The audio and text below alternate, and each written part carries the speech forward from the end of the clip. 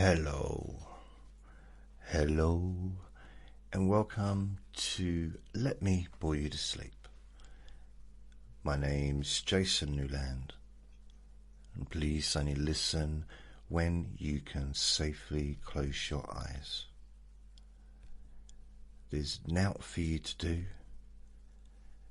You can just listen to me talking about nothing. Nothing. So I hope you're well. Today, well actually it's 7:31 a.m. on the 30th, Thursday, the 30th of July 2026. So yeah, wow. Near the end of another month. Can you believe it? Vinny's hunting a fly. Basically, that's what he's doing. He's hunting a fly, and he's been at it for a while. We just had a little sleep on the settee for an hour and 50 minutes, listening to some music on YouTube. I had a very strange dream.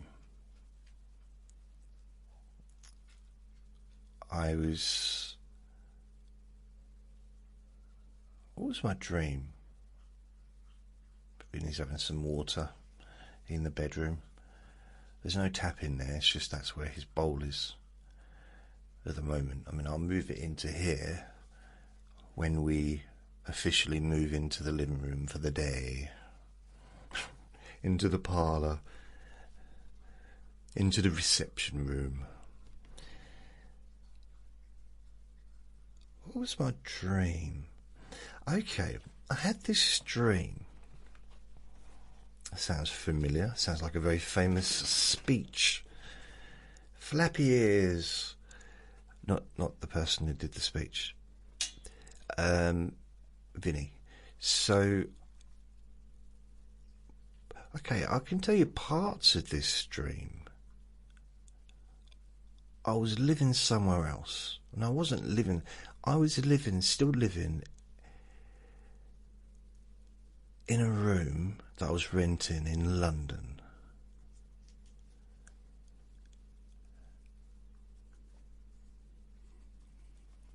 And I was in this place, this town. I'm not sure why I was there. I mean, it's different parts to the dream. I'm playing football.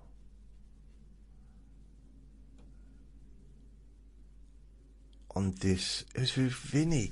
That's it, I got Vinny. Vinny's on the lead, and I'm kicking his balls around, which is very similar to what I do with the apples, because there's an apple tree.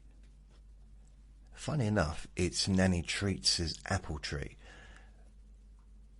So it's kind of in her garden, but half the tree is kind of in the field, in the park. So it drops apples every day, and Vinny loves going and eating the apples. So we go and we kick the apples around a little bit. Depending on the heat, sometimes he's got a bit of energy and he'll run around, but he's still on the lead though. But it's a long lead. One of those extension ones, you know. And he'll run after the apples. Other times, he's simply choosing one to bring home. But he never brings it home now. He always drops it just like before we leave the park. Generally. I don't know why, but that's what he does.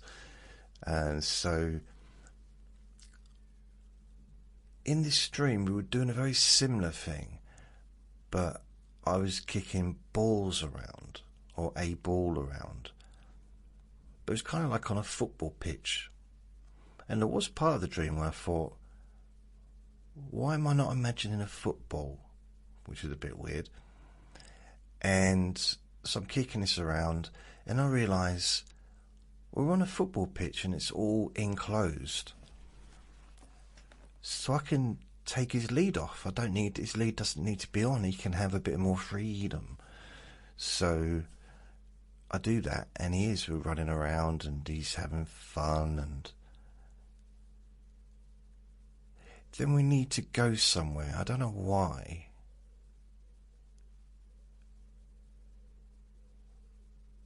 But I've taken my shoes off, my trainers off.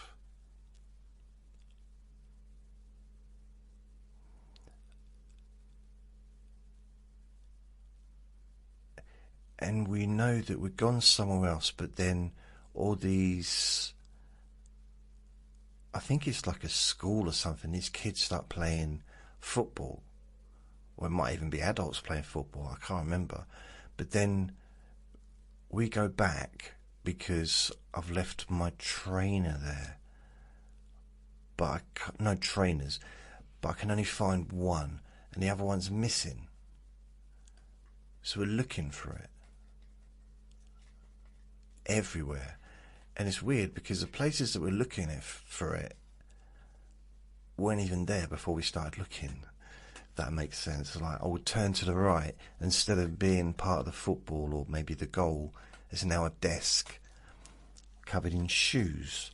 So we're looking, try and find my shoes, and I look underneath this bench, and there's loads of shoes exactly the same as mine, except mild differences, maybe a stripe here or like a different logo. Like, oh,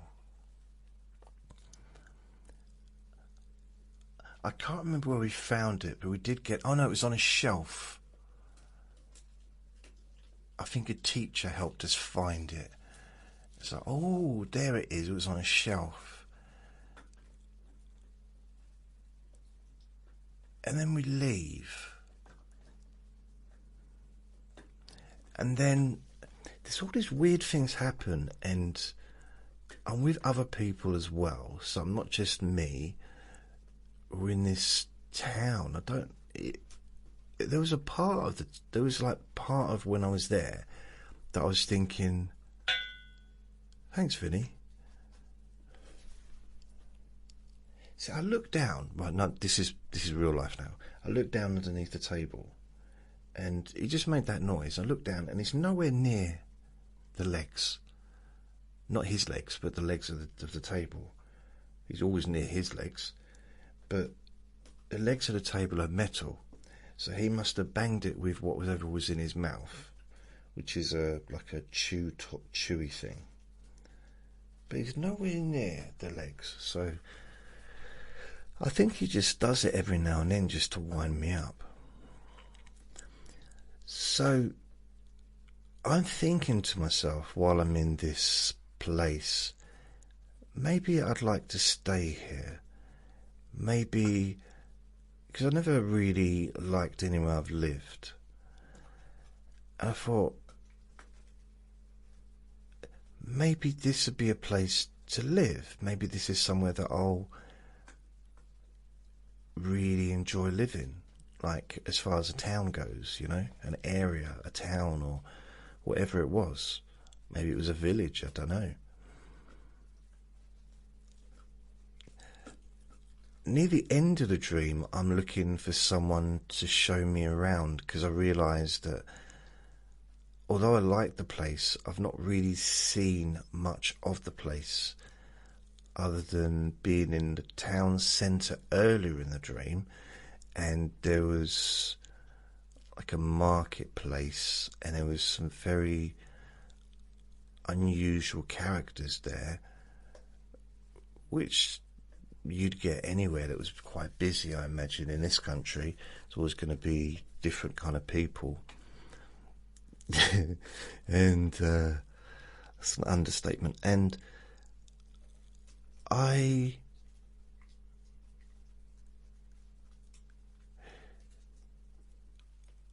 because I realised that I need to get home.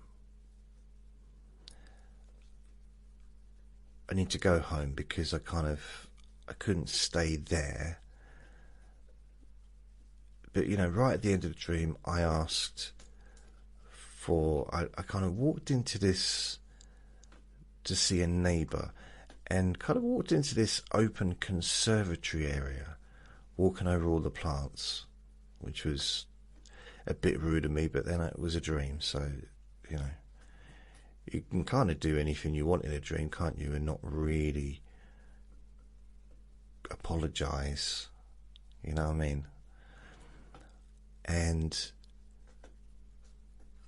I knock on the window, and I see two people, then I see a third person pop up, and I wave, and they come out. One of them's at a piano, the other one's, I think one is playing a piano, and the other one's, I think, just standing to the right, and the third one looks like they were hiding under the piano, I don't know why, and they bounced up, and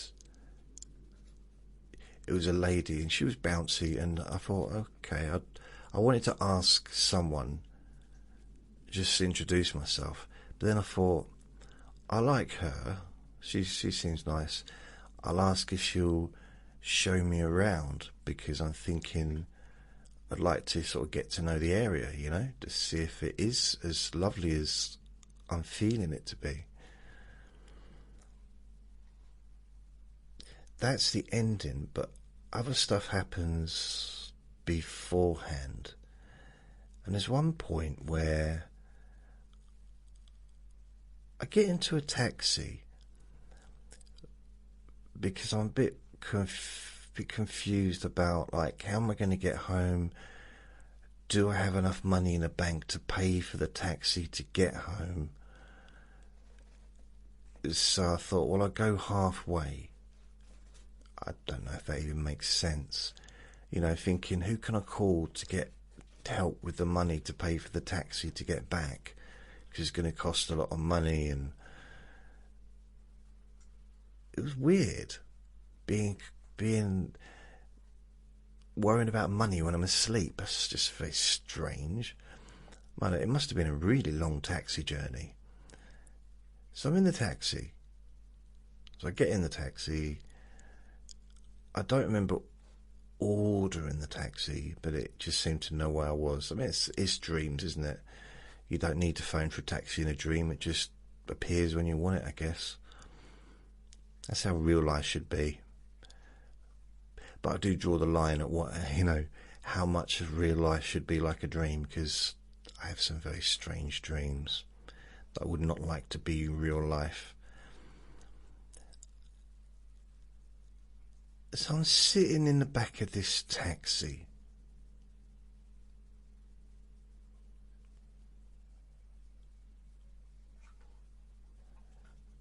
and the taxi's going, and it's going, and it's going, and I'm looking out the windows. I don't know where I am. It seems like throughout the whole dream, I don't know where I am. It's a bit like just an average day in my life, really. But at one point I think, well, we've been driving quite, well, I say we, I've been in the taxi, being driven for quite a long time. And at no point did I actually tell the taxi driver where I wanted to go. I said to the taxi driver where I wanted to go. No response. I said, I just want to make sure we're going to wherever it was. No response. So I looked at the taxi driver, because for some reason, because I was in the back, but for some reason I didn't even look in the direction of the taxi driver when I was requesting to be taken to a specific destination.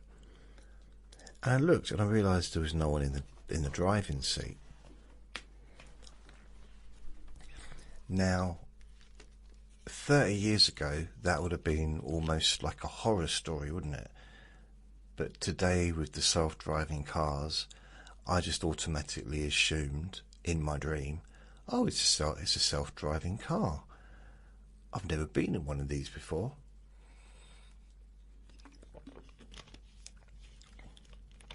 So then I'm playing around with, it was a little bit weird to start with, but then I'm thinking,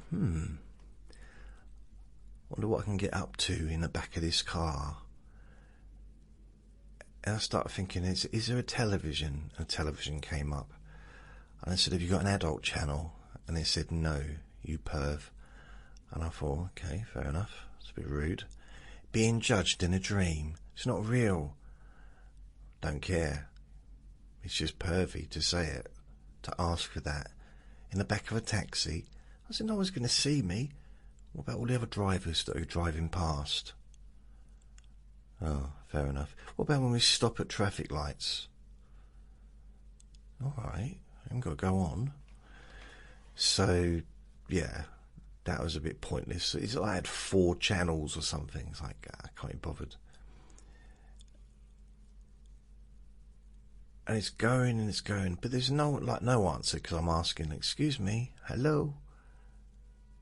And I start thinking, well, surely there should be a communicational possibility. You know, there should be some way of communicating with the taxi, even if it is self-driving. But there didn't seem to be. And eventually I said, oh, you need to sort of take me to where I'm going, and just like pull over. So it did, and I went into where I was going. And the thing is, I didn't pay any money to the taxi.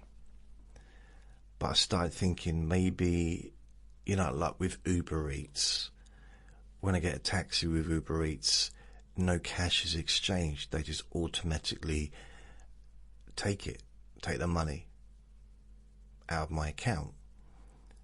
So I was like, okay, that must be what happened. Which is handy, so because it means, cause I never have cash on me anymore.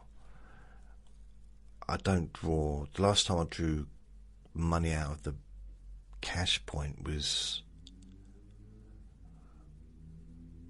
it might have been when I went to the dentist actually, but before that it would have been in the summer time.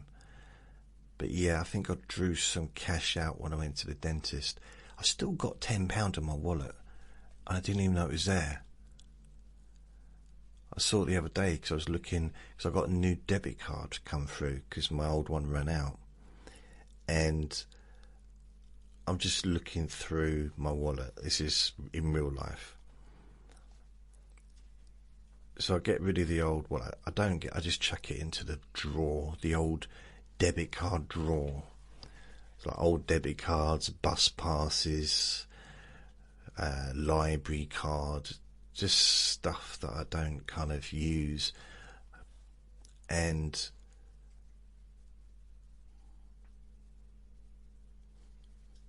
I noticed a bunch of stuff in the top of the wallet, you know, where people put money. Well, first of all, there's a £10 note. It's like, oh, that's good to know. And then I found a few bits and bobs, and in one of the letters, or one of them, is a piece of paper with my telephone number and a kiss. I think it was my name and my telephone number. And I think I'd planned to give it to someone, a lady that I was talking to regularly or something. All I know is the paper was almost falling apart. Again, this is in real life, not a dream. It was, no moths have got to it. It's not like I've got like, it's not a cartoon where I open my wallet and the moths just fly out. Nothing like that. But this piece of paper is absolutely, it was just old. It's been there for years and years. So I couldn't even tell you who I was planning to give it to, unless I just felt lucky one day and just wrote, put it in there. I had a similar thing with a condom. It actually, when I got it out of my wallet, this is quite a long time ago, but it actually deteriorated. It was just dry, like there was nothing left. It was just stuck in the wallet for, well, years and years. I don't mean to brag. So I'm just trying to think what else happened in this dream. So there was one point where I'm thirsty, and I'm saying to my landlady, I'm thirsty. Do you have any drink, orange juice or anything? And she said, she didn't answer because I think we just started talking about something else, and I was telling her about, oh, you know who I met in my dream? Clint Eastwood. I don't know why he was there, but I met him in my dream, and I was like, wow. I was going to say I was speechless, but that wouldn't make sense because I actually did talk to him. Plus, I don't think I've ever been speechless, but I did fumble a little bit. I don't mean, down there. I mean, I verbally, and do you imagine that, getting arrested for molesting Clint Eastwood? Wow. And anyway, because he's about 93, 94 now, he's a good age, and 112, something like that. And I just said, hello, Clint. And I wanted to talk to him. I didn't know what to say.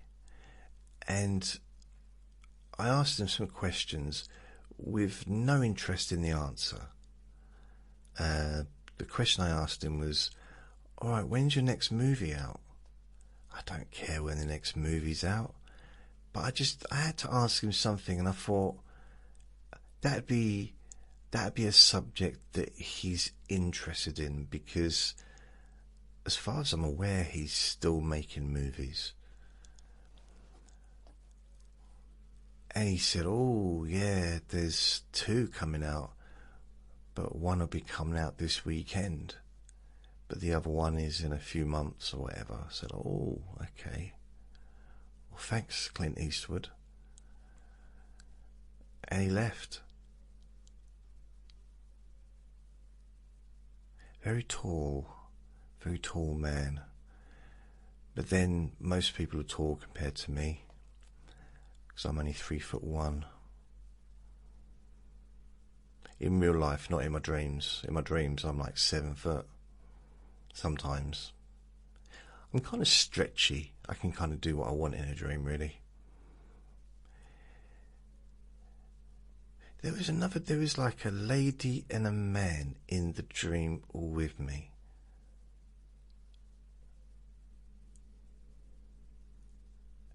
There was one scene, and I'm kind of in a classroom setting with these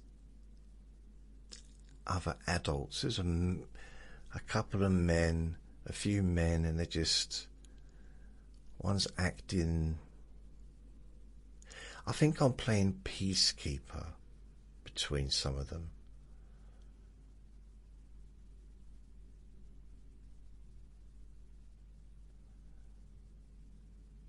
Yeah, and before, because I'm going to go back, so when I was at my landlady's house asking for drinks of orange juice, because she didn't answer, and then she went off somewhere, and I realised I was still thirsty.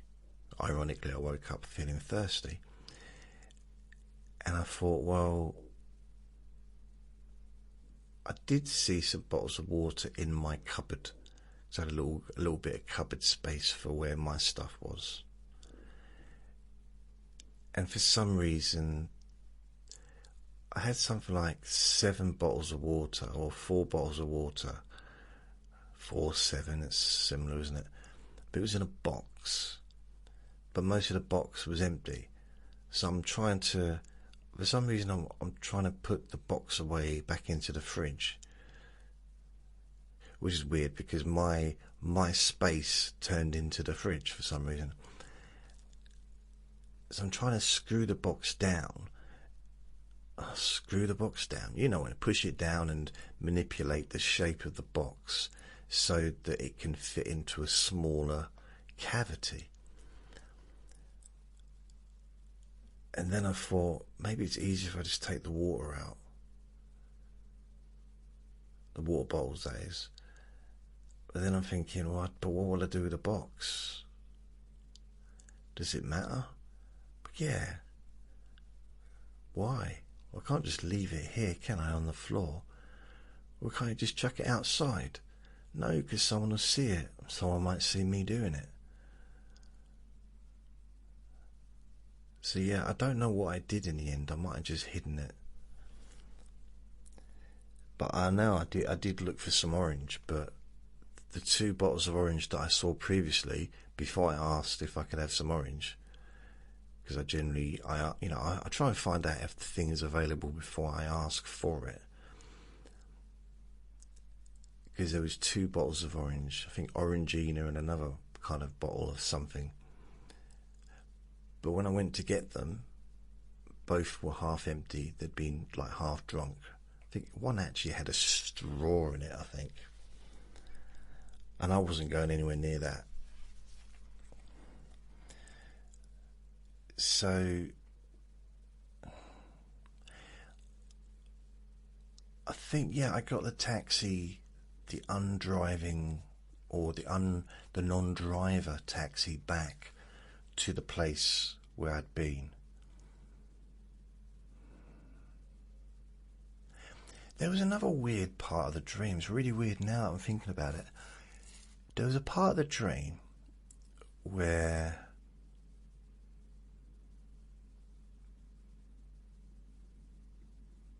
we were in a classroom setting, but it was all adults, and someone's looking out the window, and there was like a bread delivery to one of the other blokes. His mum was down there collecting some bread, but then it turned out that someone had come and grabbed the bread and ran off.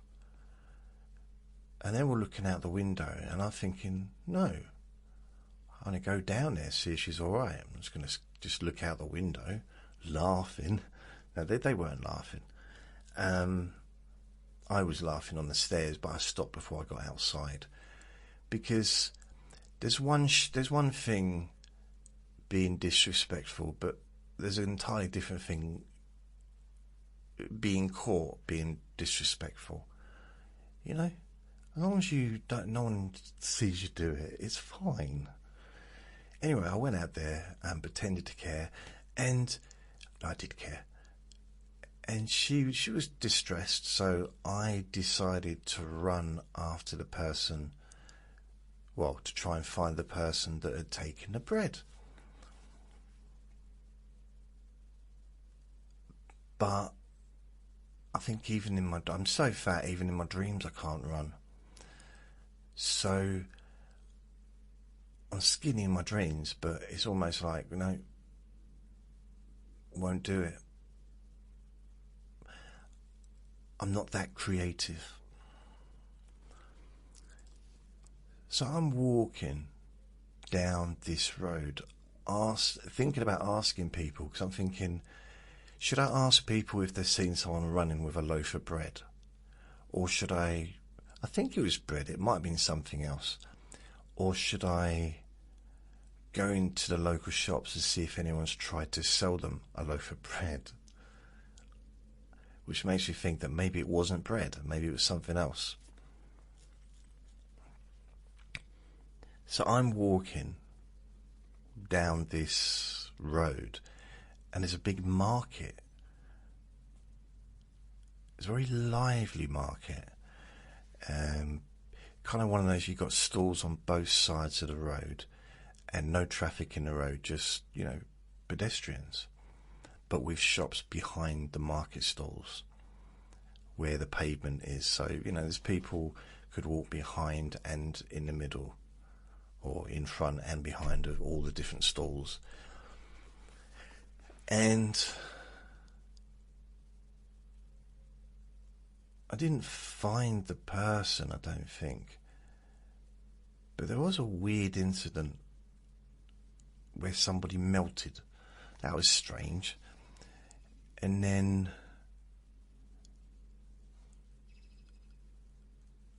I came back. I'm trying to think of anything else that happened.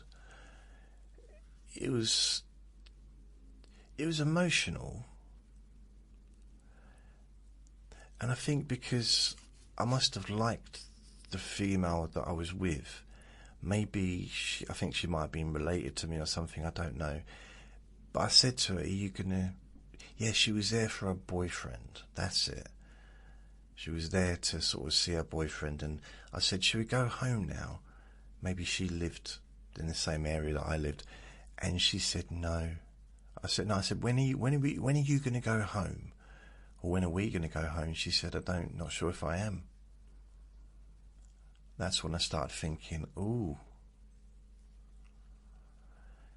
So then I was thinking about it, like, well, she's in love. She probably feels that she is at home. Why would she want to go back to London if the person she wants to be with is here?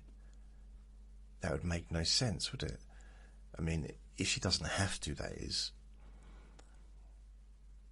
So that's when I start walking, thinking, well, maybe this is a nice place. There's a good vibe. And perhaps I will just, see whether or not I can get or introduce myself and to the neighbour, and then I'm just going to ask for a tour, which is a bit of a weird thing to do, isn't it? Knocking on a random stranger's door and say, oh, by the way, I quite like this town. Show me around now. Of course, I wouldn't have said it like that. I would have said, oh, please, please, please, would you perchance have the available time and energy to help me explore the depths of this particular area? Perhaps that was more like what I would have said. But I think the only reason I asked her is because I fancied her. And she was continuously bouncing up and down. I don't know what that was about. Maybe she was on a pogo stick, but I didn't look at her feet. So maybe that's what it was. Do you know, if you might not know what a pogo stick is? It's basically it's a stick with handlebars, but then you've also got like handlebars near the bottom as well, which you can put your feet on, or foot bars, I guess, and the bottom bit is bouncy, like a spring. A lot of fun.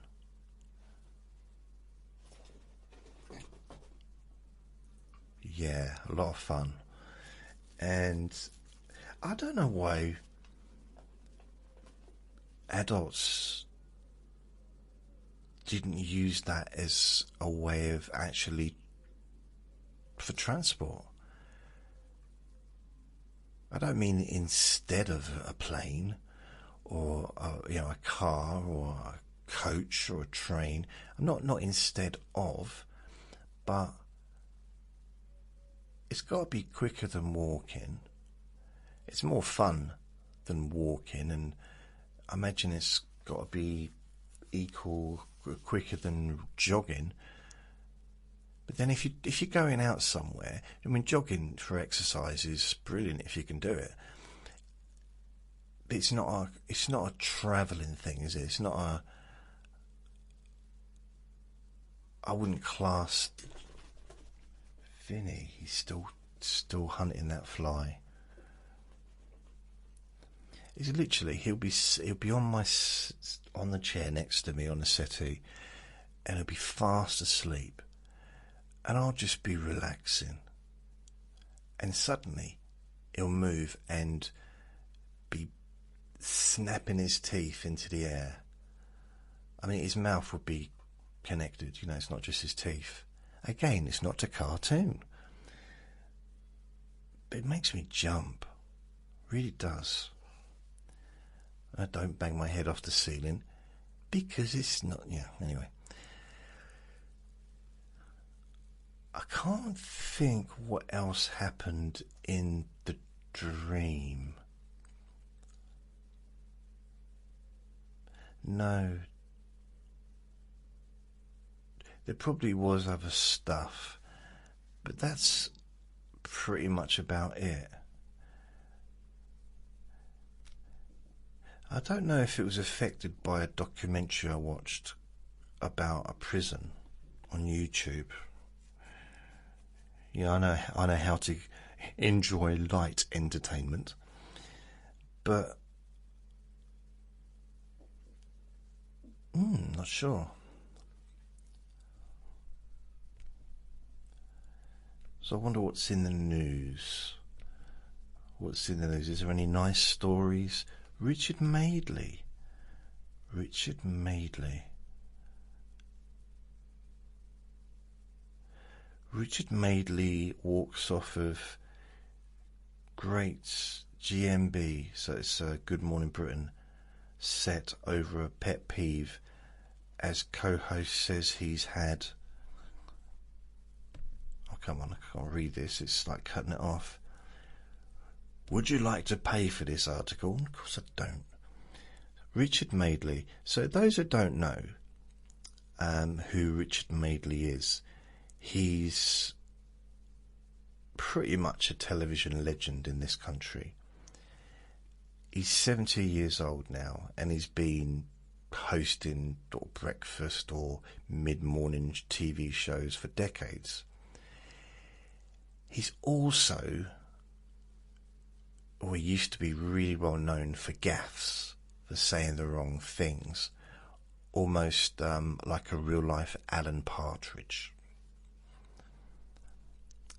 In fact, if you go to YouTube, there's actually channels, I think, devoted to him. So let's have a look what happened. He stormed off the set of the TV show after Kate Garraway teased him over his pet peeve during Tuesday's broadcast. They were discussing the headlines of the day when the conversation turned to irritating habits. Moments before the show turned over to the next show, Madeley admitted he hated people eating food next to him, particularly at the cinema. Garraway, 59, took the opportunity to roast her colleague, not literally roast him, but like pulling his leg or tickling his ribs or whatever you want to call it, pulling his plonker, and pulled out a bag of popcorn from inside the coffee table cabinet.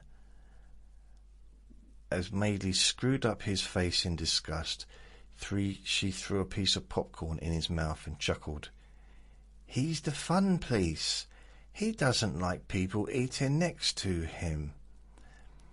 Madeley then sighed and walked out of the studio, prompting Garraway to declare, "He's had enough. He's stormed off set." He returned to the set after a preview aired of Hammond and O'Leary for their upcoming This Morning show. The broadcaster slumped next to Garraway, who continued to gleefully eat her popcorn before the show went on to an ad break. The playful moments comes after the show was plagued with a slew of mishaps. I mean,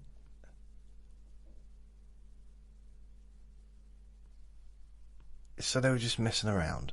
If you look at the headlines, Richard Madeley walks off GMB set over pet peeve.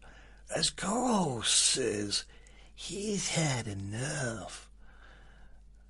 So basically, I've seen a very similar thing to this, which involved him, and I think he just probably needed to do a wee-wee. That's a reality, isn't it? Or put some deodorant on. I'm not sure. I mean, what can you do in 30 seconds? Whatever it was, he did it and then came back. There's quite a few. If I look at Richard Madeley, let's have a look at Meiji gaffes.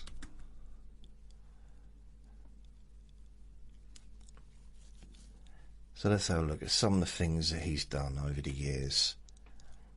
I found one that says Richard Madeley's. This is the HuffPost.co.uk. Richard Madeley's 15 most brilliant TV gaffes, blunders and oversharing moments ever. So it says, when it comes to must-watch live TV gaffes, no one delivers quite like Richard Madeley. So he's well known for this. One is, number one, telling his daughter Chloe that she was an accident. So here's him talking about his wife Judy. So Judy got pregnant very quickly again, and it was an accident. Sorry, Chloe, but you were, and you know it. And you know it. She's actually sitting in front of him in the studio when he says it. Okay, I mean, I was told that I was an accident as well.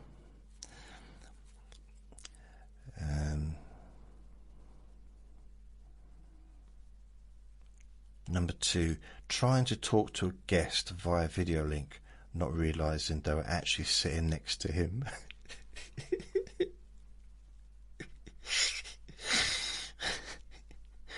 That's funny. So trying to get a video link of someone that's literally sitting to the left of you. That's funny. I can hear what sounds like bagpipes.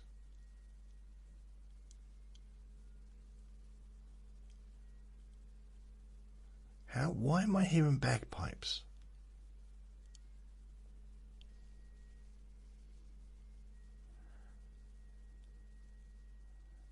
Oh no. It's really weird because I can hear bagpipes and it's coming from a neighbour's flat. I'm almost hoping it's just neurosis, because the idea of living next to someone that's playing the bagpipes is pretty much worse than them to be sectioned. It's like, wow. It's gone away now. I wasn't imagining it. Maybe it's just watching telly with bagpipes. Why though? If it's a TV programme with bagpipes, I turn it off or turn it over. Bagpipes are only allowed once a year, and that's like, New Year's Eve. But they're so lovely to listen to. Come on. Come on, seriously. There's a reason when someone's a moany old moaner that just moans on and on and on and on and on and on and on and doesn't stop moaning, that they get the nickname windbag, right? And that's what a bagpipes is. It's just a windbag, isn't it? Letting out lots. It's basically a fart bag, letting out individually. The sounds are just farts, but mixing them all together, and that's what bagpipe sounds like. Reflecting on his own culinary delights. Remember that soup I made last week? Absolutely horrible. Had to throw it in the garden. Okay. The time he overdid it with the fake tan. So this is him talking. I worked it out, and it's not because I slapped fake tan on, because I don't do that. When you get up early, you don't want to disturb your partner, so I get rid of you in the kitchen. I had a dry shave in the kitchen, and it was quite itchy, so I reached into the cupboard and got what I thought was aftershave balm, squirted it on, and I thought it smelt a bit funny, but whatever. Anyway, it wasn't aftershave balm. It was Chloe or Judy's fake tan. Okay, I got a question. Right. He and Judy, they used to work together. Now he works like for a different channel, or no, the same channel, but he doesn't work with Judy anymore. But they're married, been married a long time. Rich as anything, right? Rich as anything. And he works on television, getting paid the big bucks. Why would he have to creep around early in the morning in the dark and have to have a dry shave in the kitchen? That sounds ridiculous.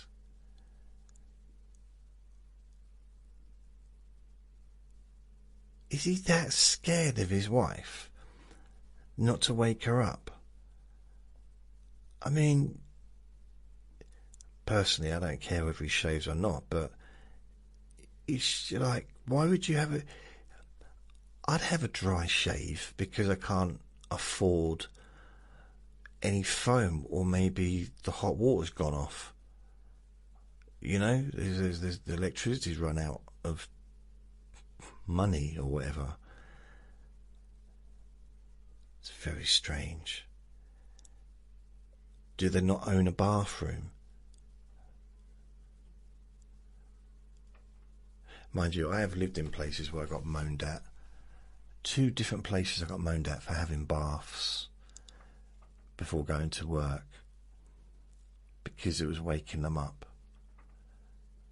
I was saying to one landlady, well, you know, perhaps if you started sleeping in your bed instead of the bath, it wouldn't be, because she was in a bath sleeping and I was filling it with water, and it was kind of a joke. It was an attempt.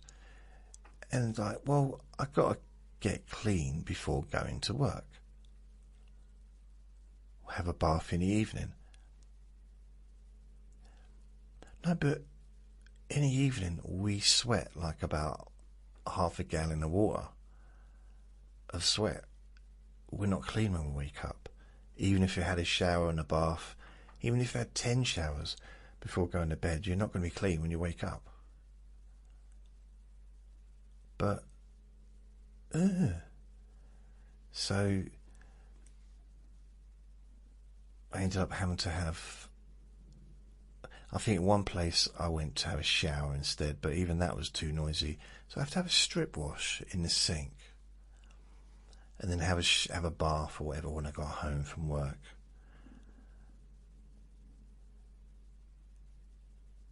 And I'm paying for that, or I was paying for that service. It's not like she was, or there was 2 different women. Not that they were doing me a favour by letting me live there. They were getting rent. I mean, one was when I was working in a factory. Well, actually, they were both when I was working in a factory, but different factories in different parts of the country.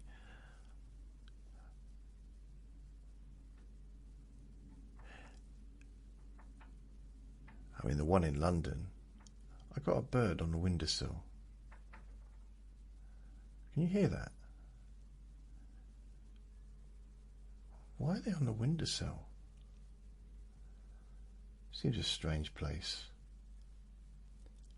I've realised I'm a bit prejudiced against pigeons, because I love birds.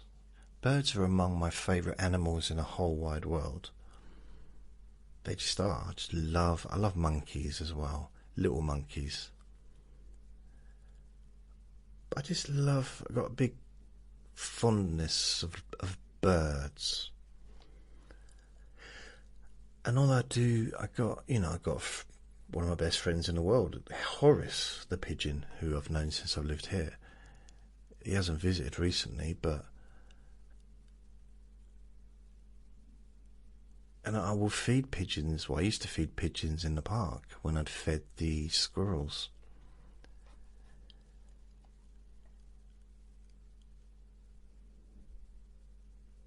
But it's the sound that they make.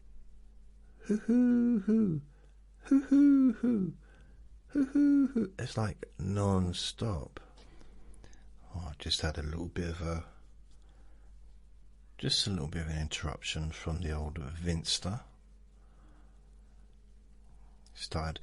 The downstairs neighbour was just leaving the building, and he was started to bark a little bit. Because he starts off, it's like, and it gets louder and longer, like a ferocious little penguin. And I say, no, Vinny, no, my little baby boy, no, please don't do that. We need to be very gentle with our neighbours, especially this time in the morning. I mean, it's not even 8:30 yet. It's not. It's 8:24 a.m. Yes, it is. Yes, it is 8:24. So he did another interview.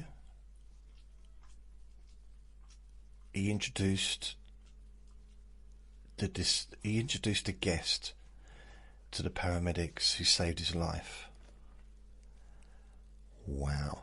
And he said to this guest, this is the one, so paramedics were there, and the person who the paramedics saved their life, if that makes sense, was in the studio, and he was introducing that person to the paramedics. Okay? Very emotional moment. And he says to the person, stop crying. This is supposed to make you happy. Anyway, after the break, the biggest dog in the UK, and he really is big, so don't miss it. So, me reading it out doesn't do justice to how, because if you add his facial expressions and his voice,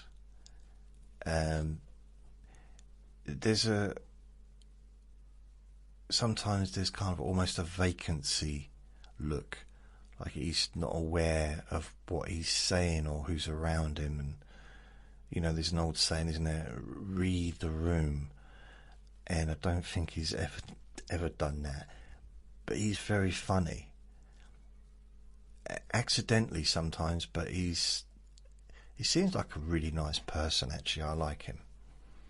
And I've been, literally 40 odd years I've seen him on TV. Not all the time, because I don't really watch morning TV, but I used to.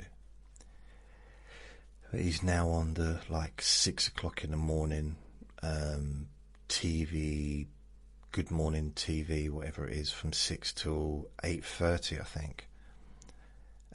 Even though I'm awake, I generally don't watch morning TV, because nowadays I'm in bed at least by 9, so I get up quite very early in the morning as well. Okay, so he's interviewing on this next one. He's having an interview with a naked Brexit protester. So there's a naked lady in the studio. I'm guessing she's probably covered up, because I don't think they'd be allowed to show boobies on TV at that time in the morning. It's hard to find boobies anywhere, and I search, for research purposes, but it's hard to find. Although I saw this really funny movie the other night. It was early hours in the morning. I think it was either yesterday or the day before. It's just called Bluebeard, or Mr. Bluebeard. And it's got, what's his name? It's basically got a lot of really famous actors. In fact, let me look it up. Bluebeard. Bluebeard. Bluebeard the movie. Okay. Right, here we go. So, I'll tell you who's in it. Okay, the movie. I want the movie. Not the... I think it's quite a famous book as well. So, Bluebeard. Oh, stop it. I don't want that. Blubbered. It's changed it to blub. No, it's actually I did write down blubbered. So Bluebeard movie. And I'm talking about huge names from the movies of the time. Like massive names. So it was 1972. Do you want to know who it starred? Now, I've never even heard of this. I've heard of a beard like parrot, kind of, you know, like parrot kind of people with different beards, colours and stuff. It starred Richard Burton, Oscar-winning Richard Burton, and Raquel Welch, and a bunch of other people that were really quite well known at the time. But as far as like longevity, Richard Burton and Raquel Welch would still be remembered in the film world. I mean, Richard Burton was an absolute legend of an actor. He was in Cleopatra and all kinds of stuff like that, wasn't he? He was massive. And Raquel Welch was also, I was going to say massive, but she was also like a huge... Oh, is she not around anymore? Wow. She was born 1940. I mean, she became huge when she did the movie 1 million years BC in 1966. So she was already very famous before she did this movie in 1972 called Bluebeard. Now, I don't know if it was supposed to be a comedy. Apparently it's a French folk tale. The film is based on that. I don't know. He had a way with the world's most beautiful and most seductive, most glamorous women. He did away with them. So basically, he's a bad guy, and he keeps getting rid of, doing away with the different women in his life. He meets a lady, and he decides to tell her his story about all the different women, that he's kind of been with and then kind of did away with. So it's not a nice story, but there's one scene, and it is Raquel Welch that's doing this, and it's hilarious. So he meets Raquel Welch, and she's in a monastery. She's a nun, and he falls in love with her, and he keeps going back to the monastery and talking to her, because he's quite a well-known person in society. He's like a sir, or he's a baron. So he's in Austria. He's a veteran fighter pilot from World War One, and he had a blue-tinged beard. So he's a very well-known and respected member of society, lives in a castle, all that stuff. Anyway, so he's going through the different stories, but the story of Raquel Welch was absolutely, well, the ending wasn't funny, but the story itself. So he's visiting her more and more regularly, pretending it's because he's like being religious and that. And he starts taking her out and declaring his love to her, and she's still a nun, but saying, well, I can't because I'm a nun. I can't do anything, but I can't be in a loving relationship because I'm married, married to the church. And he keeps insisting he's taking her out and wooing and pooing her, and he basically, she falls in love with him and she leaves the monastery. And then it's the wedding night. It's like the wedding period, and she says, throughout this whole thing, he can't function in bed. He's unable to complete the marital honeymoon cliche rites for whatever reason. I think it was a war injury. But he kind of wants to be known as a ladies' man.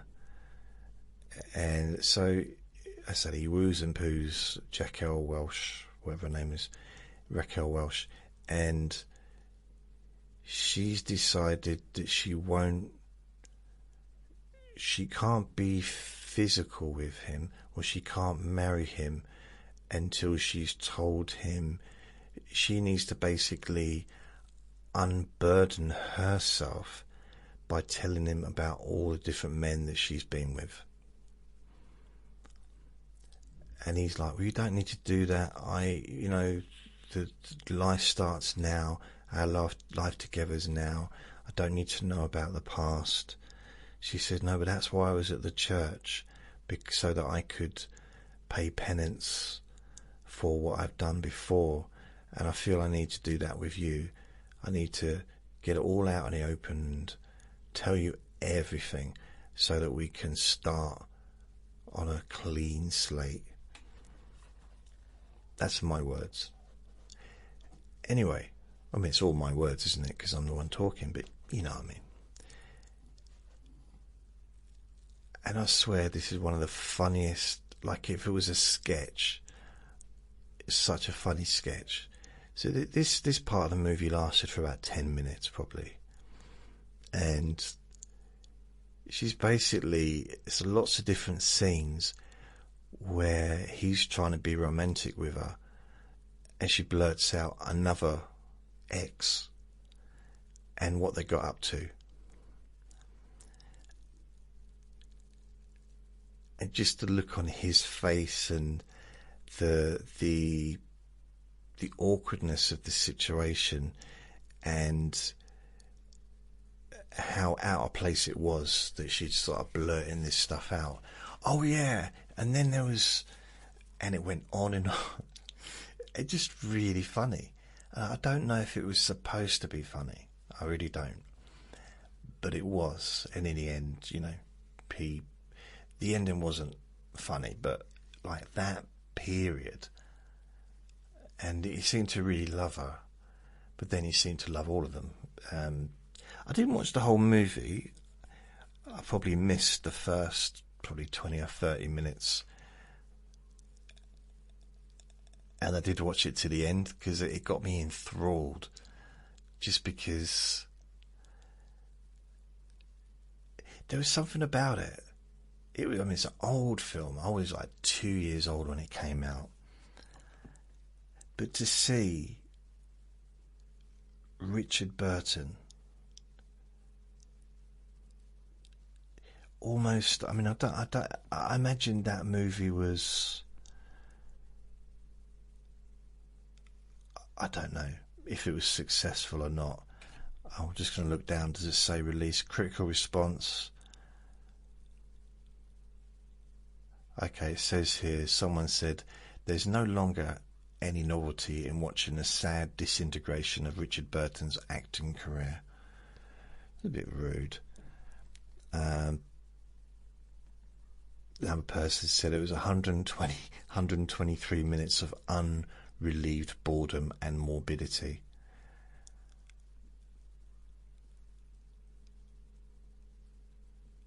High camp, another person said. He put another one said it was the sickest film, one of the sickest films of 1972. I mean, yeah, it was a horror movie.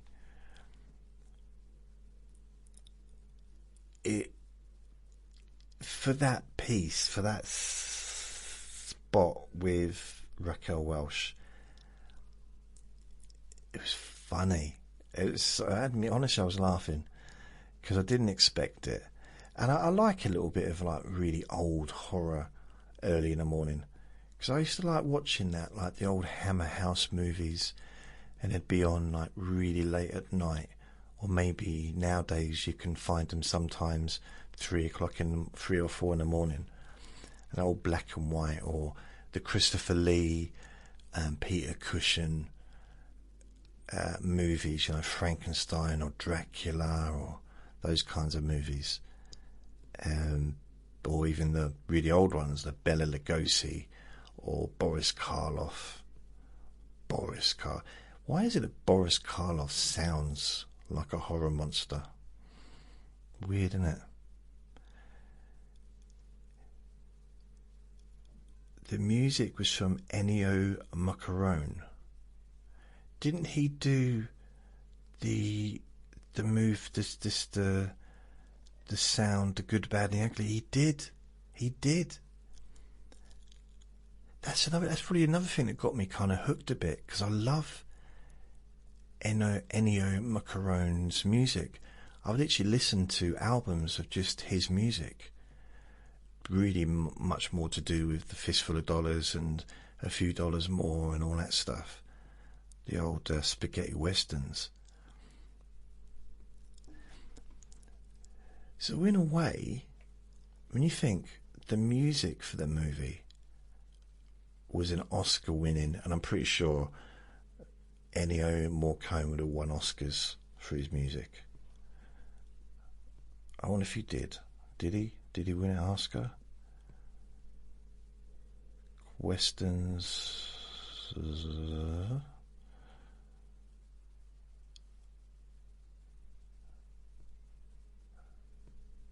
I wonder if he did. It's not saying if he did or not, but he has done a massive career though. He did so many. Wow.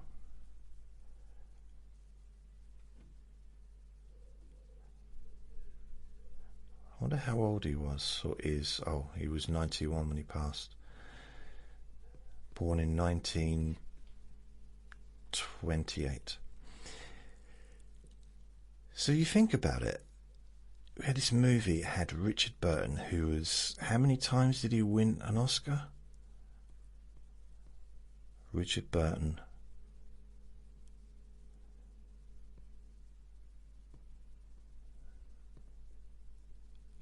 See, I don't really remember in early movies. You know, I remember seeing them in, I suppose, 1953. Because, like, TV was black and white in the 50s and the 60s in this country anyway, generally. But a lot of the big movies were Technicolor. So you had movies like The Robe, and Richard Burton played the Roman military tribune. I'm reading this, by the way. It's not in my memory. Marcellus Gallio. So a lot of those, because he was in just a lot of the really huge movies, wasn't he? Back in like the 50s and the 60s, I suppose. Why is it not telling me about the Oscars? He must have won an Oscar. Maybe he's so big it almost doesn't matter. Oh, he was nominated for an Academy Award 7 times but never won. Wow. He never won an Oscar but nominated 7 times. Why are you repeating yourself, JJ? I don't know. I really don't know. So he was nominated for My Cousin Rachel, 1952. The Robe, which is what I just mentioned, 1953. Beckett, 1964. The Spy Who Came In From the Cold, 1965. Who's Afraid of Virginia Woolf, 1966. Anne of the Thousand Days, 1969. And lastly, Equus, 1977. Ironically, Equus came out 5 years after the movie that I was talking about, which the critics were moaning about his declining. Yet he gets nominated for an Oscar 5 years later. And he got married 5,000 times. 1, 2, 3, 4, 5. 5 times. Twice to Elizabeth Taylor. He was Welsh. And let's have a look at his movies. So this page is too long, so it's going to be a different page for his movies. I want to see how many I remember. Main up, Richard Burton on stage screen. Okay, here we go. List of atheists in movies. What are you talking about? I think I've moved to a different page. No, Richard Burton. Okay. I gotta go. I'm on Wikipedia, so I gotta go all the way down to find his movies listed. That's very strange. The Robe. So it says here, bolstered by the Robe's box office collections. Oh, the takings at the box office. Zanuck, who I don't know who that is, probably a producer or whatever, offers Burton a 7-year, 7-picture, £1 million contract, which is, bearing in mind this is 1953, equivalent to $12,124 $1 million contract. It's equivalent to over $12 million in 2025, which it just shows you the difference, though, doesn't it? If you consider that Jim Carrey got 10 million in the early 90s for one movie.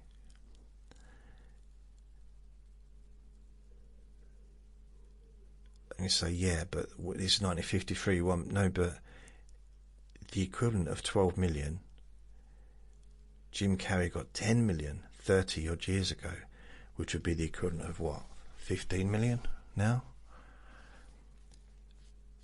So they weren't getting paid. They were getting paid good money. Really good for, mind you, the living, the cost of living was so cheap back then compared to now, in a sense of, yeah, £1 million in 1953. It's almost like unbelievable money, wasn't it? That was like it was like a made up figure back then.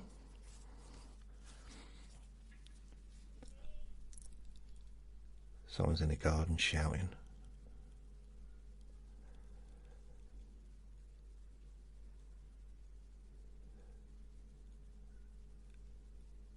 Apparently he turned it down as he was planning to head home to portray Hamlet in the old Vic. Wow. So he wanted to earn he was earning £150 a week at the old Vic. So he chose that over the $1 million contract because he wanted to do what he wanted to do.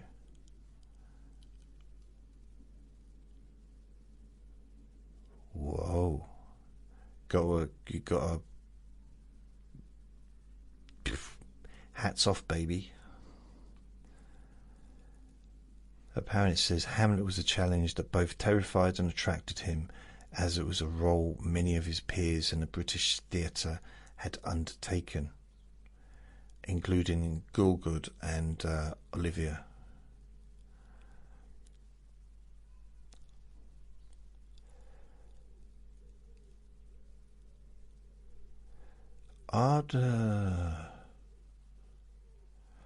Where can I find his movies? This is a little bit annoying. I just want to go through them, see what ones I recollect. Recollect.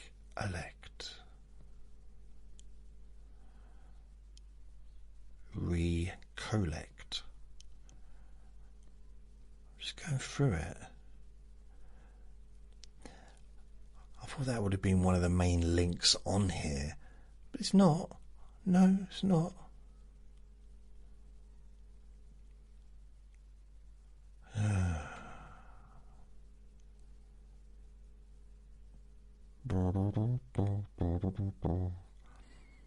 So when he passed away, he left 4.58 million, equivalent to 14 million.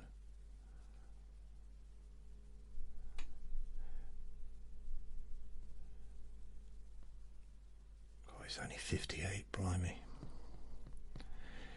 I want to see his movies. Well, not his, I don't want to see him. I want to just list of. Okay, right. I just had to click on that one. But they're mixed in radio, television, theatre, all in one place, which I'm not a fan of, really, if I'll be honest.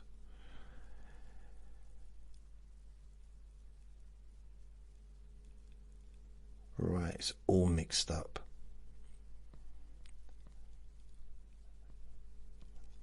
Wow. Film, radio, television and theatre. Douglas Adams, British radio and television writer and novelist.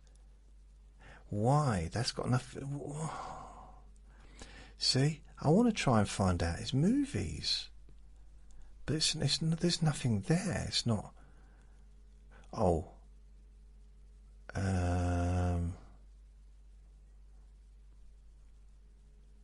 Right, it's not.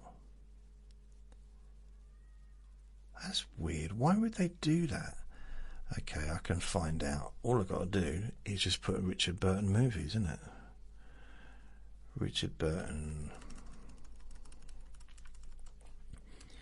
Richard Burton. Burton. Movies. Richard Burton movies. imdb.com. Right, okay. Right, the first one he did was 1949, The Last Days of Dolwyn. So 1950, Waterfront. So I'm just going to read out the ones that I remember. The Desert Rats. Yep, I remember that. That was 1953. That was a huge... Because there was a time when war movies were really popular. Really, like the big blockbuster Technicolor movies. And you had people like Larry Hagman, Charles Bronson, all the big stars. I mean, in that one you got Richard Burton, James Mason, Robert Newton, and loads of other probably up and coming future superstars of movies. And The Robe, of course. So that had Victor Mature, Gene Simmons and Richard Burton. The Prince of Players, don't know that one. Alexander the Great. And that was a big movie, I do believe. Look back in anger. I heard her say, I don't remember that, A Midsummer Night's Dream. I know that one obviously because of the book, so I'm not sure if it was a big I don't know if it was a success or not. The Longest Day. John Wayne, Robert Ryan, Richard Burton, 1962. So that was a huge, I think that was a massive movie as well. Cleopatra. That's an obvious one, isn't it? Cleopatra.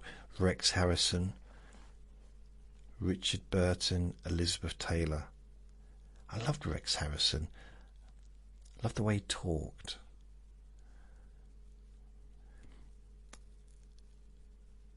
It's a Cleopatra. Isn't it weird? Elizabeth Taylor was the star of that movie. I know she was a star, but like, I didn't realise she was the star.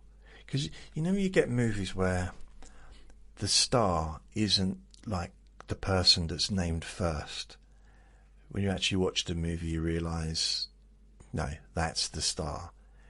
A bit like with The Simpsons, the TV show, the cartoon, it was portrayed as being as Bart Simpson being the star of the show, but it's not. It's Homer Simpson. He's the star. It's about him. It sometimes is about the others as well, but it's ultimately about him. He's the number one person on the show. And you can agree or not, it's up to you. So here's another one, Zulu. This was a huge movie. So it had, and basically it had loads of actors, including what's his name? You're only supposed to blow the bloody doors off. What's his name? Eric Clapton or whatever. Beckett. Okay. Hamlet. Oh, so this is. Do you do it as a movie as well? Oh, right. Blimey. What's New Pussycat? That was a big movie, wasn't it? Peter Sellers. So he was in that as well.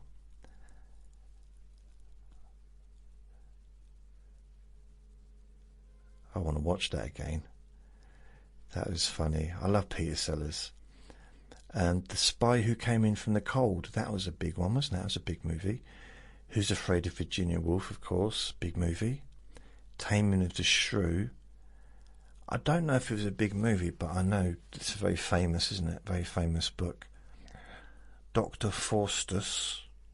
I don't know. The Comedians. A cynical Welsh hotel owner secretly romances a diplomat's wife in Haiti under the violent... Why is it The Comedians? I never understood why they kept the name Haiti. It's not the most positive name, is it, for a place? Where Eagles Dare. That was a big movie. I remember that because Clint Eastwood was in that as well. Richard Burton.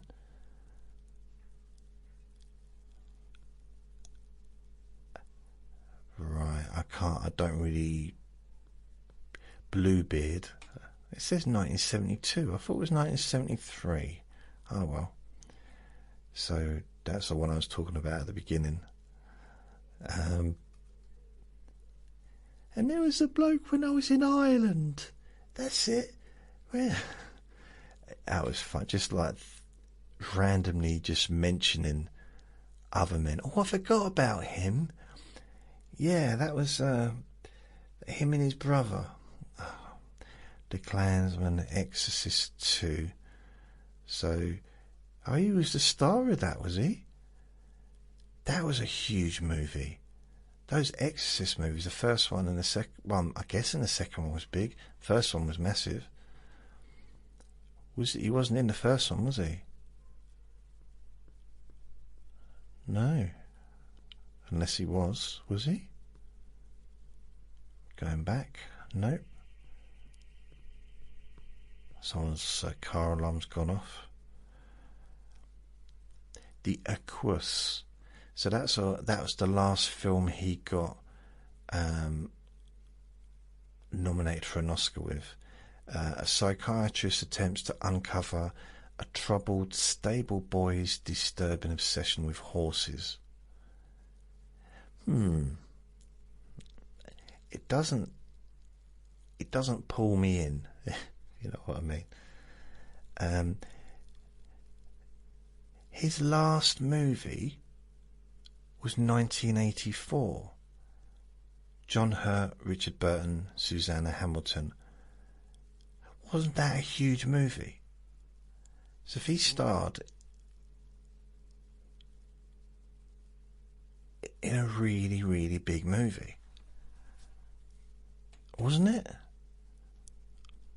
Or am I just imagining it, that it was like a really, really, really popular movie?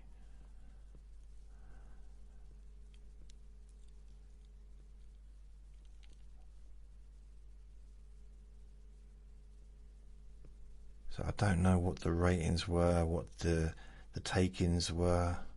I kind of want to know now. I don't know why, but I do. I don't care why, I just do. I do.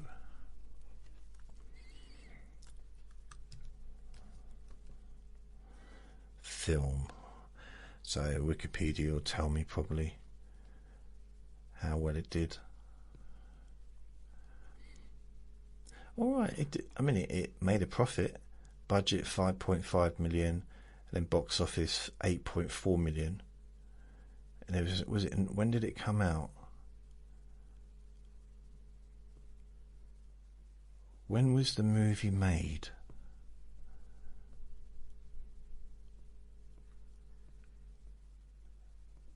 It doesn't tell you. Oh, 1984.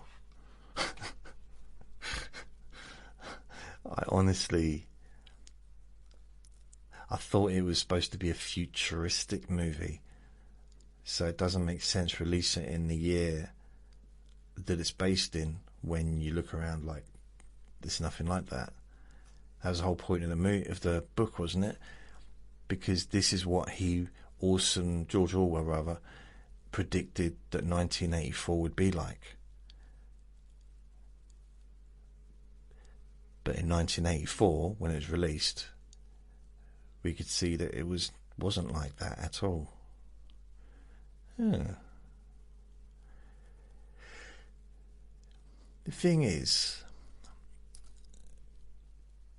when they do like the movies, it took 8.4 million, the budget was 5.5 million, which would include all the advertising and stuff as well. What they seem to forget in these little bits is, what about the rental market? So the box office, that's the cinemas. But what about all the millions of people that rented it out? And then what about the money they got from selling it to TV stations? And then to streaming services? And then how much they got, when they sold the video, like directly, so people bought the video rather than just renting it. Because in the early days,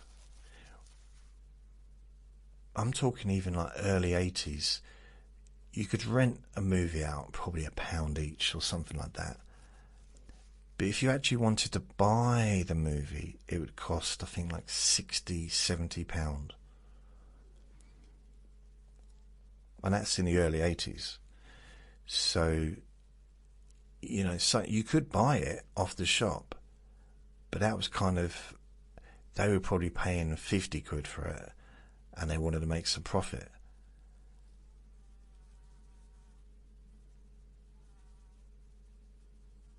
So yeah, I mean, even now you buy a DVD, it's not going to be much more than like, what, 20 quid.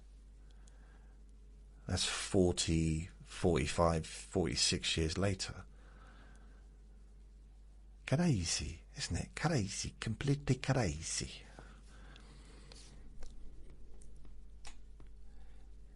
I have watched it. It's not really my thing. I like comedies. I like not just comedies. I'm not like that, like limited. No, I won't watch anything unless it's a comedy. No, I'm not quite there. But I like serious stuff, and there's stuff I don't. I like different things. Not really into anything super serious at the moment. There is a TV show I just started watching.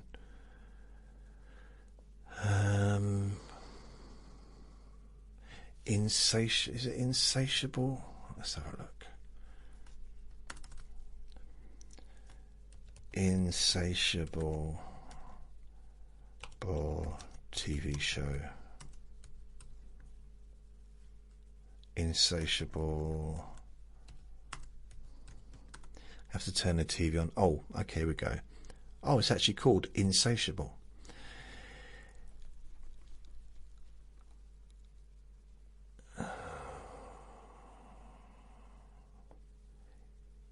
It's a TV show.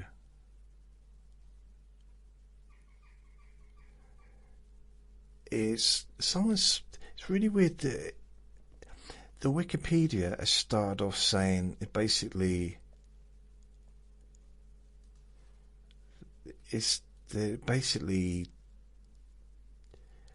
being horrible about it. I like it. So it's an American dark comedy drama series,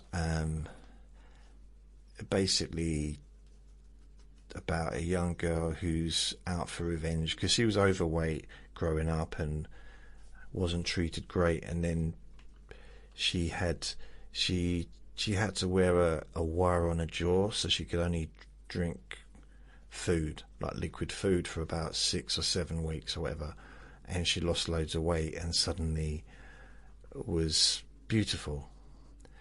You know, that's how it works, isn't it? It's really weird. I've lost weight in the past. Hasn't changed my face, really. It was really weird. I don't know. I haven't got like a skinny face, but I don't think it really. I mean, I had a few less chins, but it didn't change. I don't think it changed how I looked facially. Not a huge amount. It didn't turn me prettier. It's hard to. I mean, how could I get any prettier? Hey. Right, Vinny's now hassling me. I think. Are you bored? Do you want to go for a walk? Yeah. Right, I've got to take the little munchkin out before it gets too hot. So, he's flapping his ears in absolute bliss. But anyway, I've been watching Insatiable. I like it.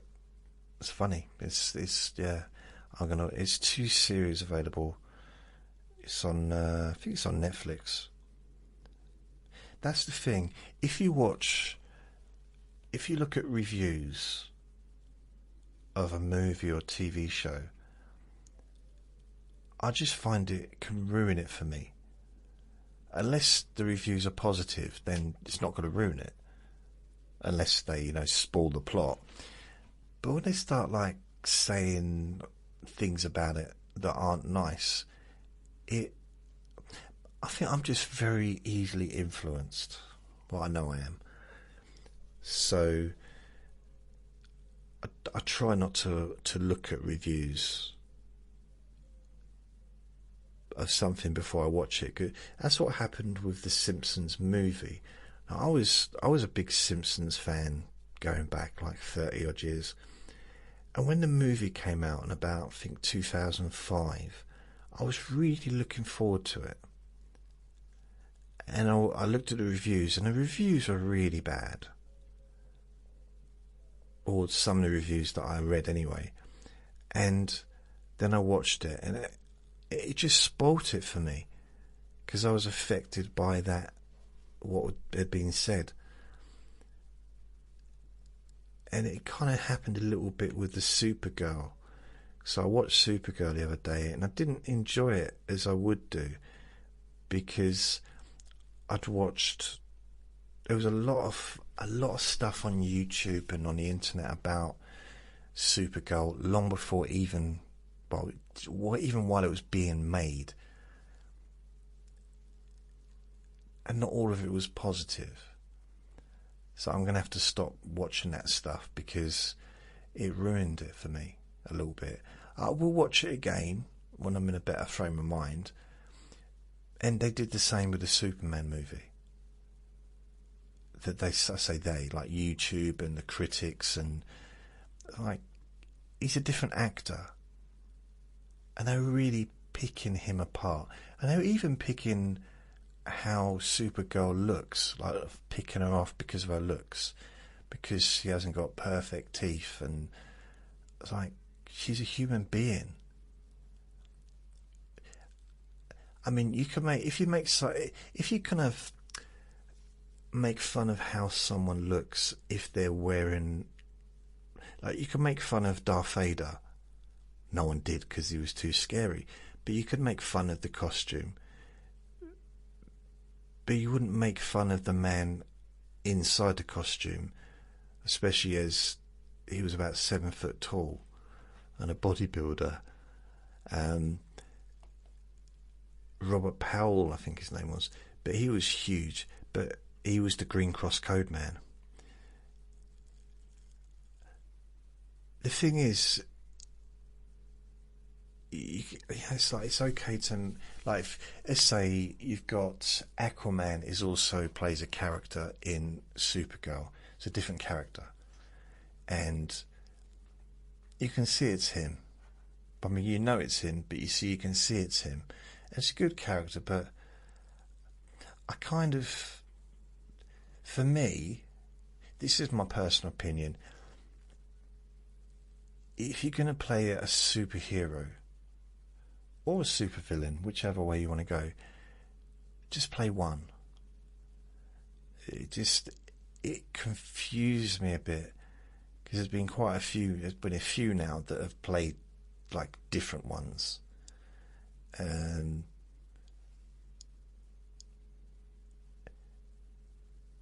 even the latest Marvel Avengers has got Robert Downey Jr. or Iron Man playing Doctor Doom.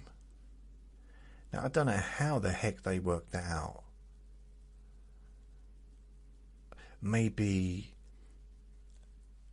I don't know, if you haven't watched any of the Avengers movie, I don't want to spoil it for you, but, you know, he was no longer in the Avengers for whatever reason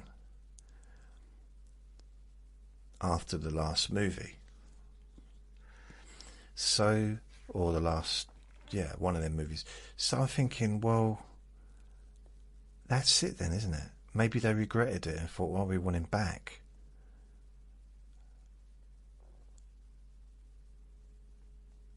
Just kind of doesn't make sense to me a bit. Why? Why have they brought him? Because when he takes his helmet off, aren't people going to realise, oh, it's Iron Man? Maybe I'm being a bit slow, and it's happened before. I'm so slow, sometimes I catch up. I actually catch myself up, I do. Seriously, if I'm walking down like a straight road, I walk so slowly that I can actually, as I'm walking, I can see the back of myself. It doesn't make sense, really, does it? No. don't know. I don't want to read any more reviews. And I think the Millie, or whatever her name is, who plays Supergirl, I think she plays her really well. I really liked the Supergirl in the Flash movie. But it's probably because I just thought she was really gorgeous, to be fair. But she's very serious. So I don't think she'd have been much fun. Not her, but the character. That character of her wouldn't have been much fun in a movie. She was very much... But then, if you look at the first two, like the previous Superman, he wasn't exactly Mr. Jovial, happy, jokey, was he? I know some people loved that about it. You know, I think a lot of people that love the DC over Marvel is because DC is more serious. And although they seem to have introduced a bit more humour, especially like with the Flash, and Aquaman. No, Aquaman's is DC. Is that Aquaman DC or Marvel? It's Marvel, isn't it? Or is it? No, it's DC, isn't it? DC. So I'm not saying I prefer this version of Superman to the last one. It just, there was very little humour. Apart from when they all got together, you know, with Aquaman, Wonder Woman, the Flash, and Superman. That was funny. There was some funny bits in that movie. Didn't really come from Superman though.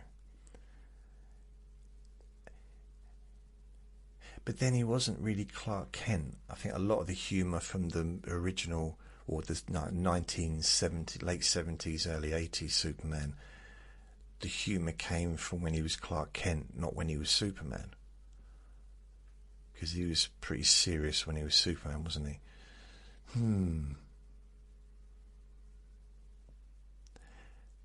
But then Batman. I think Batman... It's just... I prefer the original movies, like the 88, 89, with Michael Keaton and then various others, to the more recent Batmans, because they weren't as serious. They're still a serious character, but the baddies were kind of funny.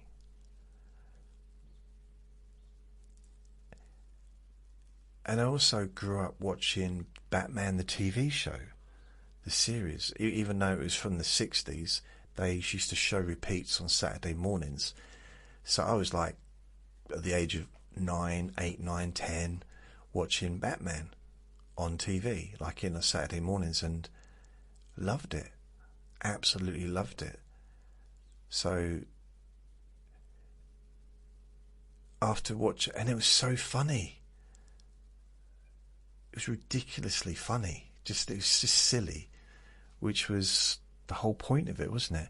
And the thing is, Batman was serious. He was serious in that. He did it with a straight face. In fact, both of them did that. Batman and Robin both did it with a straight face, even though everything around them was just ridiculous. But then they turned Batman into being having a straight face, and everything else is serious around him. I don't know.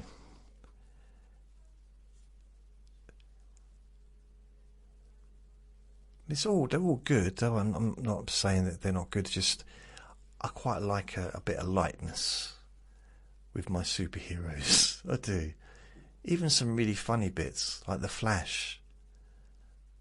I like the Flash because it was, I suppose, like the way he talks and stuff. And and the, what's it called? The the galaxy, something galaxy. You know, the bunch of together with the tree. Something of the galaxy. So that's really funny bits. But anyway, I'm going to go. I've talked enough about superhero movies. I love them all, and I will watch all of them. Every single time a superhero movie gets released, I will watch it, regardless whether it's good, bad, whatever. I will watch it because I am dedicated. So I've now got someone blubbering on very loudly in the garden, so I'm going to go. So thank you for listening. Remember to be kind to yourself, because you do deserve to be happy, and be gentle with yourself. You deserve to feel safe. Lots of love. Bye.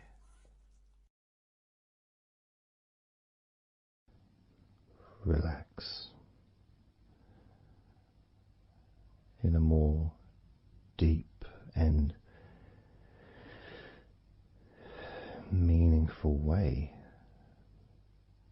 maybe in a way that can not just allow you to feel calmer now and throughout the time we spend together here, not just relaxed at the end of the recording when it's finished and you can enjoy that sense of comfort and peace,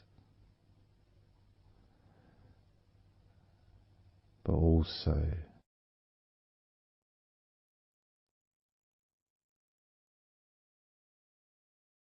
I think it would be nice to have those feelings of relaxation continue for longer after the recording is ended, so that you can still benefit from listening to my voice, maybe in a few hours' time, perhaps tomorrow.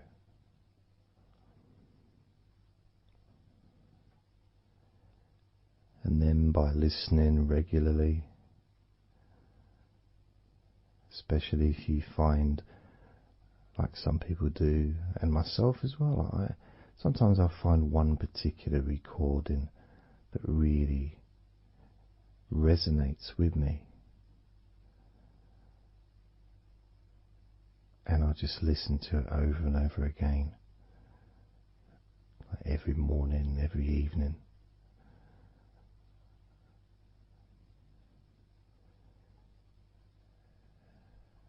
There was this recording from, we're going back to about 1999. It wasn't hypnosis, but it was a guided visualization, so it kind of was hypnosis really. And I managed to find it again, and it still has the same effect on me. And part of it was the person's voice relaxed me. Just felt so peaceful, and I'd look forward to listening to her in the morning and in the evening.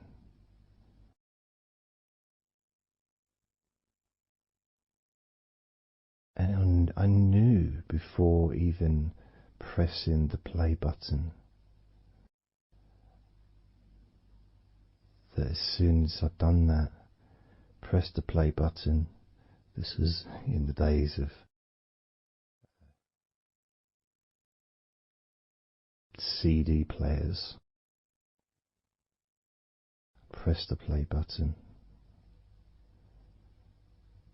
In fact, it might have even been a tape recorder. I'd lie down on the bed and then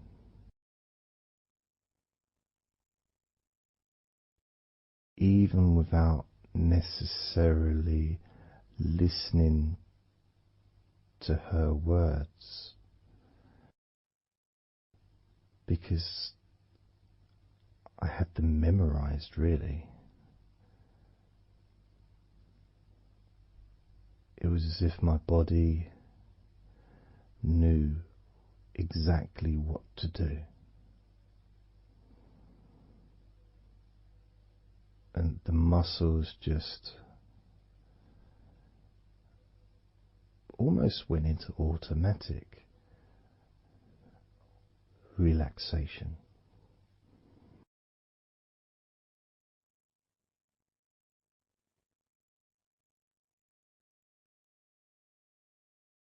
And I remember my mind would slow down.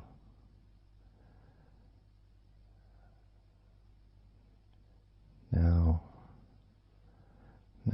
I was listening to this recording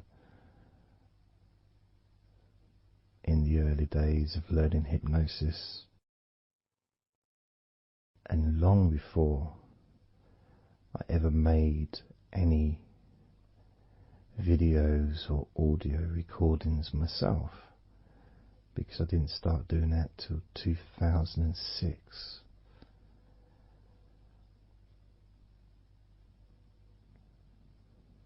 But I knew how helpful I found being able to just let go, to have that trust in the person that I'm listening to.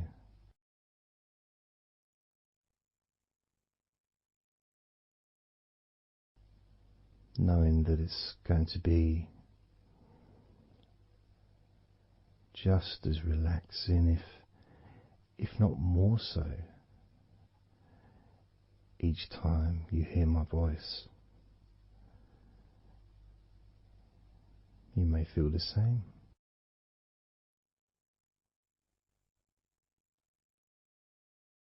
Some people have been listening to me for over a decade.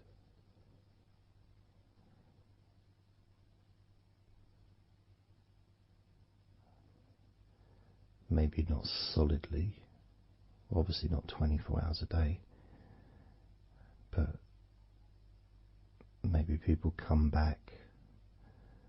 Some people maybe listen every day.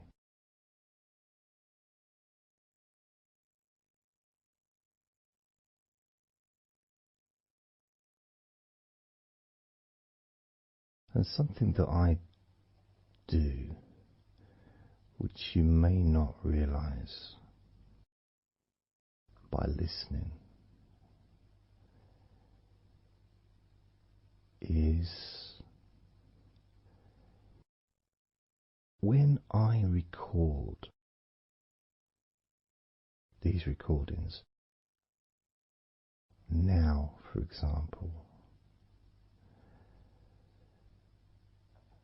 I also am affected by the words that I say.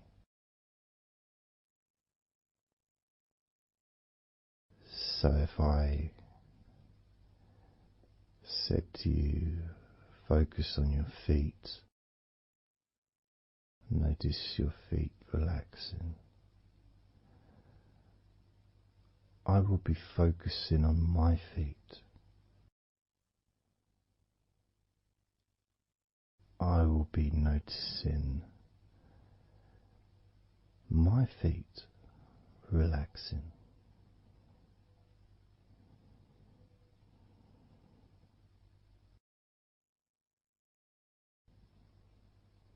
If I said focus on your hands, And maybe notice the difference between each hand. Perhaps notice the air in the room, the temperature of the room on the backs of your hands.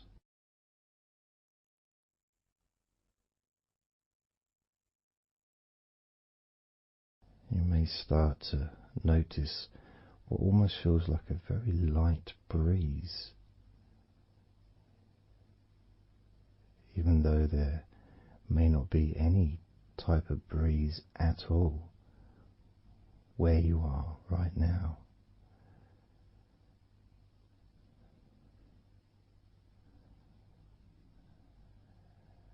And as you become aware of your hands,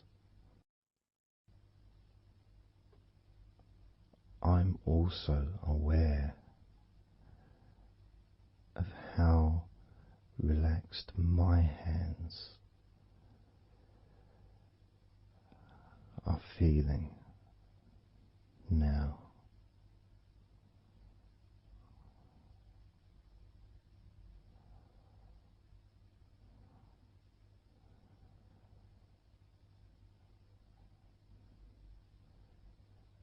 And when it comes to potentially drifting off to sleep, which may be the reason you're listening,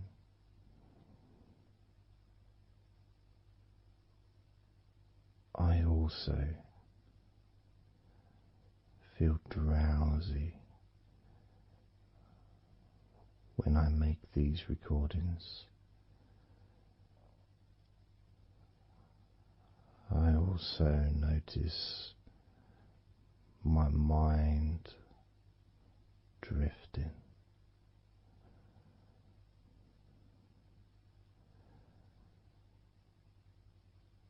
In fact, at times I've actually fallen asleep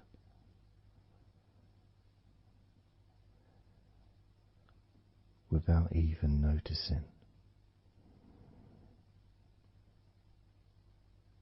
And then I carry on talking.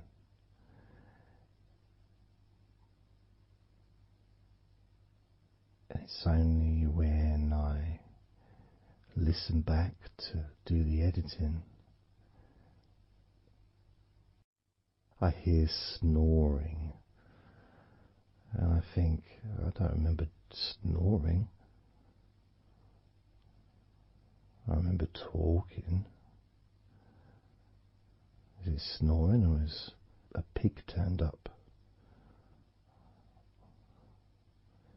That's what I sound like when I snore.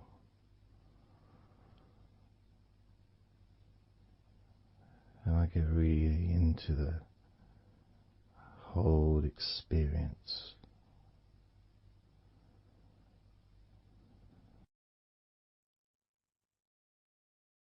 I don't know how you feel.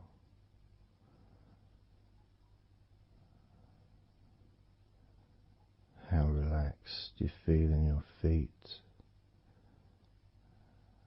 How relaxed you feel in your hands.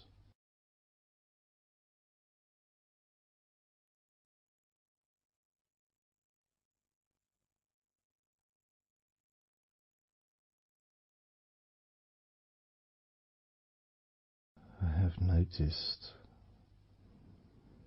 more and more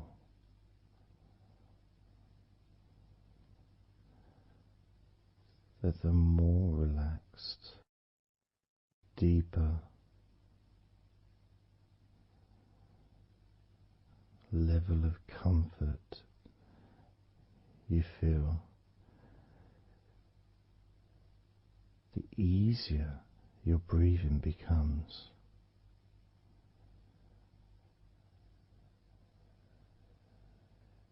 It's almost like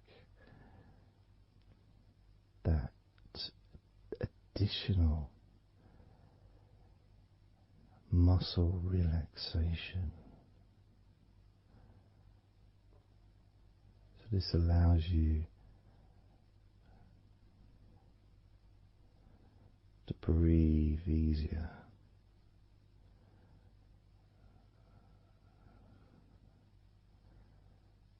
without necessarily focusing on your breath.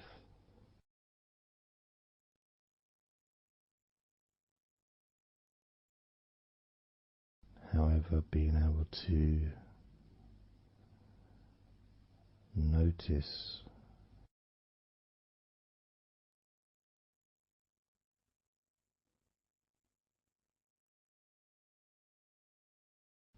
the ease in which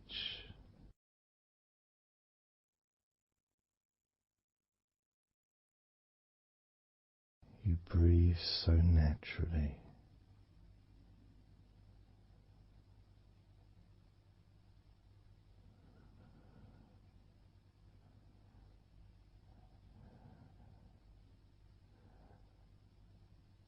You breathe so very easily and smoothly.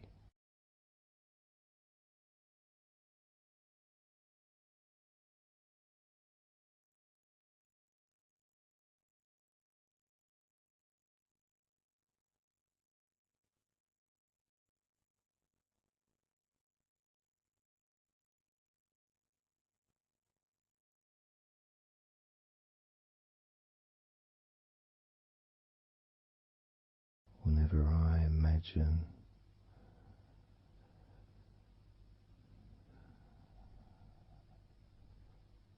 my breathing improving,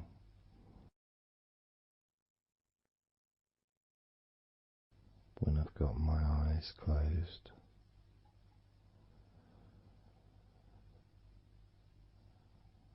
I tend to visualize a beautiful field with trees and flowers,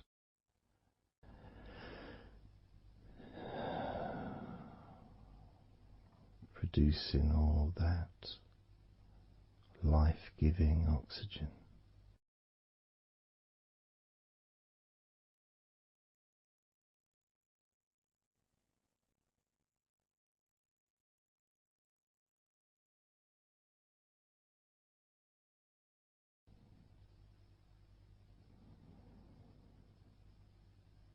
It feels nice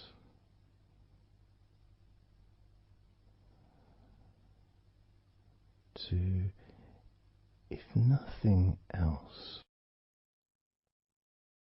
just taking some time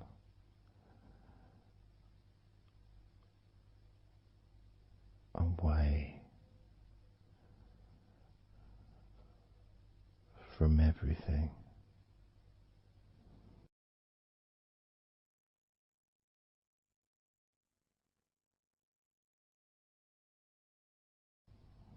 Enjoying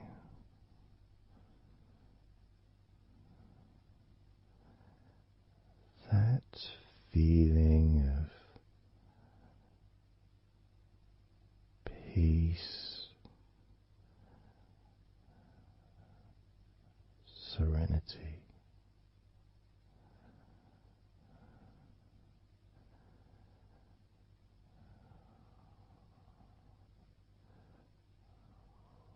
with a joyful heart.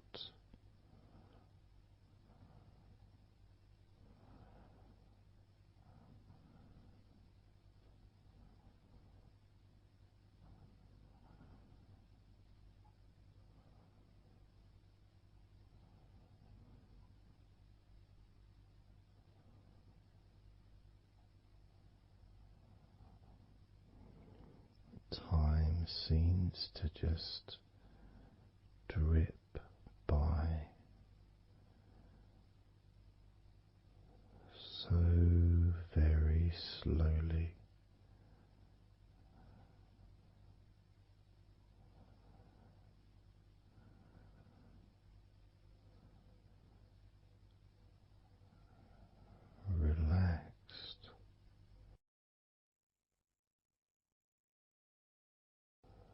so deeply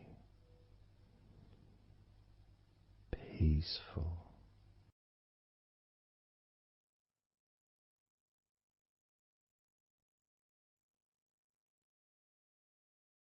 completely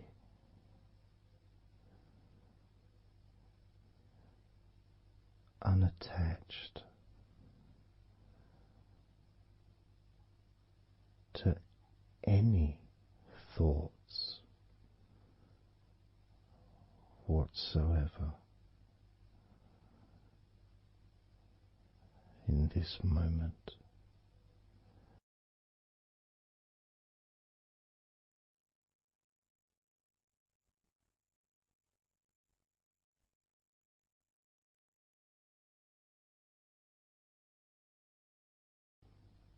Completely free,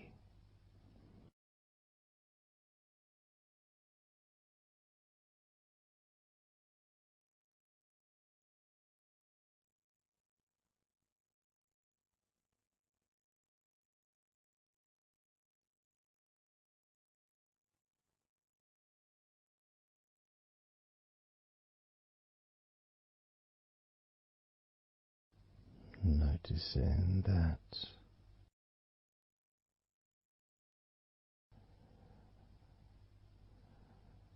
your mind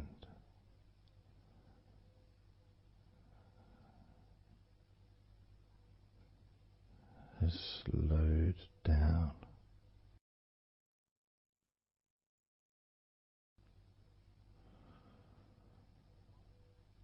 slowed down,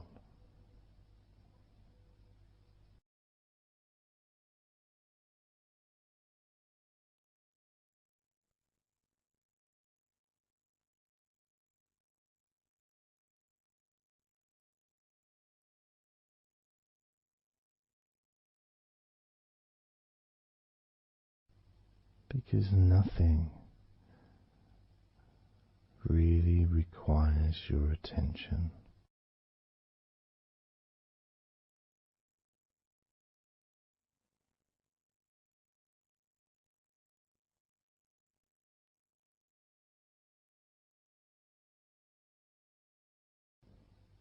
You can enjoy the physical sensations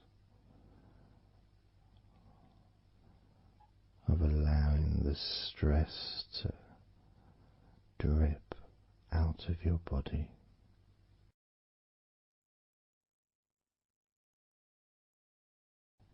dripping out of every part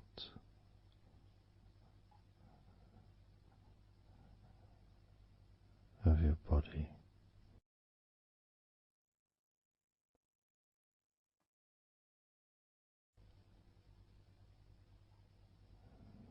And being released from your brain and your mind.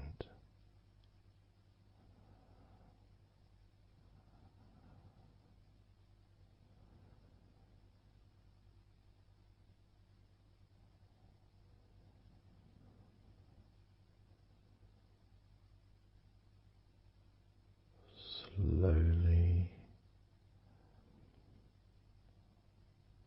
but surely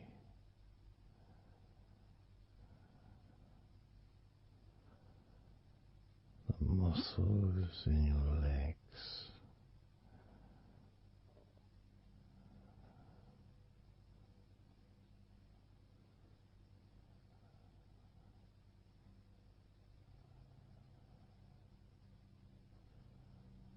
relax, relax,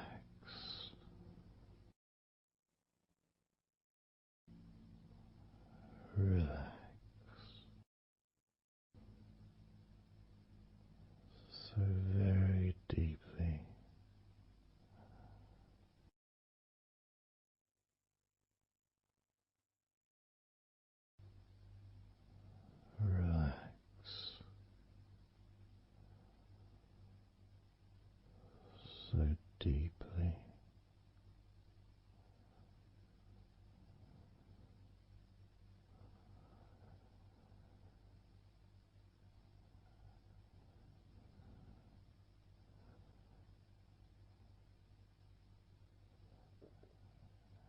the feelings,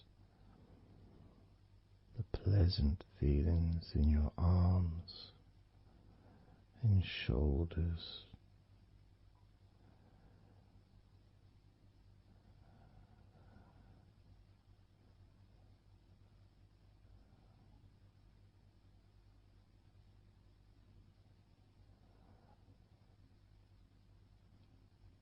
Deepening each part of your body further and deeper,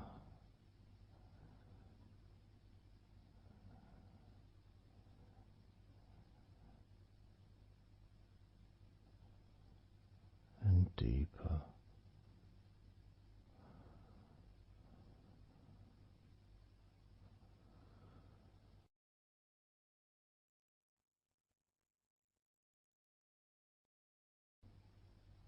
Noticing the feelings in the back of your neck,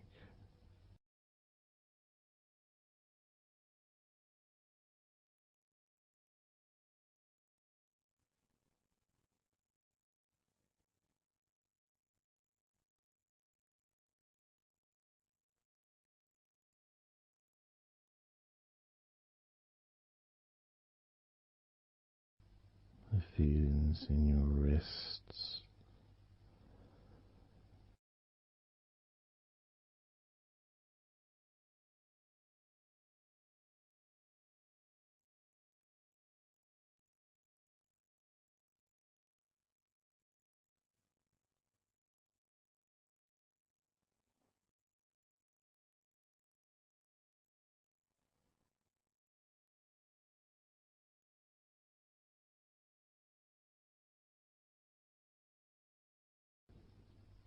the muscles in the front of your body,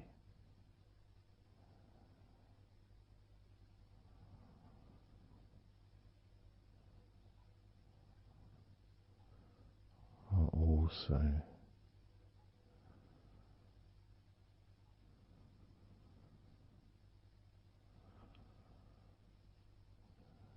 feeling peaceful.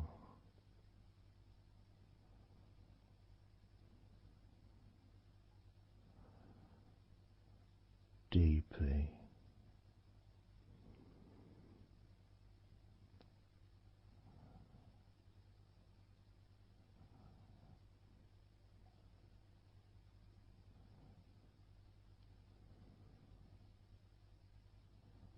as a sense of peace spreads through your very core.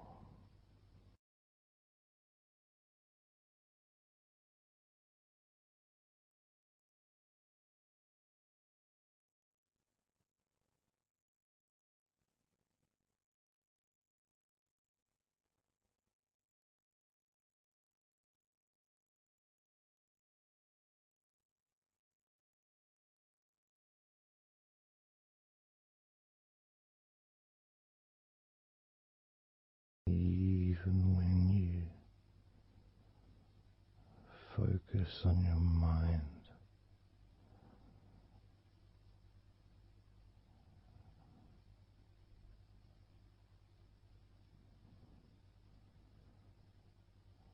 your mind becomes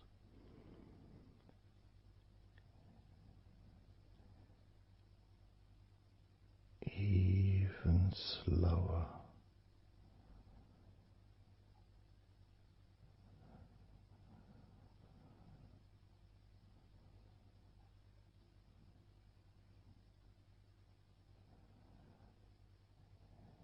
Even deeper.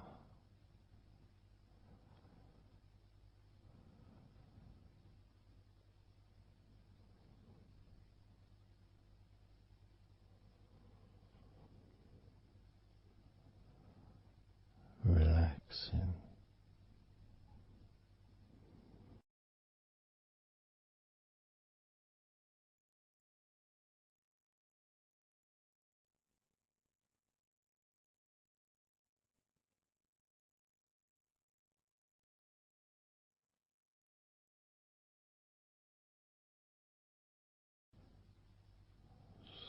very slow.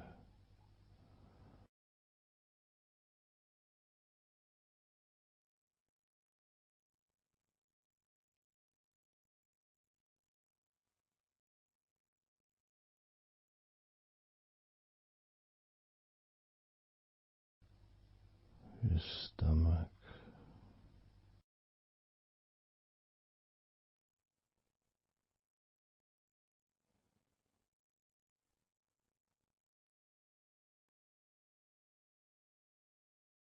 peaceful in your stomach.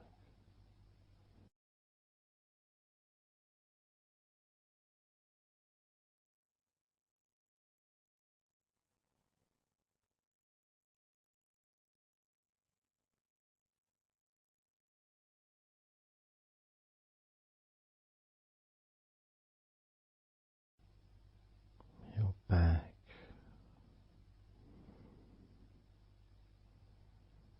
notice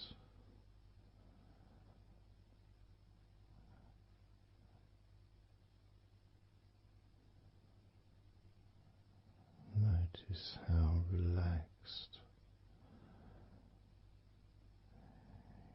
you now feel.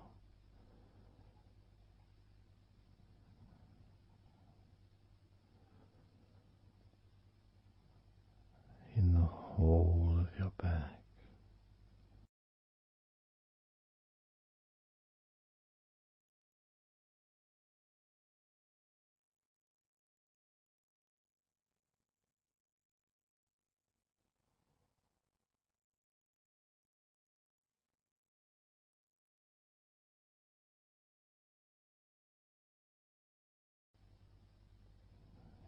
Your spine, from your brain all the way down the middle of your back, sending and receiving millions of messages every day.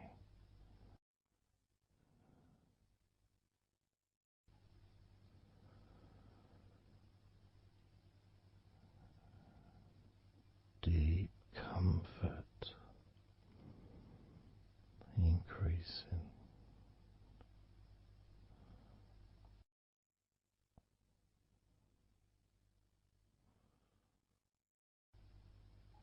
Deeply relaxed.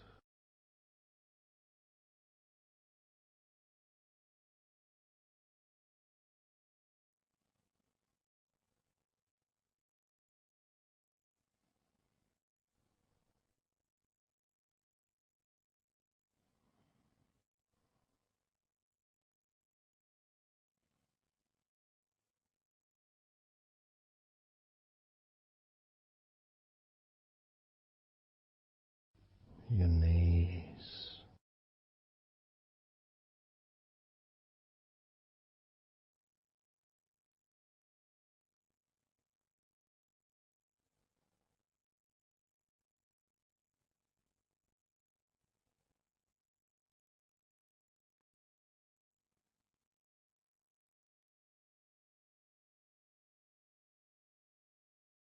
relax, spreading those signals down your spinal cord into every part of your body.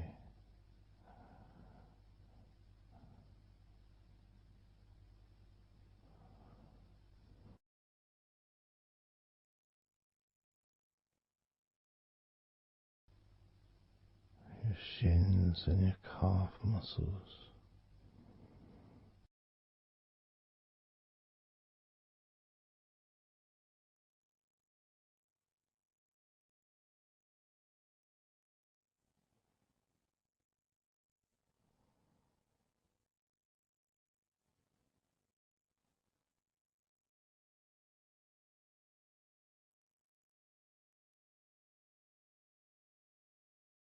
Your elbows,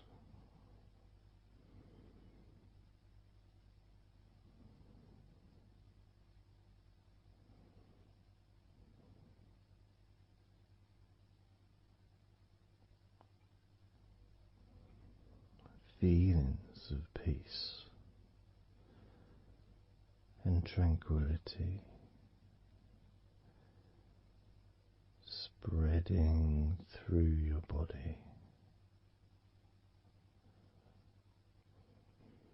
tips of your toes to your eyes, your fingers all the way to your lower back.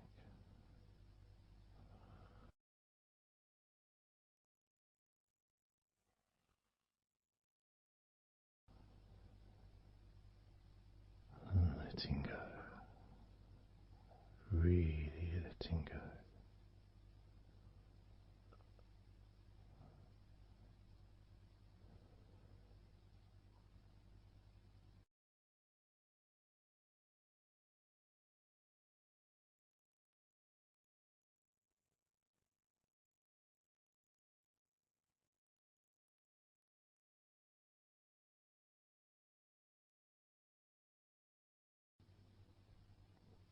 Peace.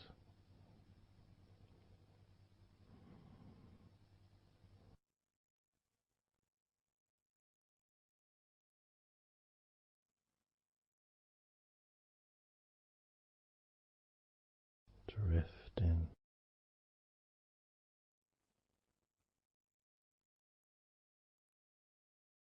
Mind just wandering away,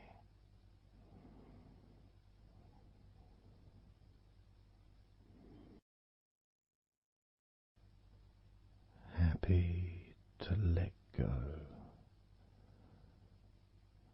let go, completely let go.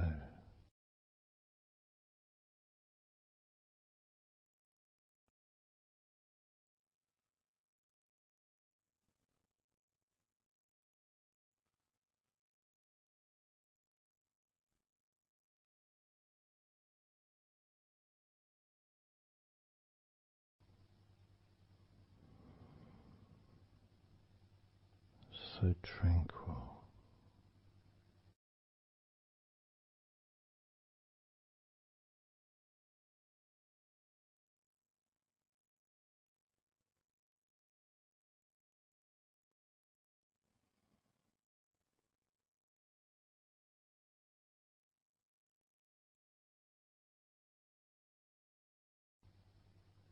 Your whole body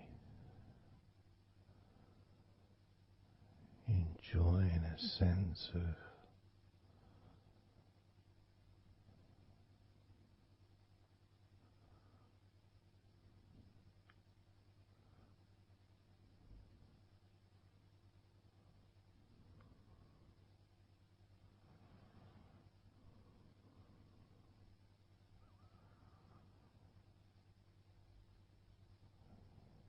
letting go, even more.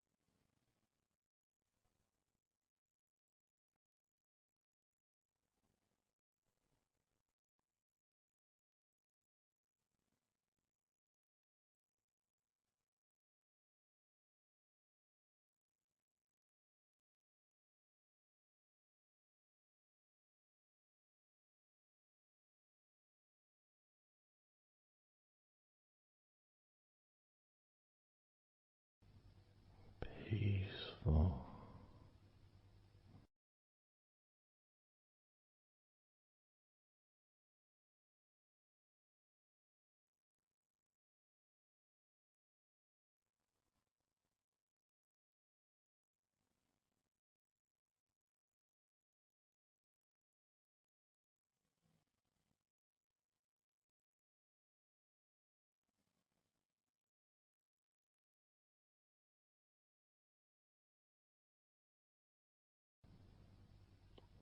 enjoying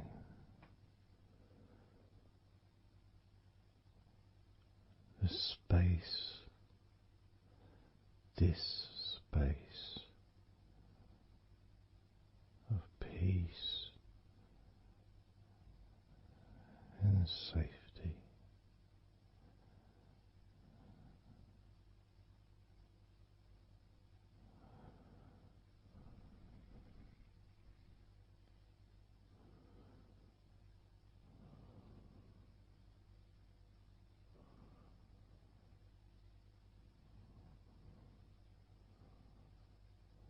So very, very relaxed.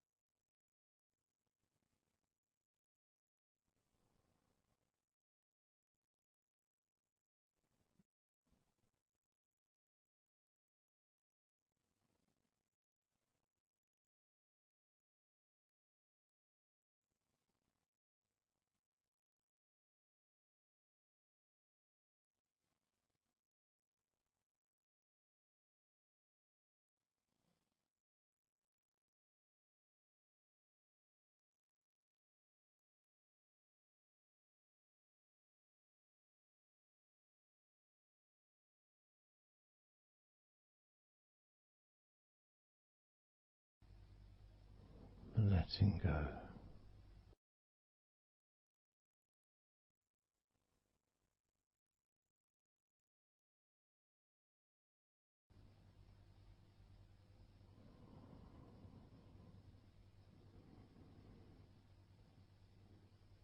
Maybe we can just focus on the different parts of your body, just to notice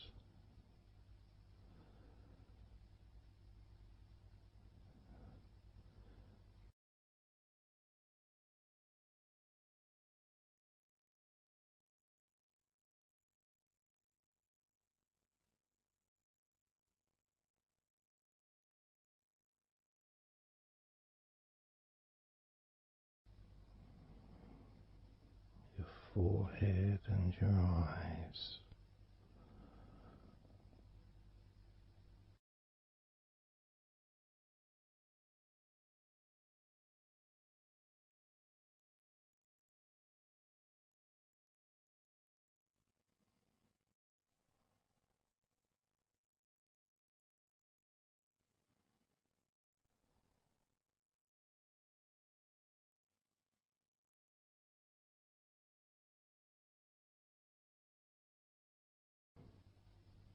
Your jaw,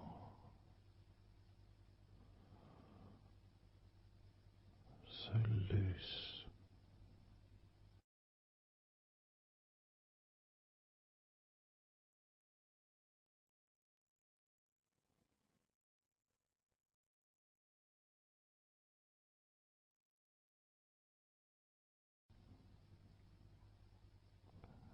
Noticing a sense of complete freedom.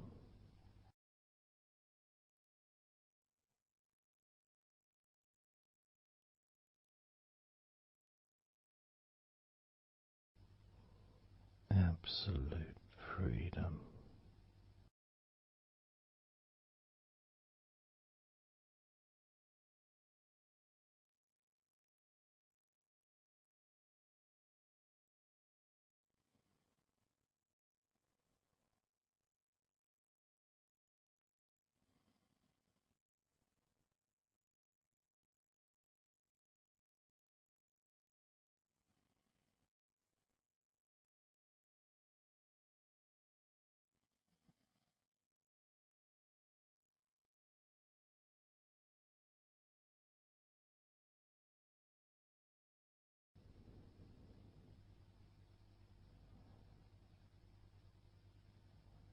drifting,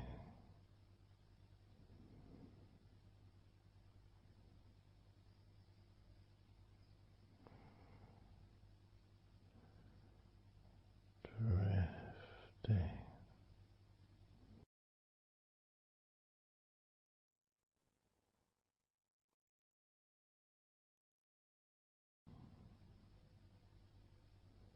peaceful energy.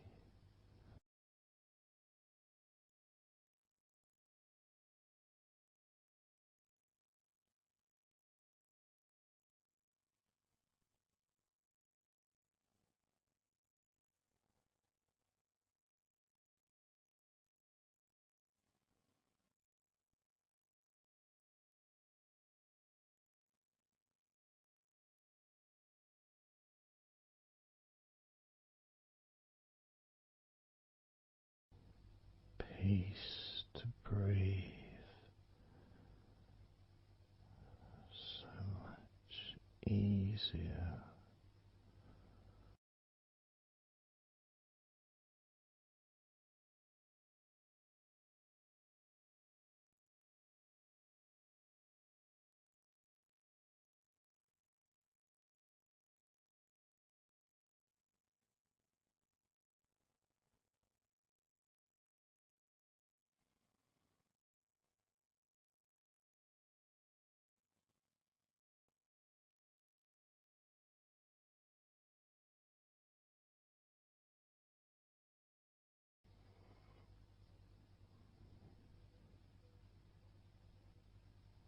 Loose,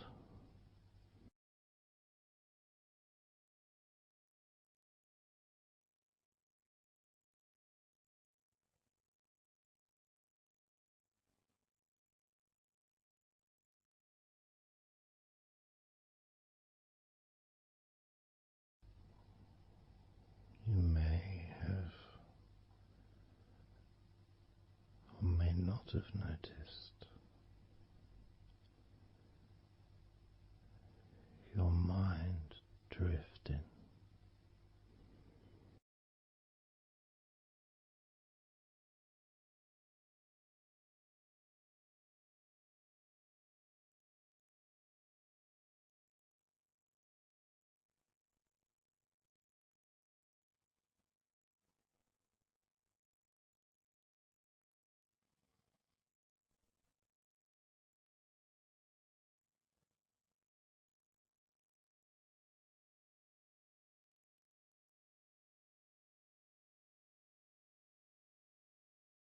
Peaceful.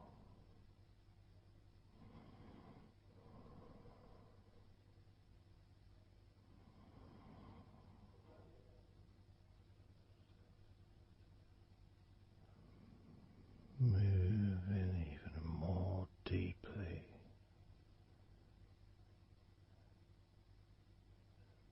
in the direction of total blissful peace. Blissful peace.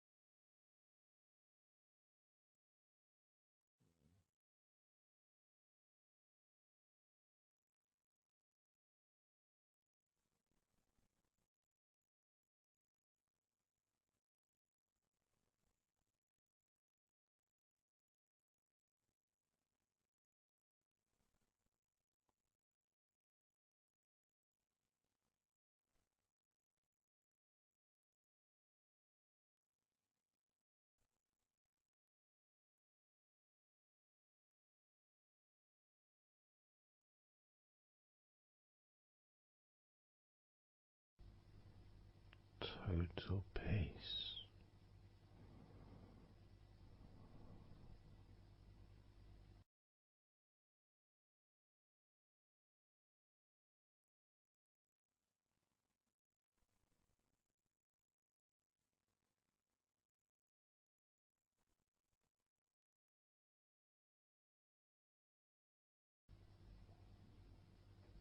Calm,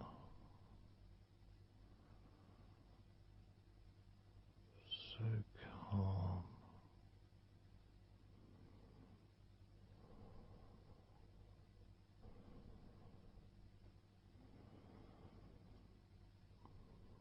letting go.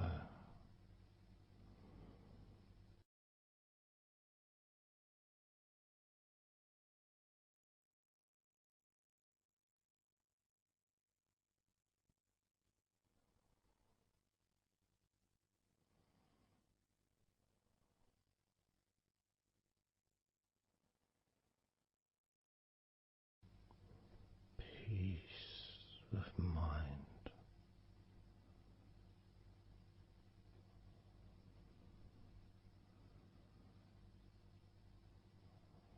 relaxed body,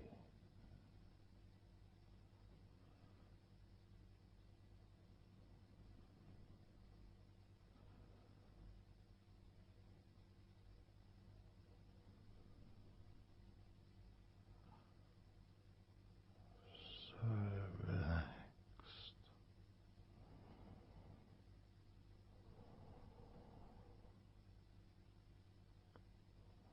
so relaxed.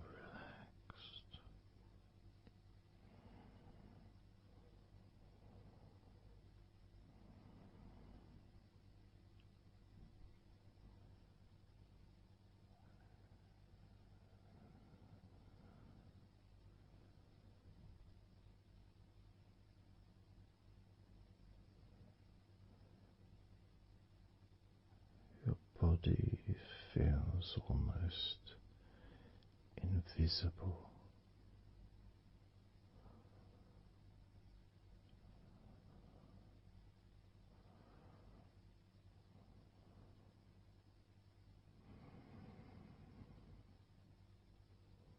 So very relaxed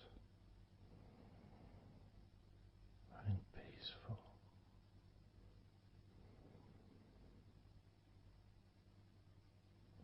So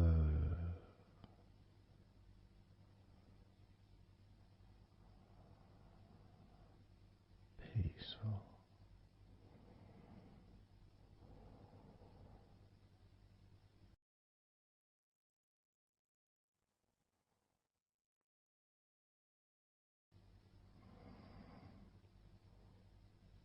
Relax.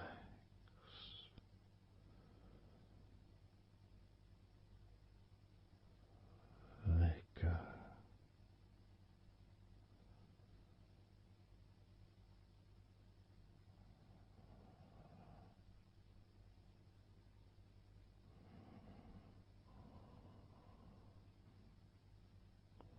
So peaceful.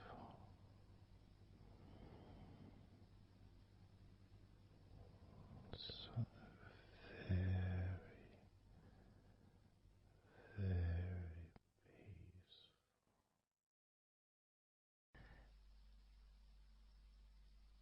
And you could start to notice that you are feeling more relaxed. Even though I've not purposely focused your mind upon that sense of physical comfort that is growing within you throughout your body, and your mind starts to slow down. And that could be almost in recognition of, I guess, my speech not being particularly fast.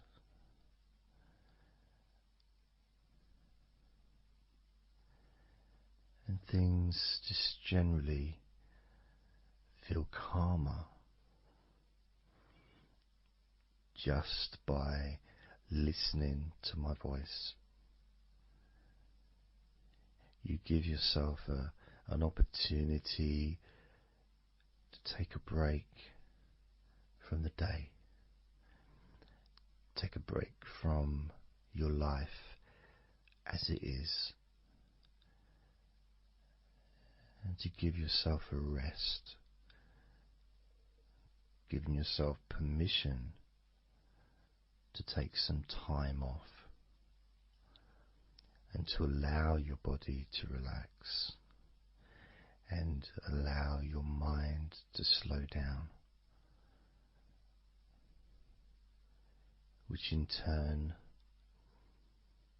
releases the tension, any stresses that you had in your body.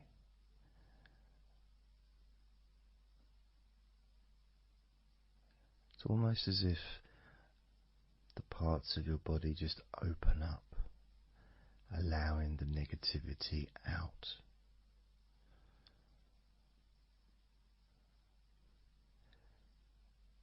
And at the same time, replacing that negativity with positive, healing energy, which then fills your body up, and your mind too also starts to appreciate those feelings of increasing confidence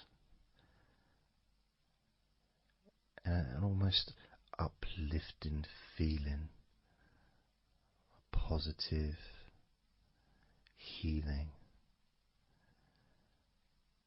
an energy that spreads through your body like a wave of comfort. And all this comes from just allowing yourself a few minutes, maybe half an hour, however long you want it to be, to just rest.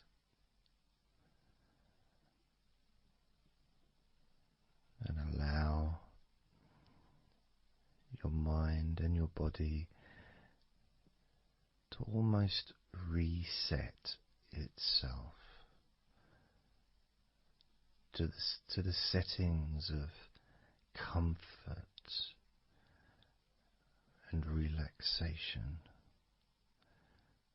calmness, which allows more room for feelings of pleasure and happiness to move around your body and into your mind, almost as if your mind and your body are sinking together, almost mirroring each other with that growing positivity and calmness. And it feels nice. It really does feel nice to know that you are the one that has allowed yourself to feel more comfort and to experience more of this deep relaxation spreading throughout your body.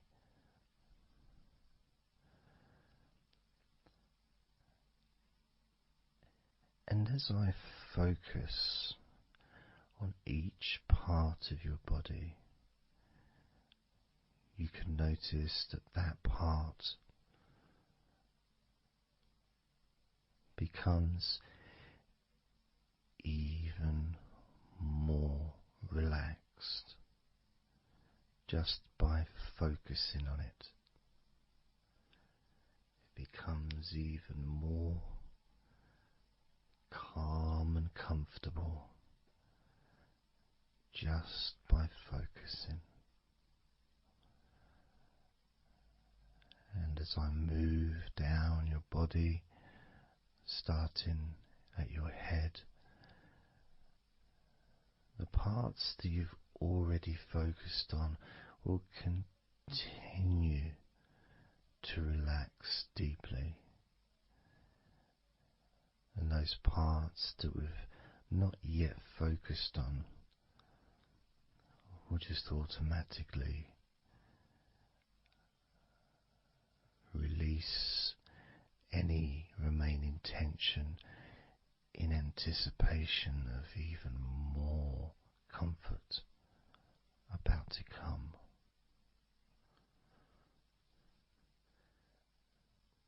Now, I'm going to start by focusing on your forehead.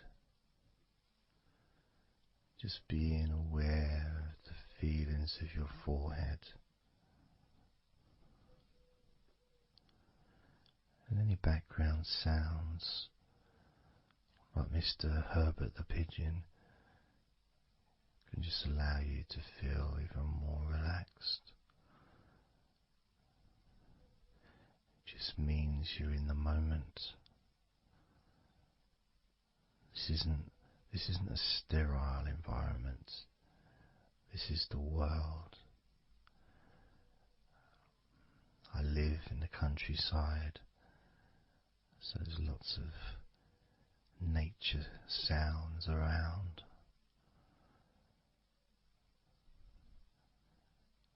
So as you focus on your forehead, just notice how it becomes even more relaxed as you focus only on my voice and that part of your body.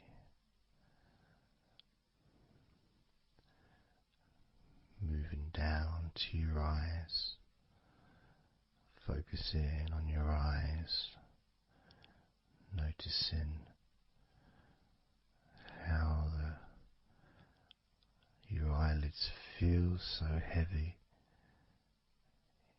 yet so light at the same time,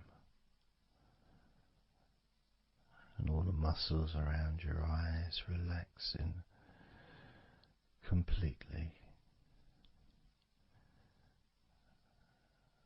Moving your focus down to your mouth, your lips, your tongue, your teeth and your gums, and the whole of your mouth relaxing, calm and loose.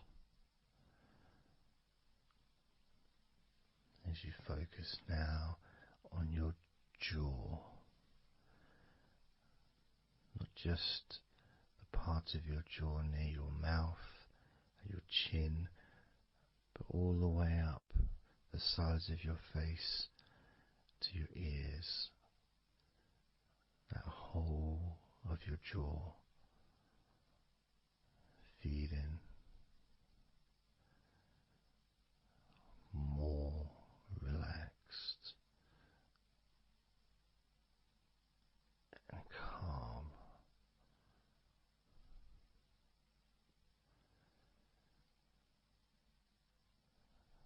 Focusing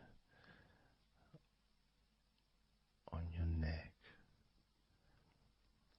the front of your neck and your throat, relaxing and loose and calm. The sides of your neck, the right and left side of your neck, relaxed and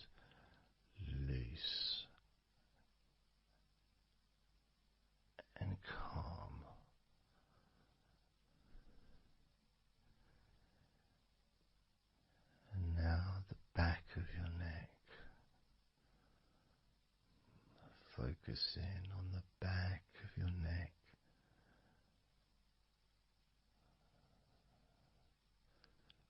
Letting go of any tension that may have been there before and enjoying that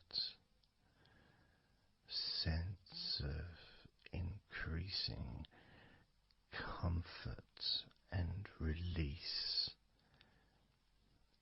that you can experience in the back of your neck.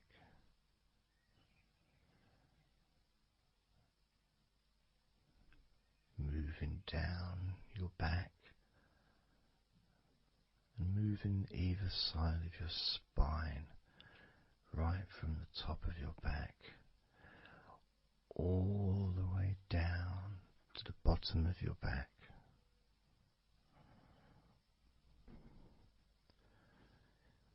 Down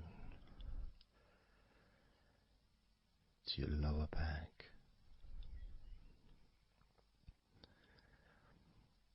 As you move up and down your spine, you can feel the muscles either side of your spine relaxing even more.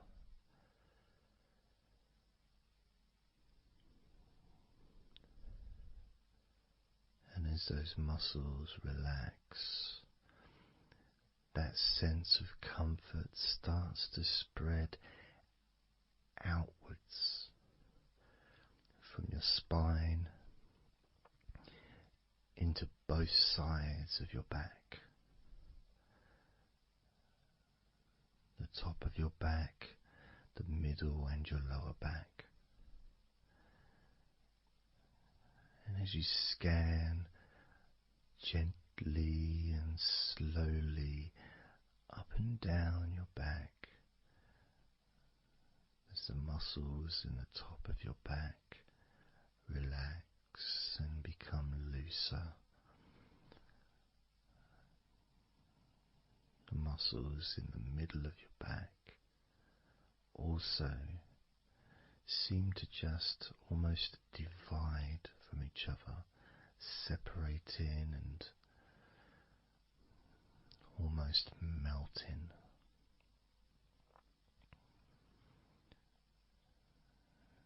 And in your lower back, there seems to be an extra special feeling of comfort that spreads into your hips.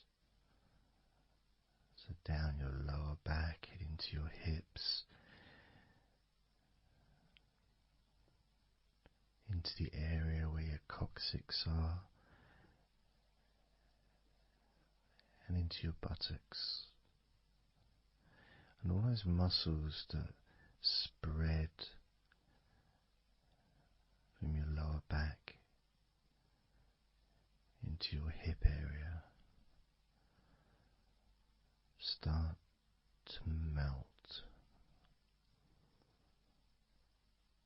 start to really let go.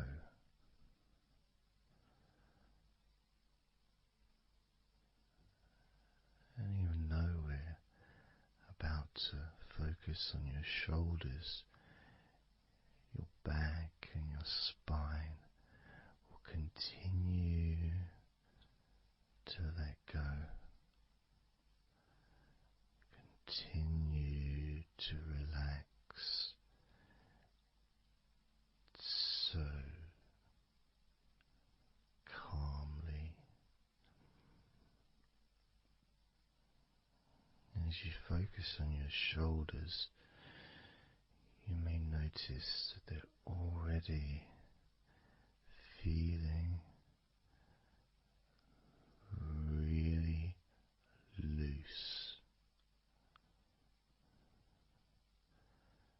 They're already feeling calm.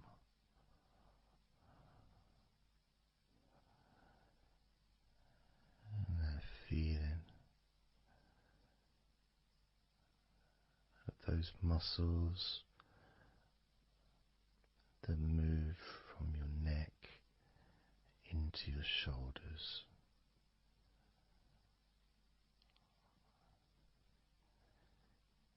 Feel so soft and gentle, so smooth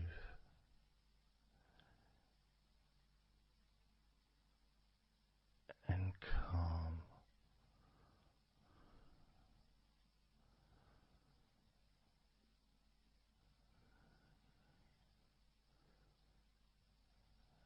And the feeling in your shoulders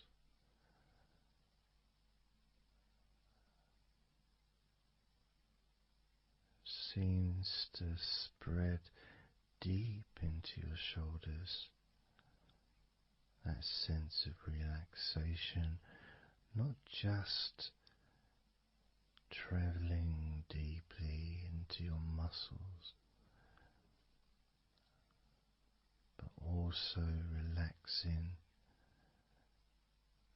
the bones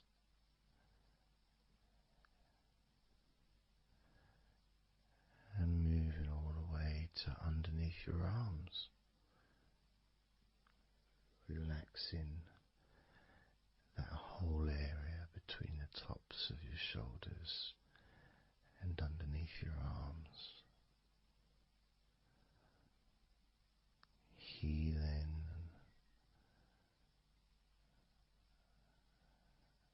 You feel so relaxed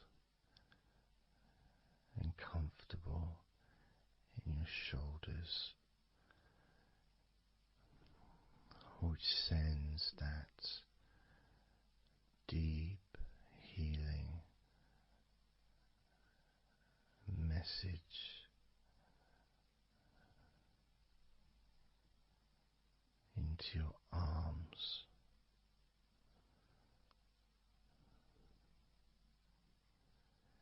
And you may feel almost as if your arms are not even there because they're so relaxed, so deeply relaxed.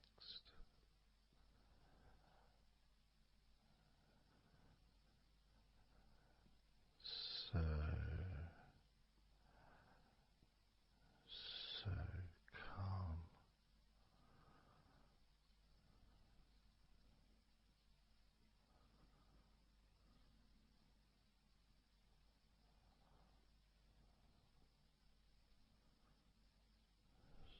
So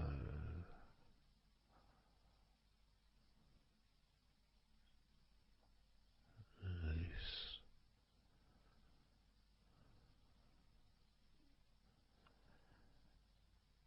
That feeling spreading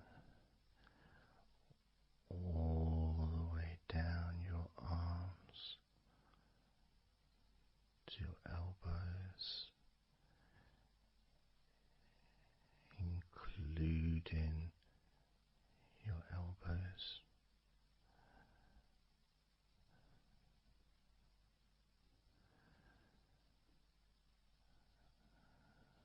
As the comfort spreads all the way into your wrists, your forearms and your wrists,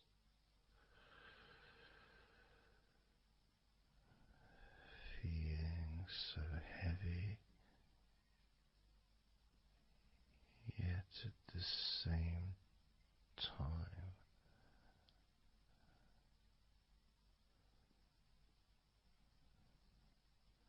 so light and gentle.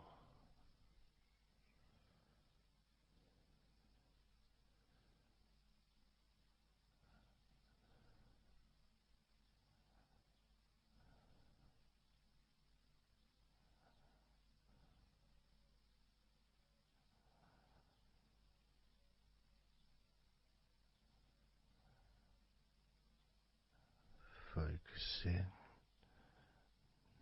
now on your hands.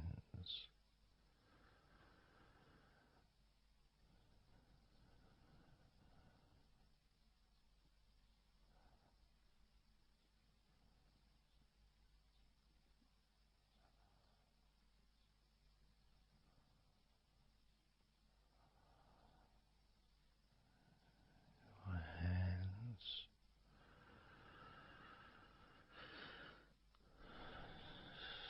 so peaceful in your hands.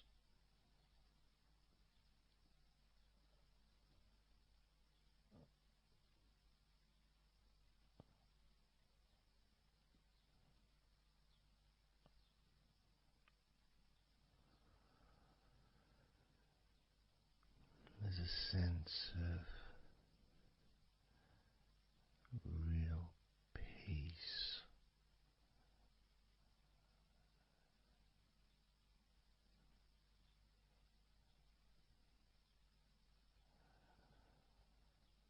that just seems to feel so familiar when your hands relax deeply.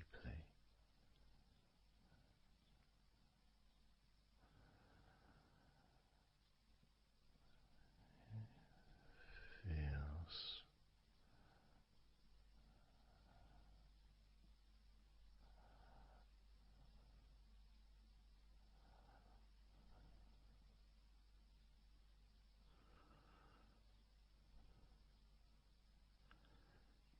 your fingers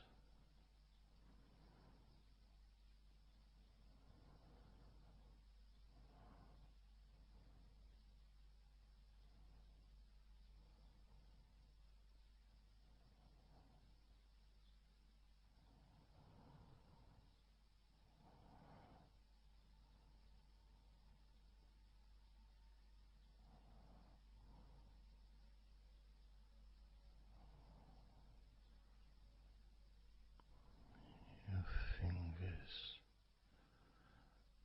so loose,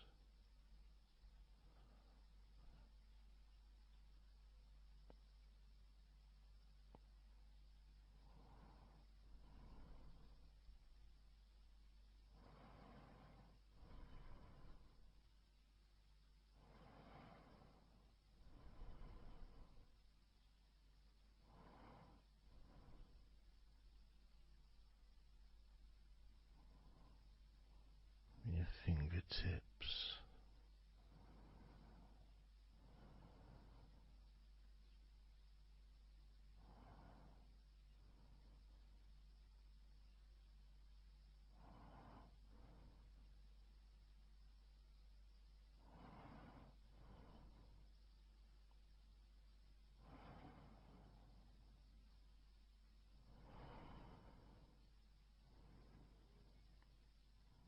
moving your attention to the front of your body,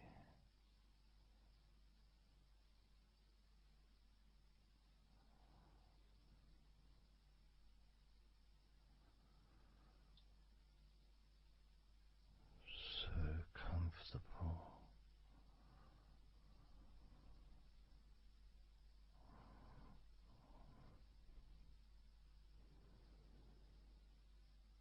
Moving your focus to your legs,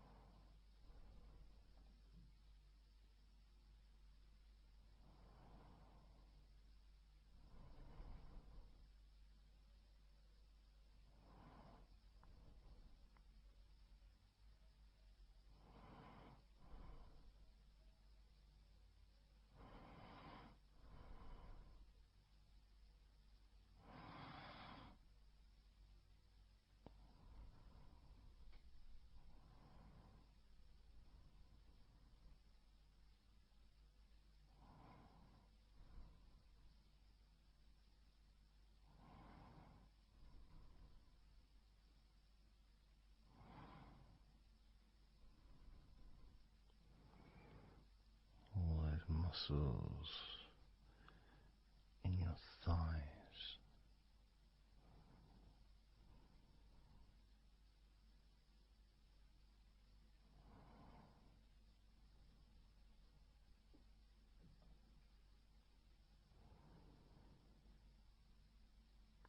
Your knees, so relaxed.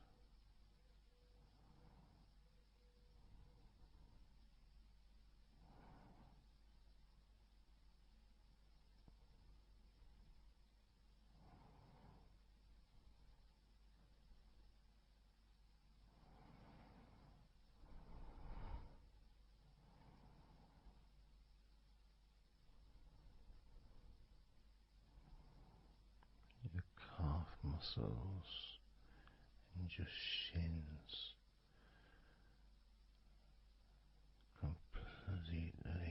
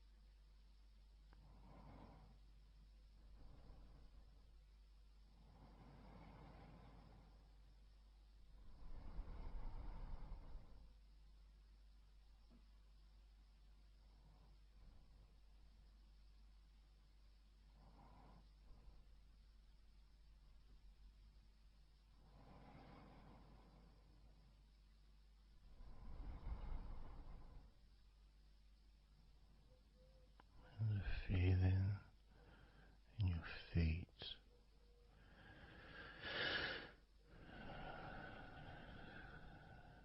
so peaceful and so calm,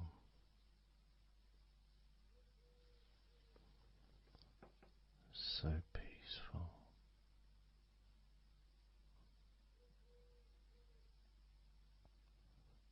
so calm.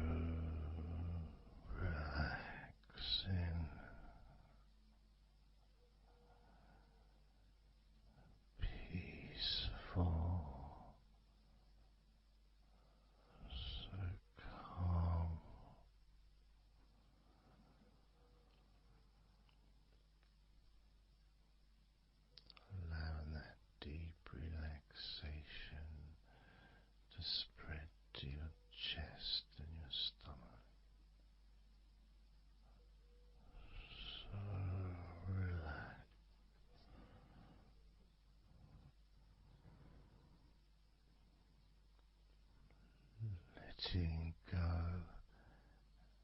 of everything.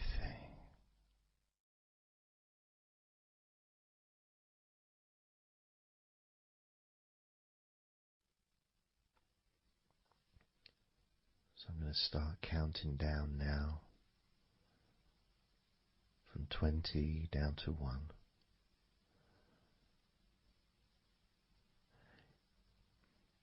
You can imagine, in a way, it's like just walking down some steps. And each step, all 20 steps, and each step represents a level of comfort. Each step represents a deepening of that comfort.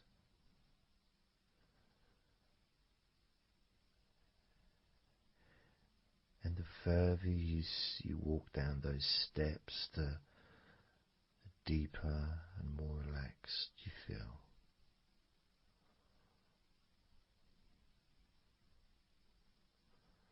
So, starting with number 20.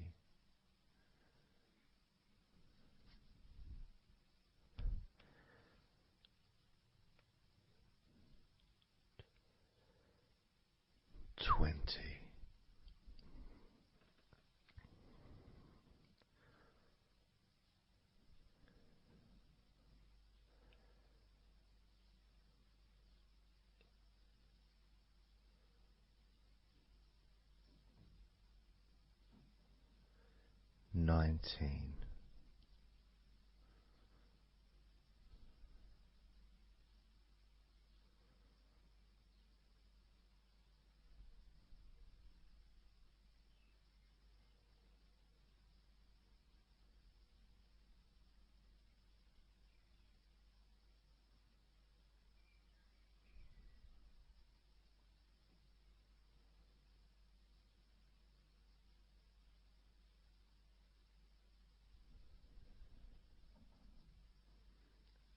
18.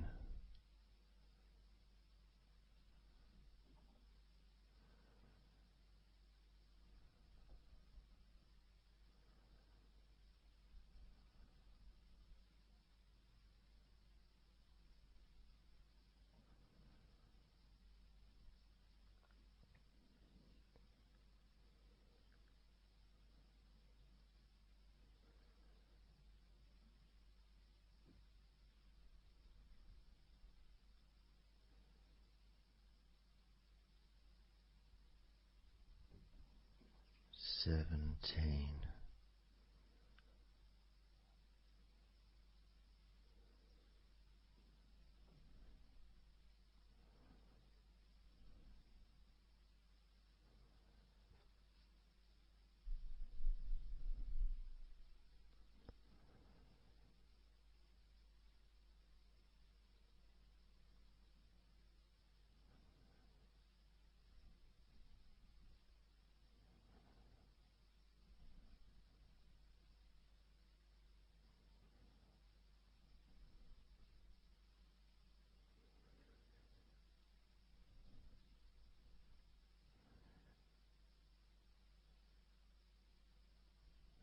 16. 15.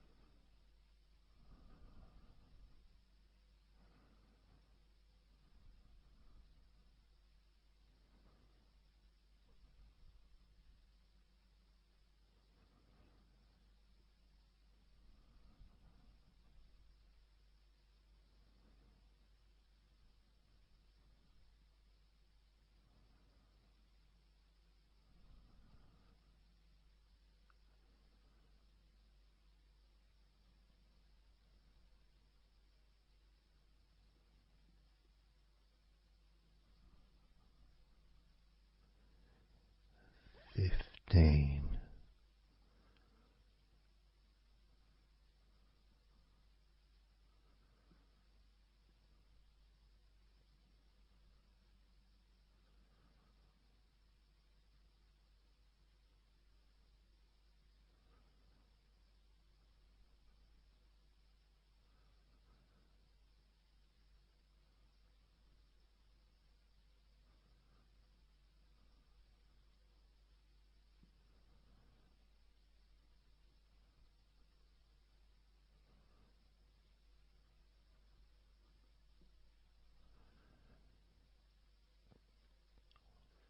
14.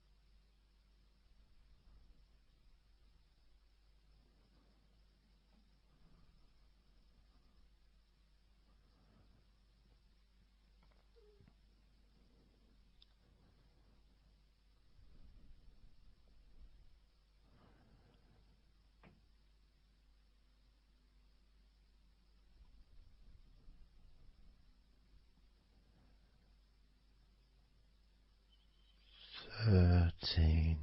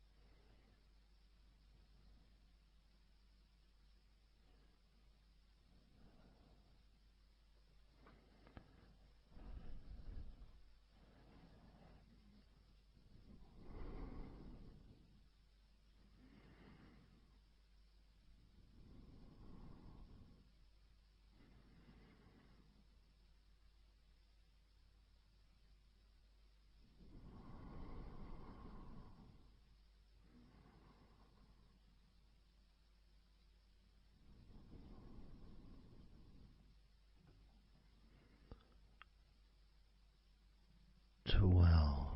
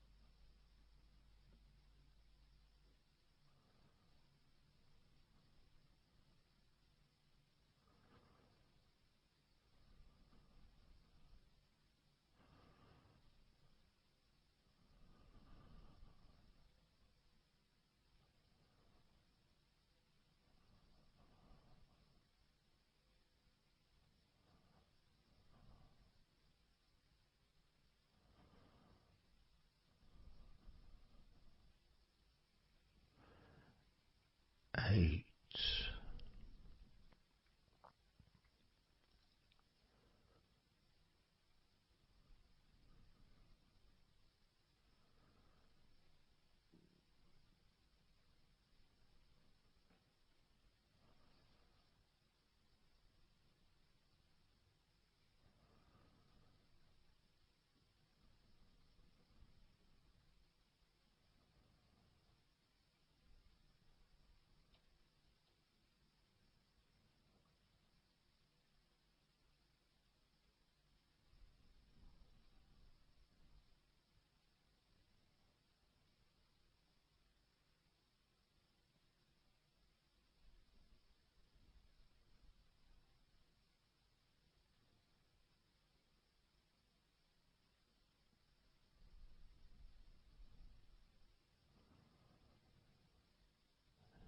Seven,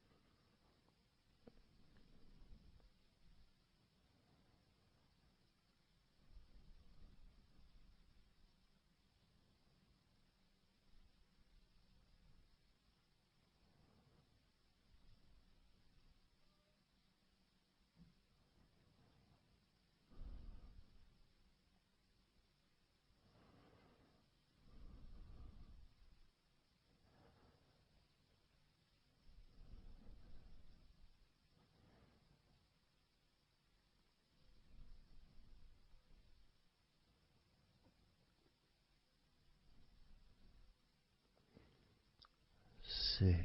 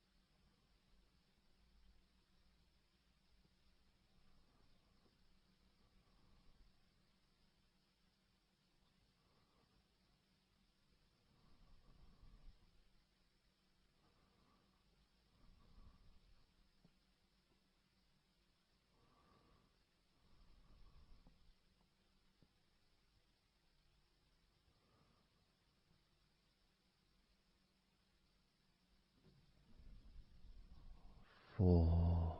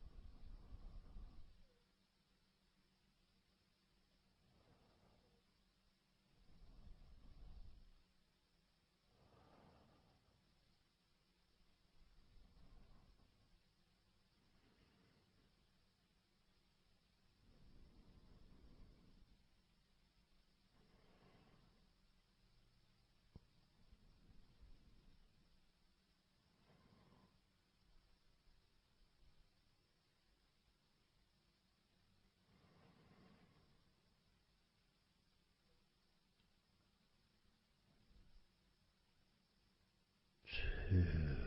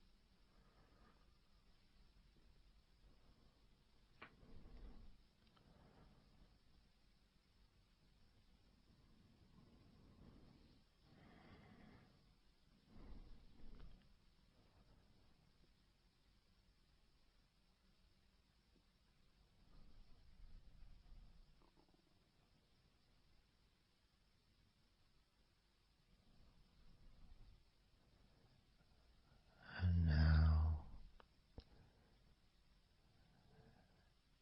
as you focus on your eyes,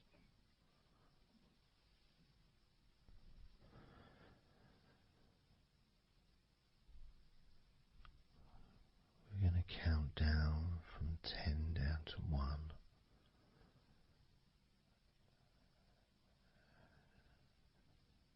Focus in just on your eyes. your eyelids, the muscles around your eyes, your eyeballs themselves, that whole area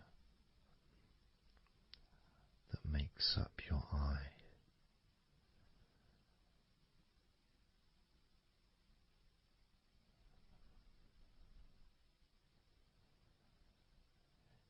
And as we count down from 10 down to 1,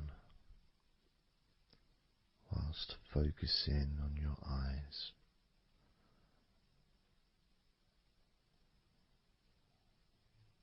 you will become twice as relaxed with each number counting down.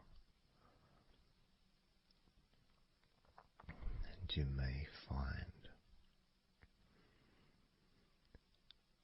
that all you want to do is just drift off to sleep.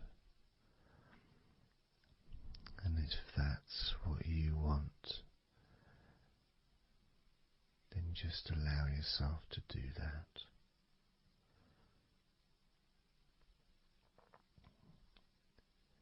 Now, focusing on your eyes, I'm going to begin counting down from 10 down to 1 right now.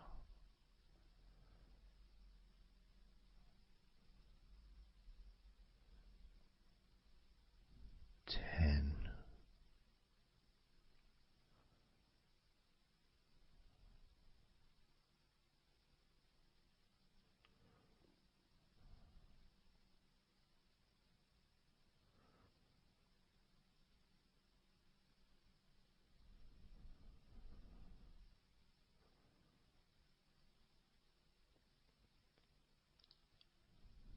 9.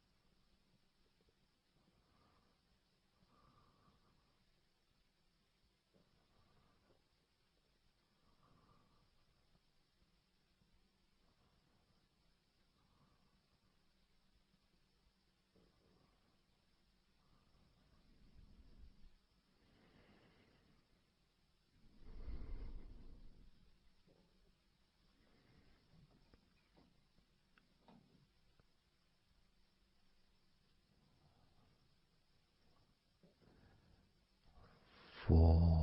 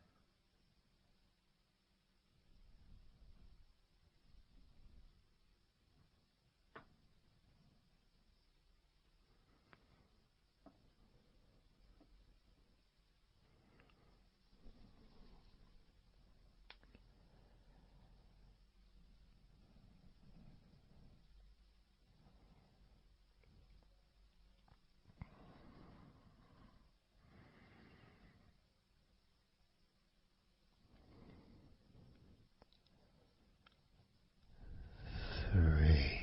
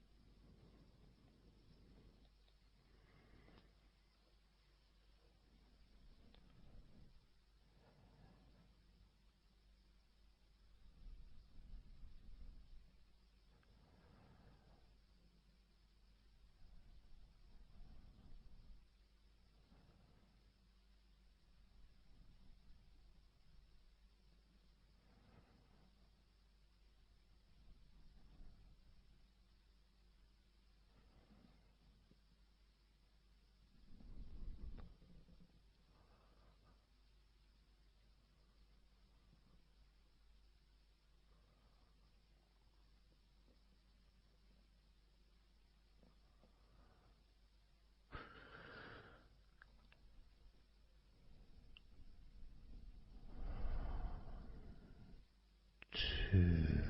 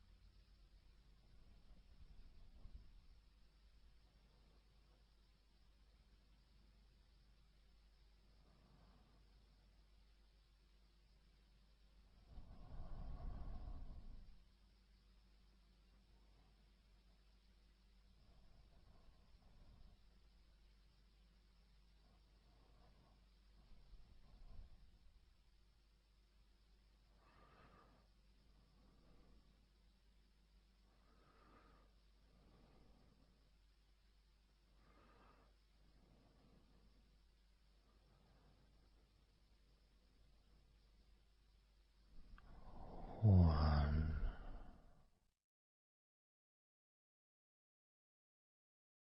So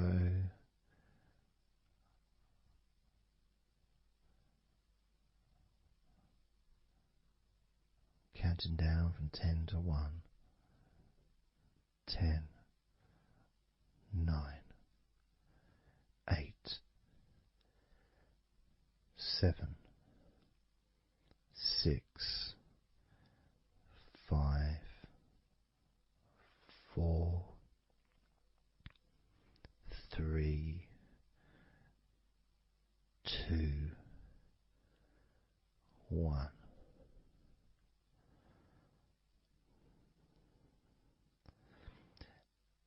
And maybe that was a bit too quick in order to relax.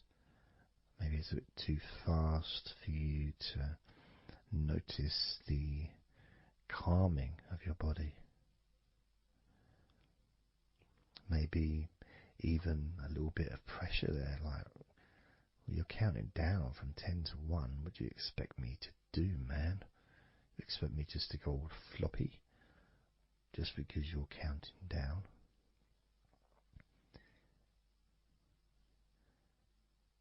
We could try again, but this time I'll go a bit slower. This time, as you focus on the whole of your body before we focus on your legs, just notice how your body does start to feel more relaxed with every number that I count down. 10,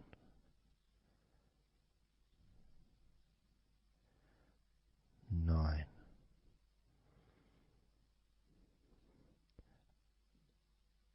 8,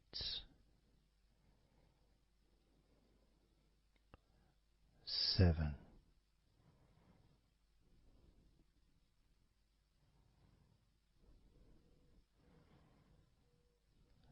6,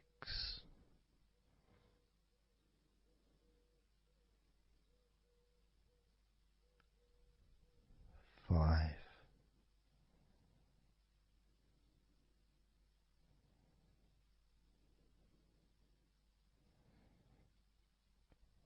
4,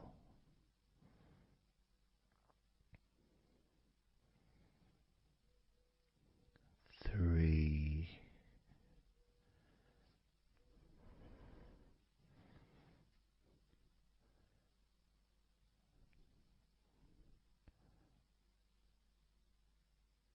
2,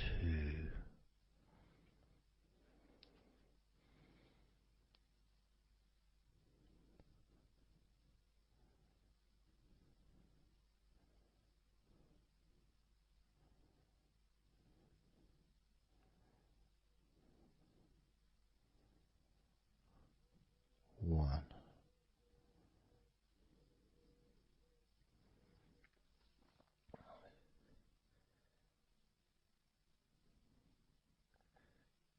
And just notice how you feel generally, how your body feels.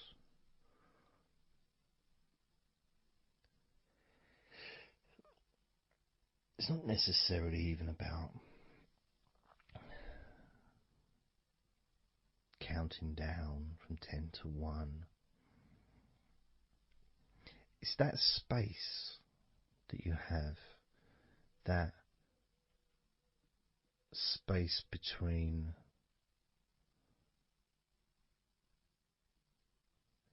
being active physically or mentally to just sitting or lying down, just being there, not doing anything, not saying anything, not needing to think about anything. So it opens up a space, a bit of a space, a gap.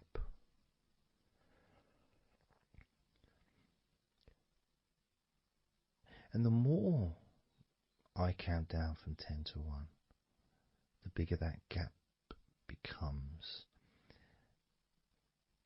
So there's that gap of calmness, of comfort, relaxation.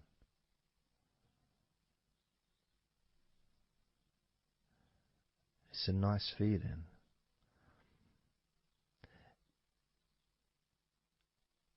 And it moves those stresses or discomforts physically or emotionally, moves them away.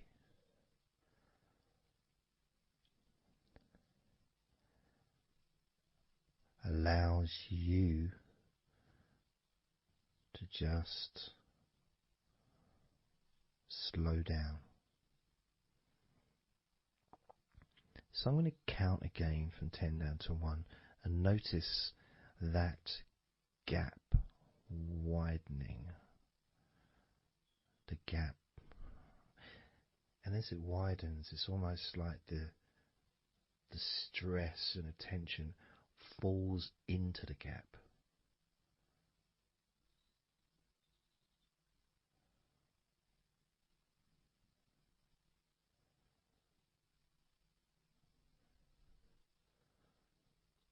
And gives you that distance, that space. Now, 10, 9,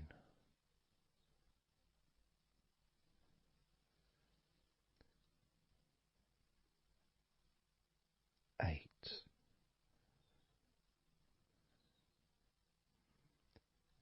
7,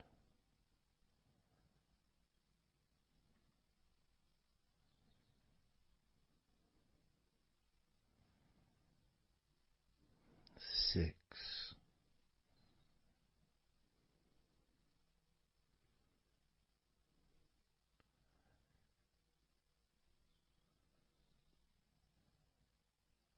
5,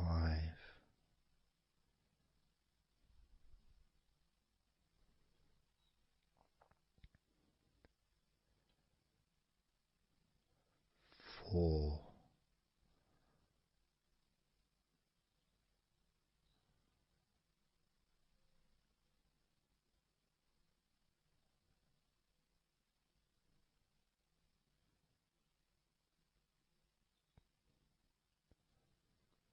3,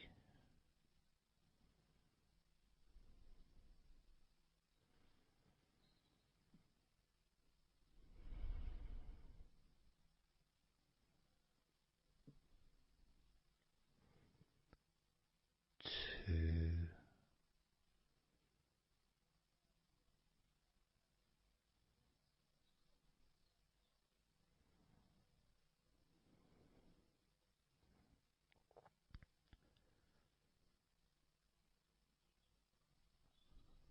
1.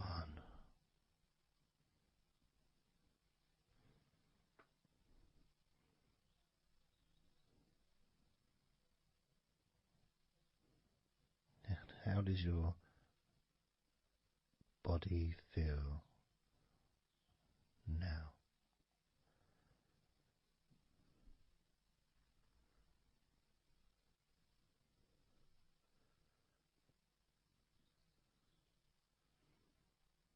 Can you notice that you're feeling calmer?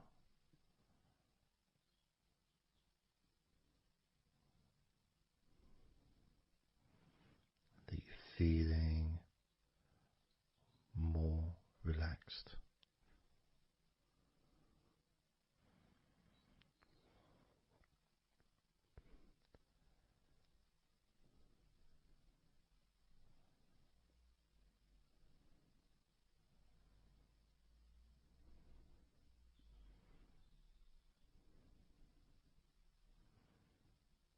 As we now focus on your legs, just your legs.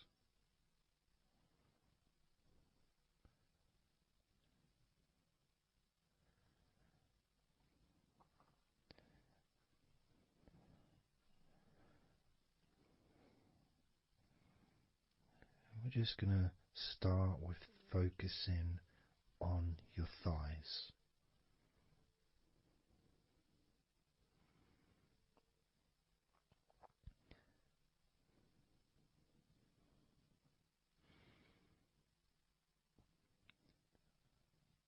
Of course, it's not the most exciting thing to be doing because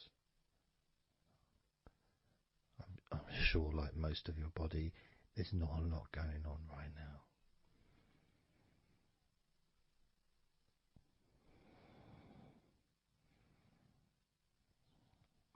Just focusing on the whole of your thighs,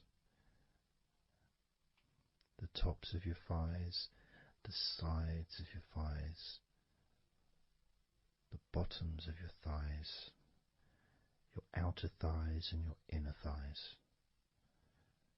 Basically, the whole of your thigh that leads into your hip.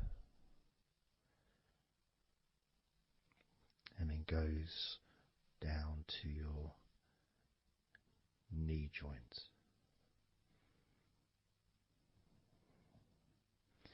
Now, this is a big area. It's a very heavy area. It's very strong. Probably the strongest muscles in your body are in your thighs.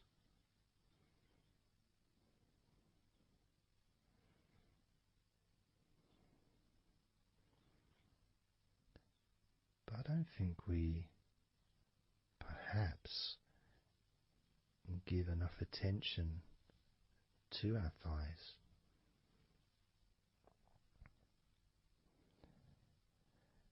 Perhaps we don't acknowledge how important our thighs are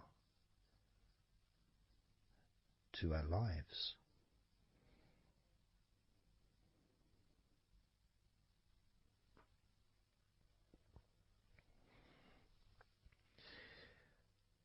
How much they actually do for us all through our lives.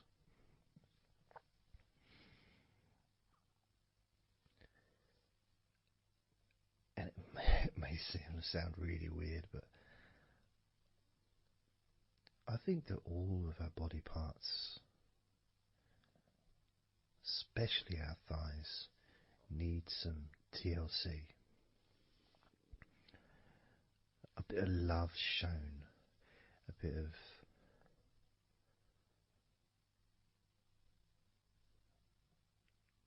acknowledgement, a thank you, gratitude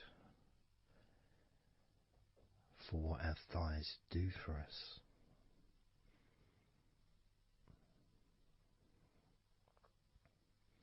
And I know this may sound a bit strange. Maybe you think, why am I? Surely I should be out in the garden hugging a tree or something. Well, it's hard to set a microphone up on a tree. That's why I'm doing this indoors, otherwise I would be outside hugging a tree. No, I can't see the television from the tree.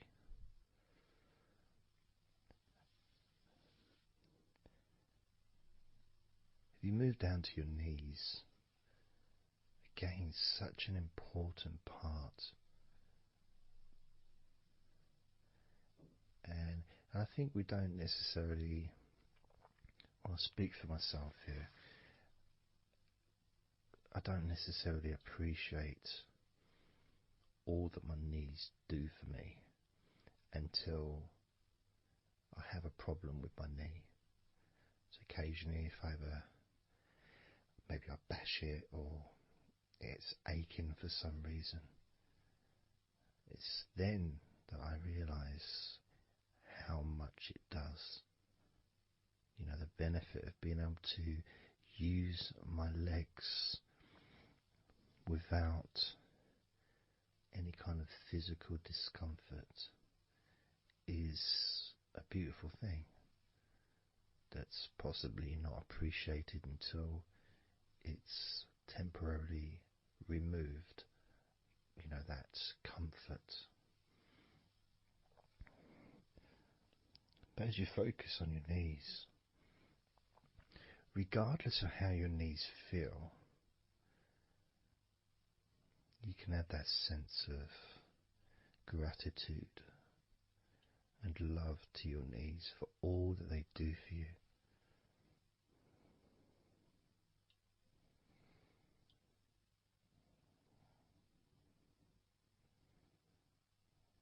And you can still have that attention on your thighs and maybe notice how your thighs feel. Maybe you've noticed that they are relaxing more deeply.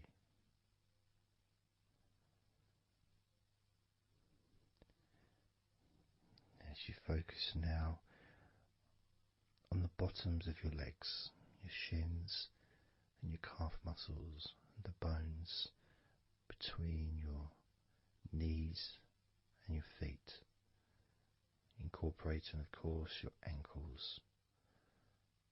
So important.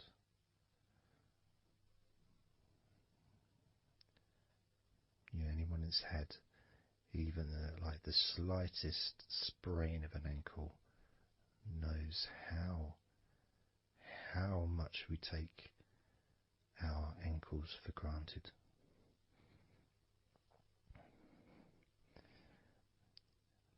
And it's kind of strange in a way when you think that,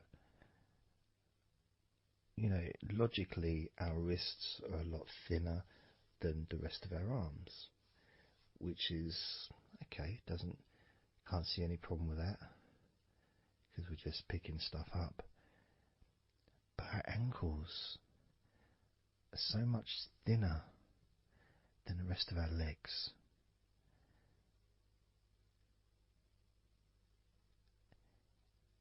And from a physics perspective, or logical even, it doesn't really make sense that all this weight would ultimately be resting on your ankles, then leading to your feet. That thin area, thin bone, yet it does so much great work. Supports us, supports our body for a lifetime. Helps us to balance, helps you to get around and be mobile.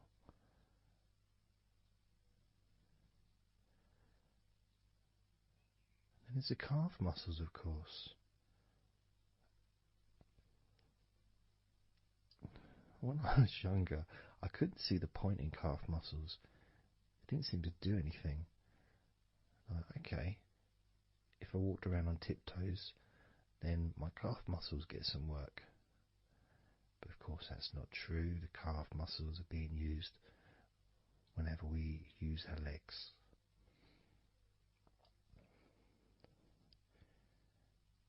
And your shins, there to protect your lower legs,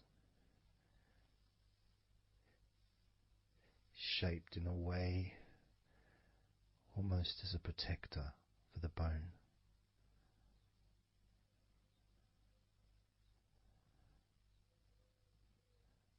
Leading, of course, to your ankles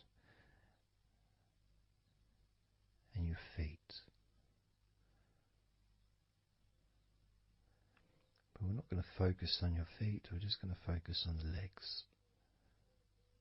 I realise that now that I've mentioned your feet, you're probably focusing on them anyway, so maybe I should focus on your feet a little bit. You can have them in your awareness, the same as you have your thighs in your awareness, even though we haven't been focusing on your thighs for a few minutes. We've been focusing on your ankles,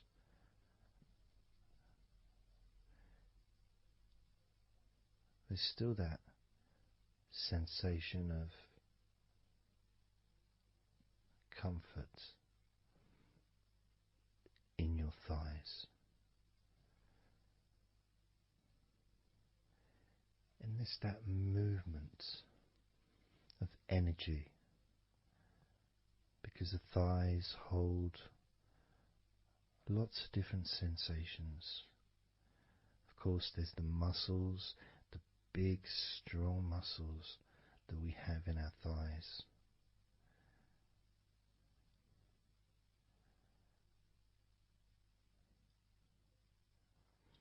But the skin on the outside of the thighs, as in the outside of all of our body, can be very sensitive. sensitive to the touch, sensitive to temperature.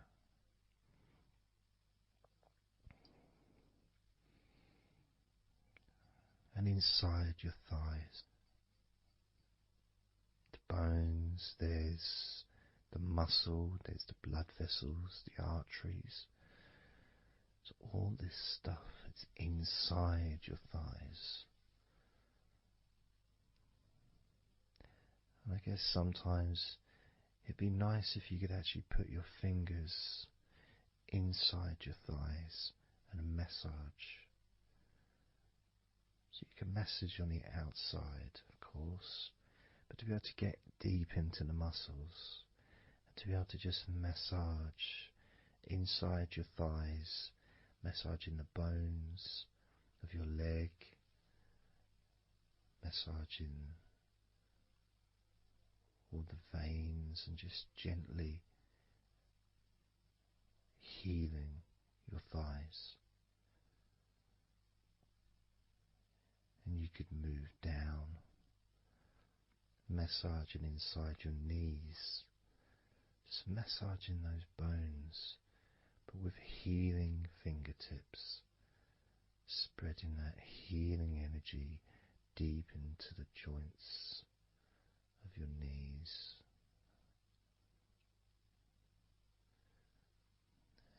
Of course, there's the back of your knee, you know, the inside crease where your knee is. It's a very sensitive area. Feels very nice when you stroke it. And that might be because it's an area that's not really touched very often. It's almost like a hidden part, that crease in your legs. It's almost like a part that has a sensitivity which is a little bit different.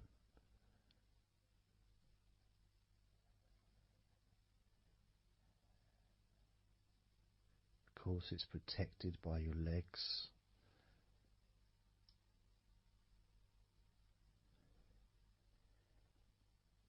So you can imagine putting your fingers into that crease in your legs.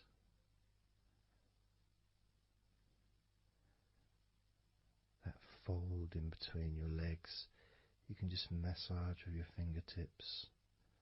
Imagine your fingertips going inside, massaging the muscle tissue. You can of course feel the bones of your knees healing through your fingertips.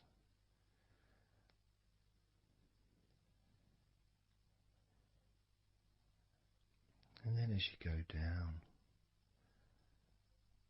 to your calf muscles, now that's a part I'd like to be able to really put my fingertips deep inside my calf muscles, massaging every single tissue of that muscle, healing every part.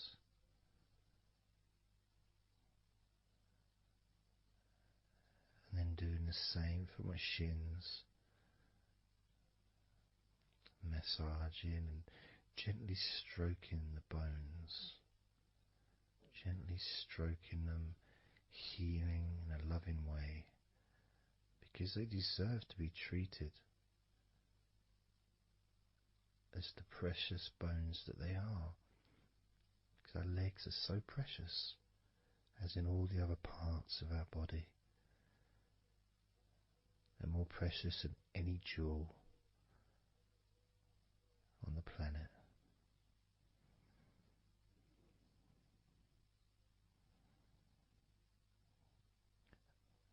And when you start to think about your legs in this way, it can change your perspective. It might sound a bit silly to start with, the idea of having love for your legs, showing appreciation for your thighs, wanting to be able to put your hands in your thighs and massage the muscles and the bones, and to get your fingers deep in there, releasing all tension, just to show how much you care about your legs, how much you care for what your legs do for you regularly. Your knees, your calves, your ankles, the strength of your ankles,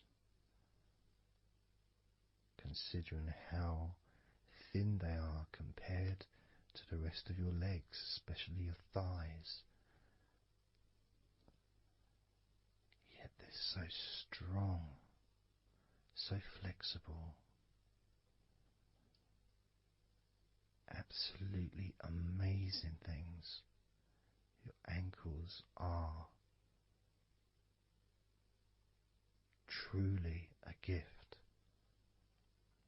because of what they do for you.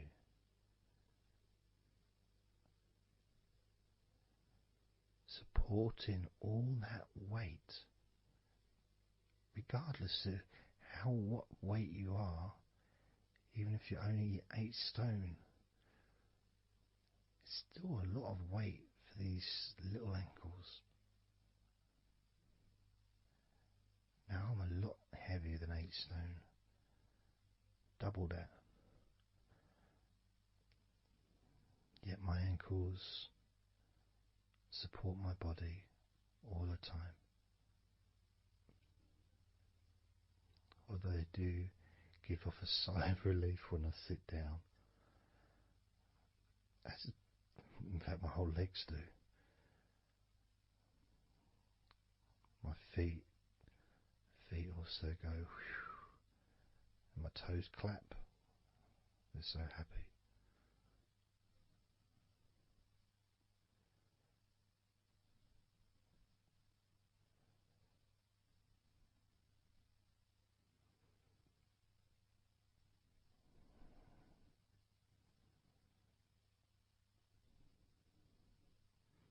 Your legs really are amazing. And I know that talking about your legs is probably possibly among the most boring things you've ever heard anyone say, possibly. But boring or not, everything I said is true. Your legs are amazing.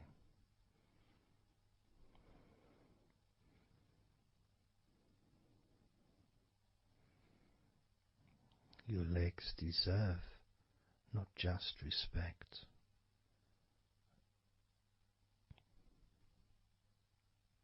they deserve to relax deeply.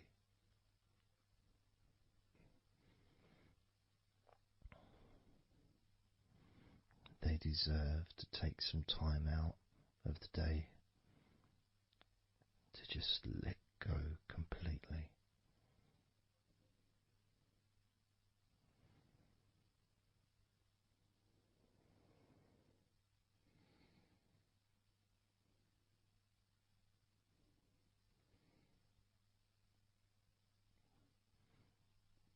Your legs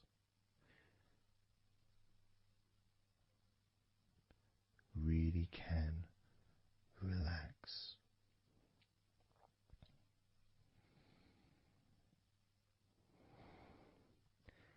And because the legs are such a very important part of your body, when you relax your legs, the rest of your body also naturally follows in that journey of comfort.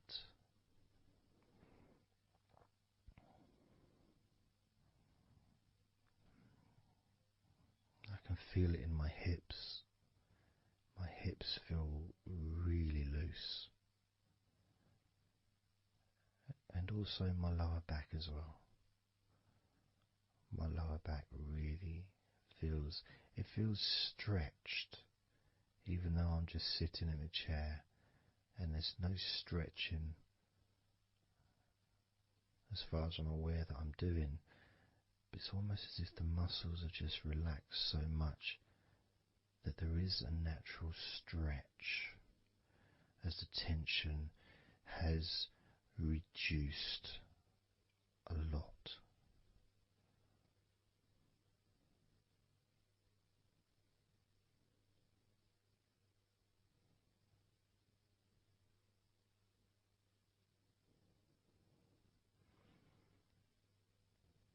And I'm now going to count down from 10 down to 1. And you can continue to feel wonderfully relaxed. 10, 9, 8, 7, 6, 5, 4, 3, 2, 1.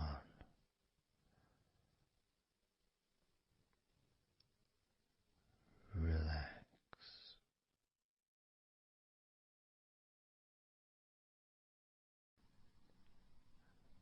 So I'm just going to count down from 5 down to 1.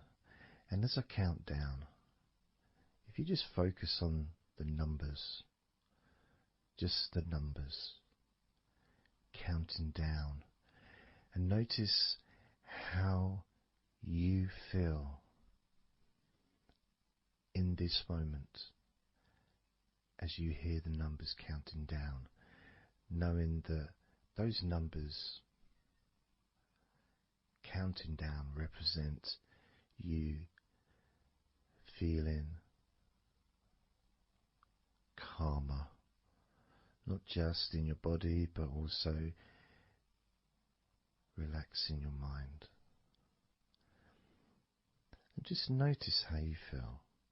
There's nothing to do, there's nothing to say, there's nothing to think about. Starting with number 5.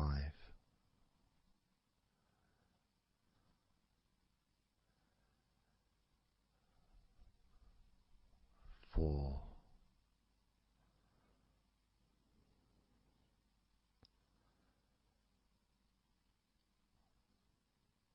3.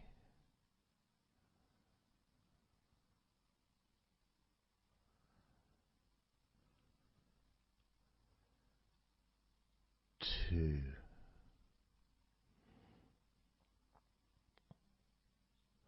1.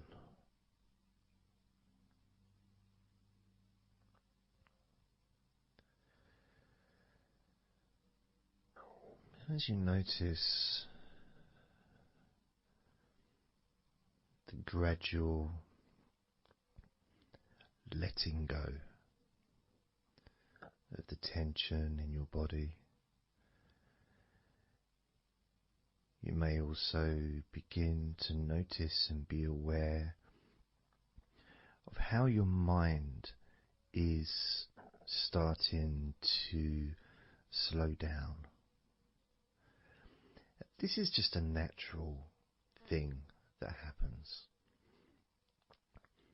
It's not really a special procedure.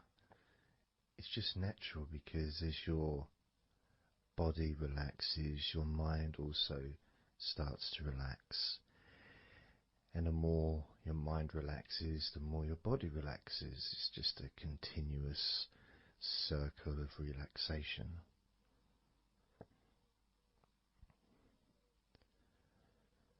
And there's that calmness that comes from relative quietness. You know, even if there's background sounds, either your side or mine, it's still going to be quite calm. You know, you haven't got the television on, there's no music in the background unless you're listening to the recording with music, of course. You're very likely not going to be sitting in a room with other people. Of course you might be, but generally it's more ideal if you can do this on your own. So no distractions.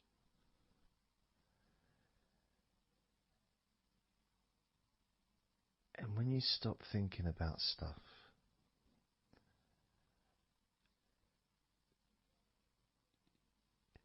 relaxation automatically rises. A sense of comfort starts to grow. And without trying to build it up into something fantastical or something magical, this is just a natural process, something that's easy to accomplish. In fact, it's almost, you know, the sense of relaxing completely happens really when you put no effort into it. It's not something that you can really force. It's something that happens naturally. And part of the process of this recording and others is simply to allow you to take advantage of this space, this time, to just let go,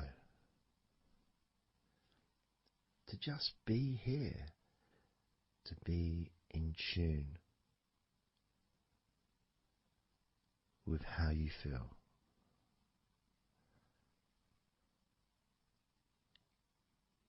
Yet with the intention of wanting to relax deeply. And maybe even to fall asleep, depending on what it is that you wish for yourself in this moment.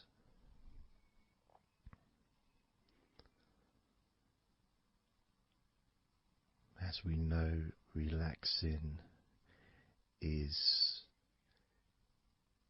the majority of the process of falling asleep.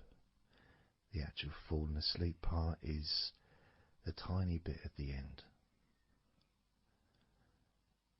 The deeper relaxed you become, the easier you find yourself drifting.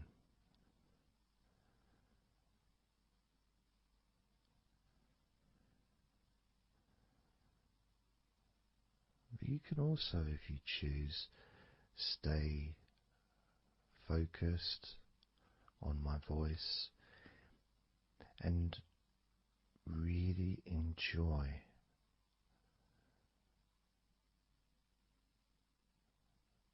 the process of gradually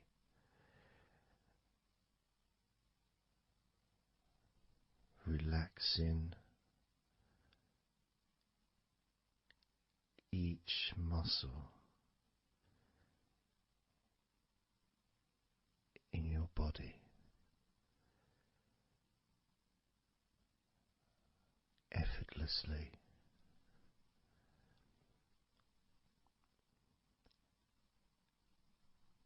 and just observing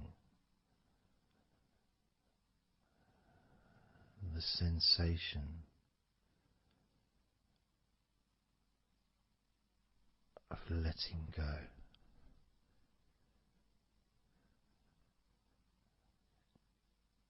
Completely.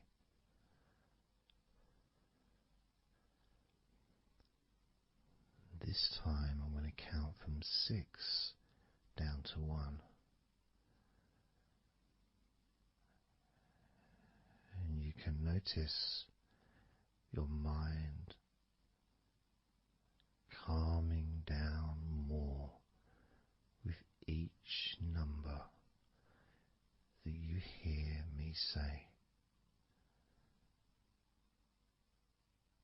Naturally feeling calm and slow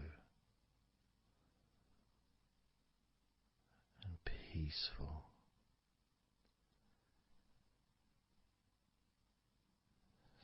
6.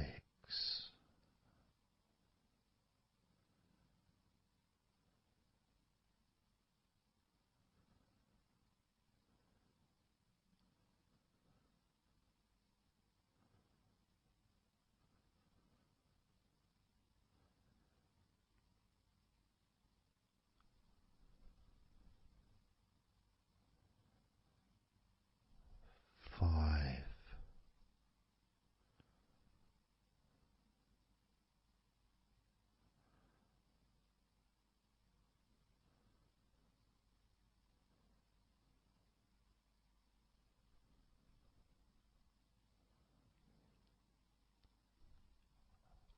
4.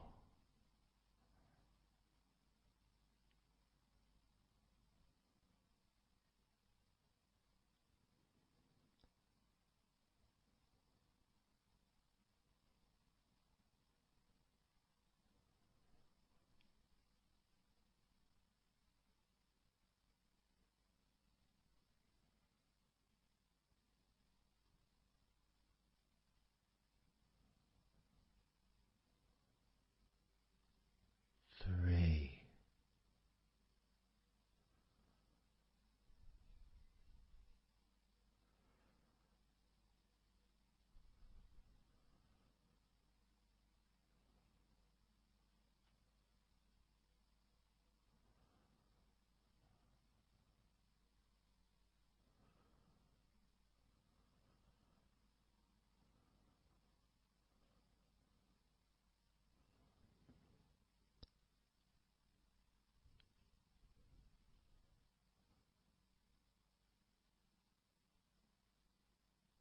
2.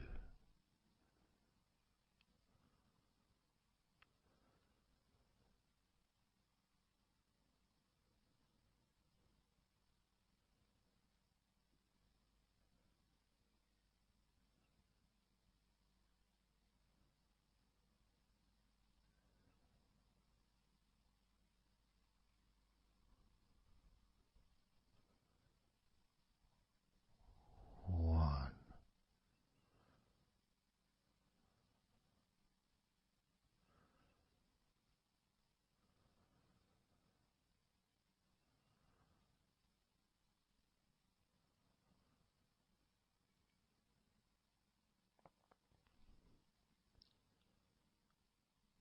Being aware of how your mind has slowed right down, sinking deeply into relaxation.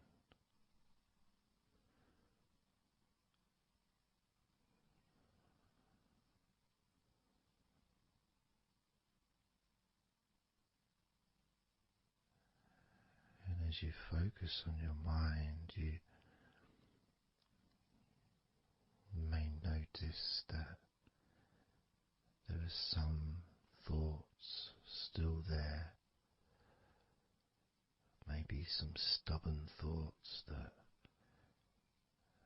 for some reason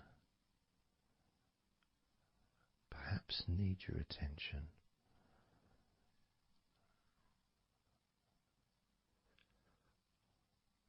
So what you can do is send love to those thoughts. Sprinkle those thoughts with love, like little petals from a flower. Just sprinkle it over them. Petals filled with love towards those thoughts, to let those thoughts know that you're not abandoning them. You just need them. You require them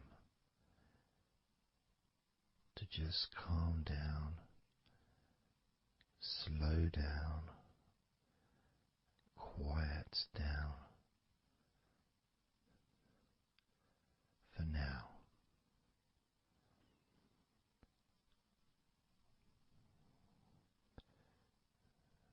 So as you focus on those remaining thoughts, as we count down this time from 7 down to 1, with each number,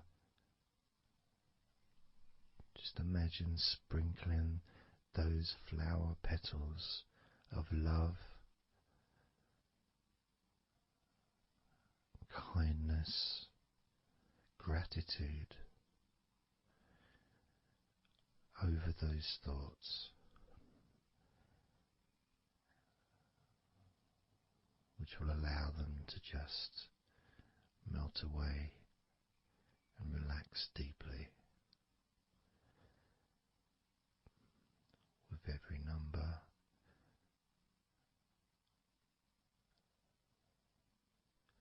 those thoughts will become more and more relaxed.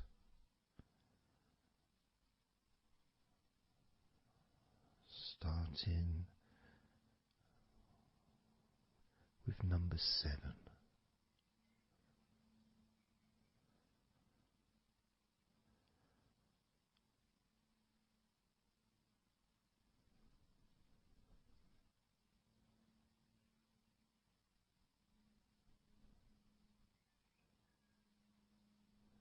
6. 5.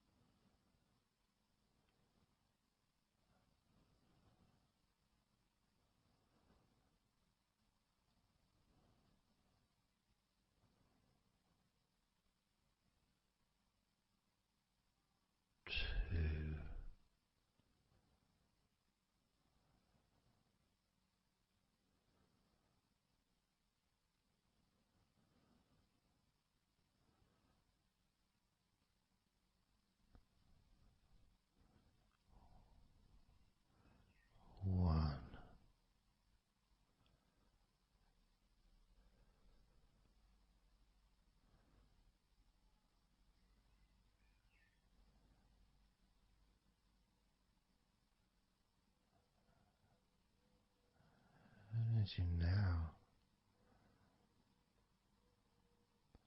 notice how relaxed you're feeling in your body,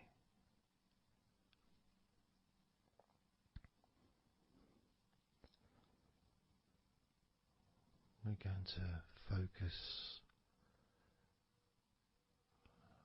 on your hands.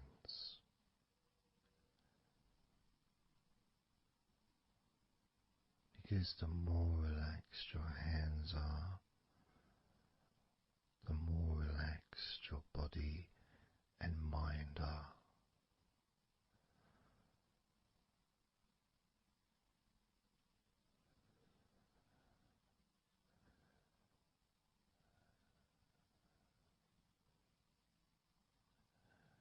And as you focus on your hands and your fingers,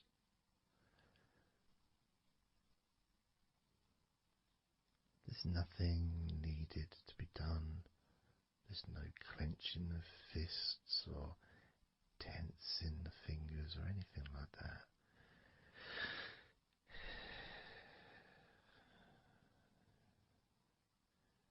It's just noticing and focusing on your hands.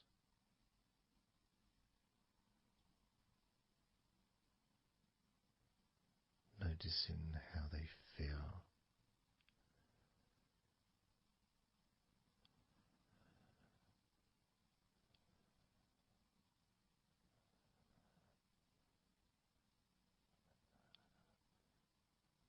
Because the more relaxed your hands feel, the calmer your mind feels, and the more comfort you feel throughout your body.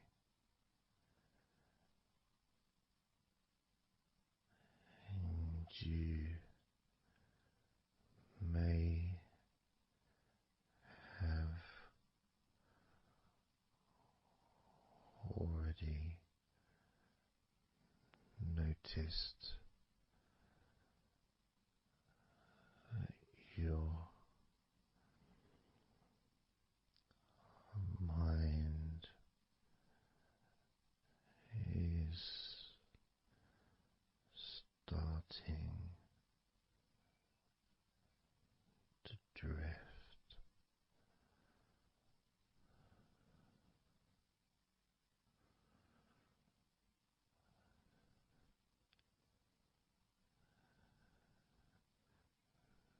Focusing just on your hands and fingers, allowing them to experience a real deepening of that relaxation in your hands and fingers.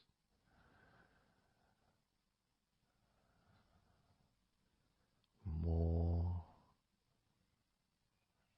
and more relaxed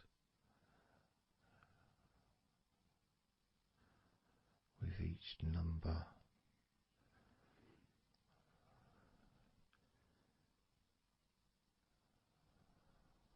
From 8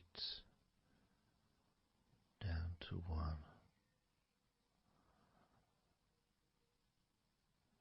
You can almost feel that healing and relaxing energy spreading into your hands and fingers,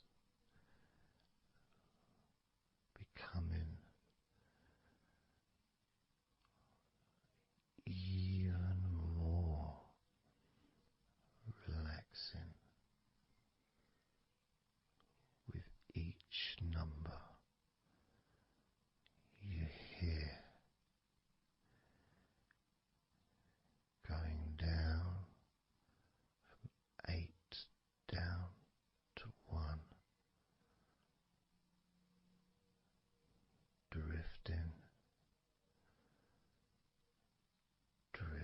again.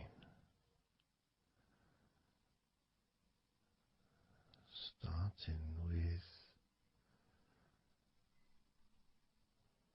number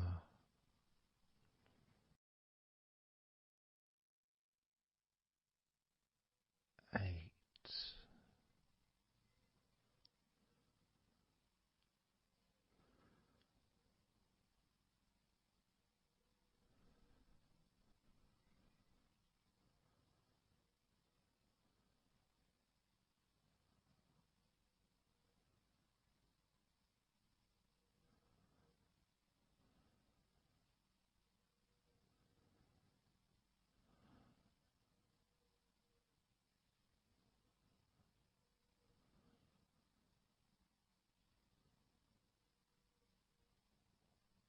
7.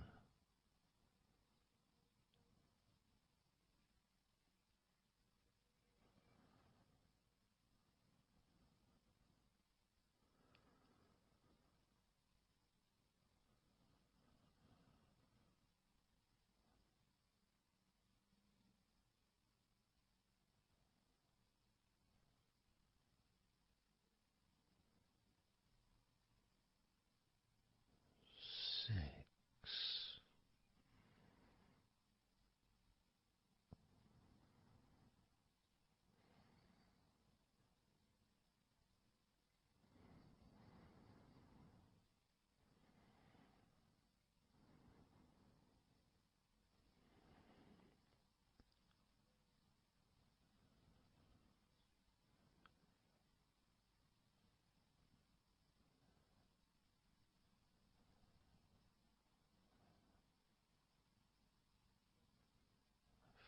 5.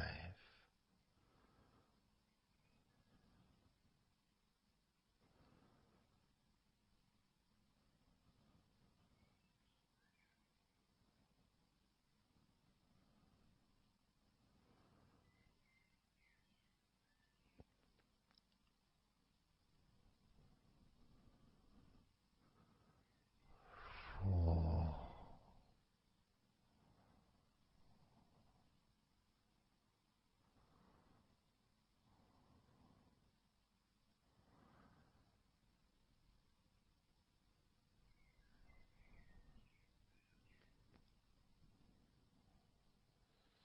3.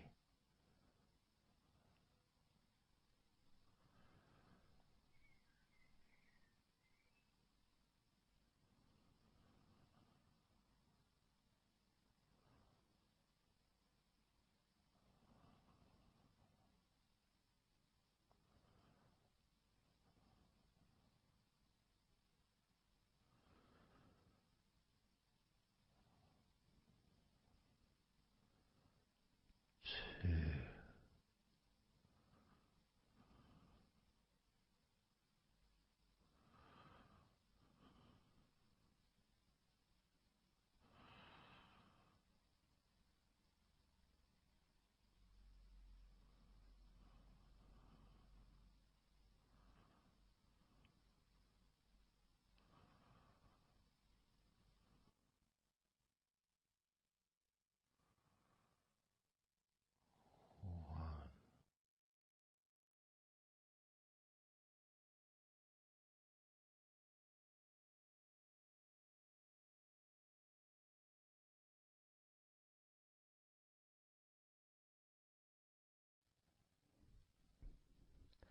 Just being here now.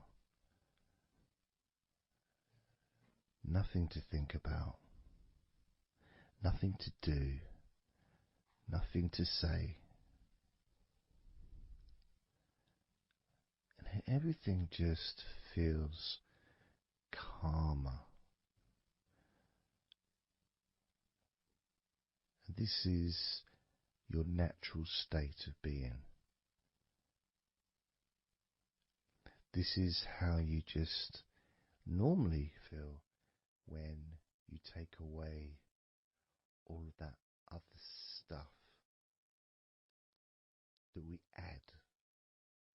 You know, things like stress and worrying and overthinking and anxiety, tension, just generally thinking about stuff. When you take that away, which is what we do, what we're doing now,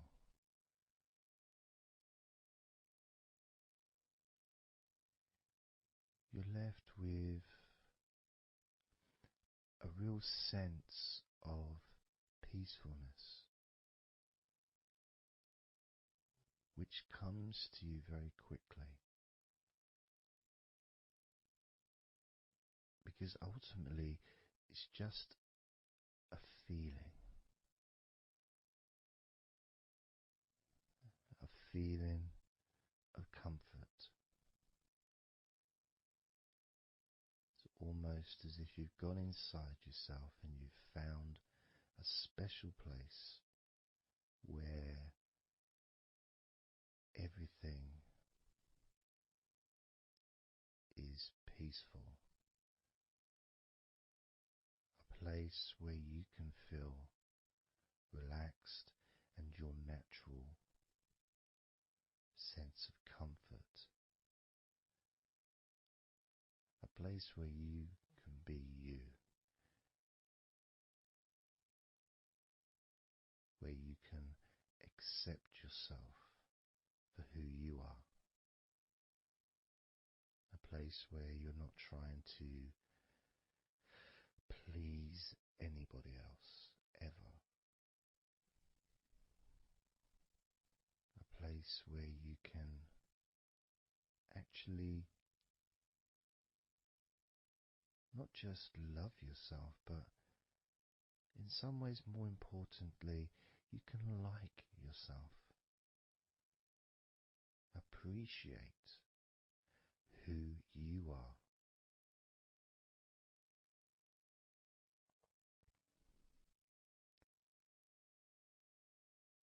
And that sense of gratitude is in the air all around you.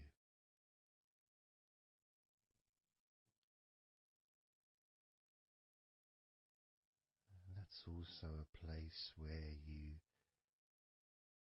can actually feel the healing energy soaking into your body.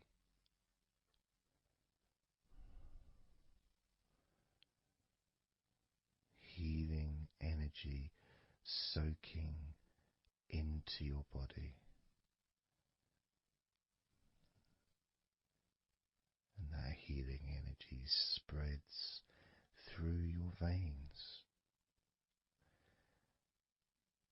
traveling to each and every single part of your body.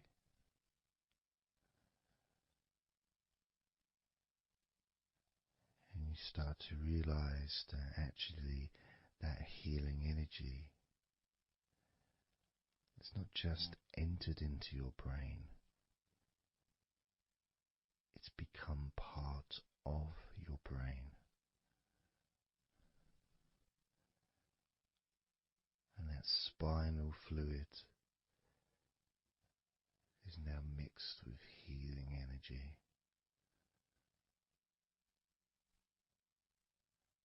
Not just allowing you to feel so much more relaxed and healthy in this moment, but also you start to realize that actually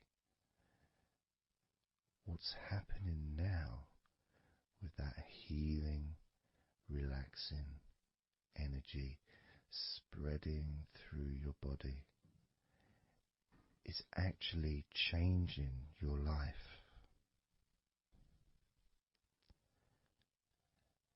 It's actually changing the way you're going to feel, not just now, but tomorrow and the next day, as your health improves. Not just your physical health, but your mental health. things that used to bother you in the past, for some reason, no longer have the effect that they used to, because something has changed deep within you. Maybe things that used to cause you to feel anger no longer have that power to control you the way they seemed to be able to before. As you realize that you're the one who decides what affects you. You're the one who decides to feel relaxed and calm when you choose to enjoy noticing these natural developments of healing continuing to grow and improve your life day by day.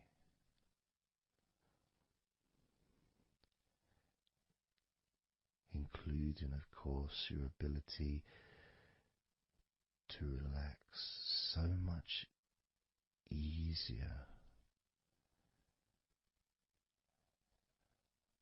and sleeping is the most natural thing in the world to you, because falling asleep is something that you've done so many times in your life, and you know that you were born, as we all were, with the ability to fall asleep naturally. We were born with that ability to just drift off into a deep, healing sleep.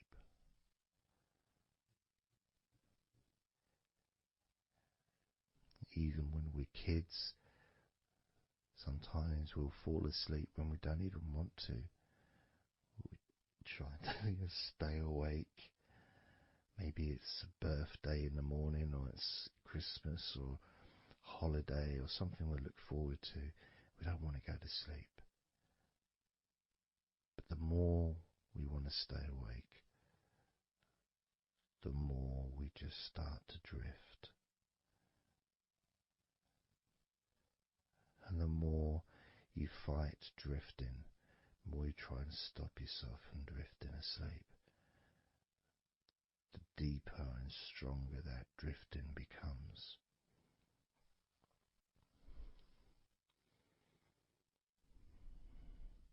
Because we're born not just with the need to relax deeply and to naturally fall asleep,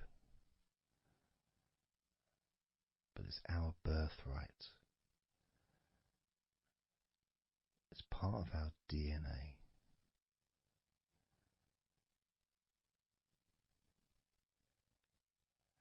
And sometimes as we get older in life, perhaps at times we have forgotten that relaxing completely is not only a wonderfully pleasant experience,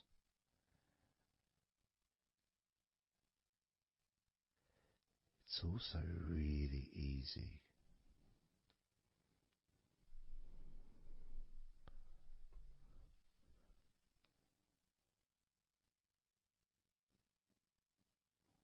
very, very easy to let go, because that's all it is. It's just deciding to let go.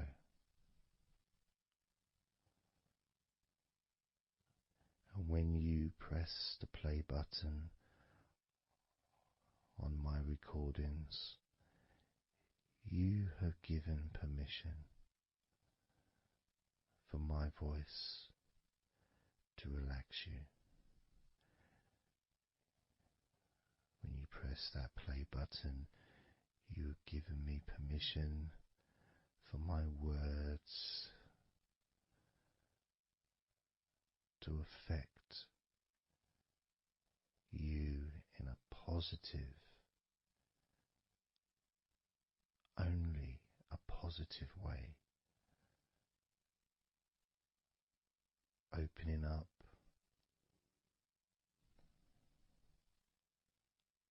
your mind to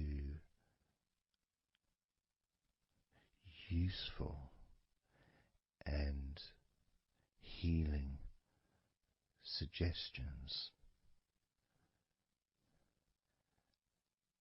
that can have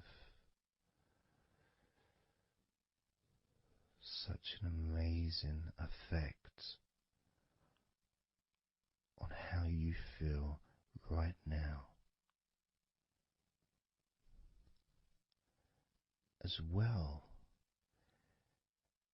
as those changes that continue long after the recording ends, those changes within you that continue to flourish and grow, transforming your life in a positive, beautiful way,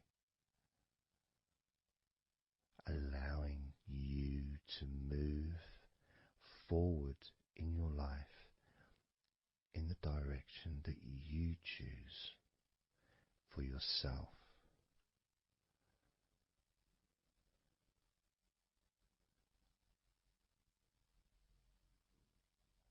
And this feeling that you can experience of safety, comfort, calmness,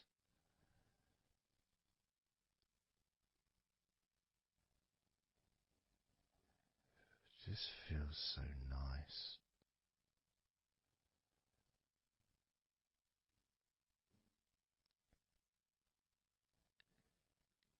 It's such a healthy place to be.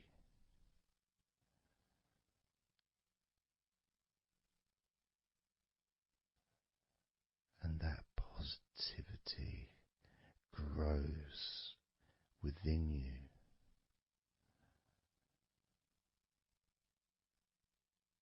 Each and every day, moving forward, you're going to find that you're more relaxed physically and in your mind is more relaxed. And it's not that you're thinking slower, it's just that your mind will be less clogged up with unnecessary negativity. Because from now on, your mind rejects negativity. From now on, you're going to start noticing when negativity arises, and you can just say stop. Stop.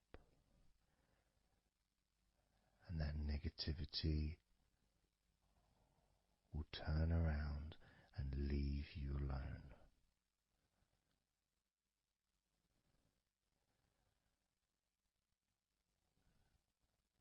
Stop, and that negativity would disappear.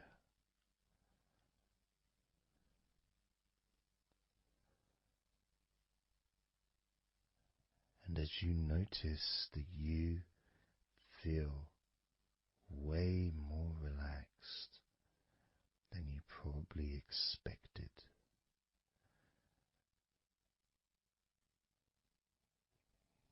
you can now congratulate yourself because you're the person that has done this. You are the one that has opened your mind up to the simple facts that you can feel more relaxed in your body and in your mind.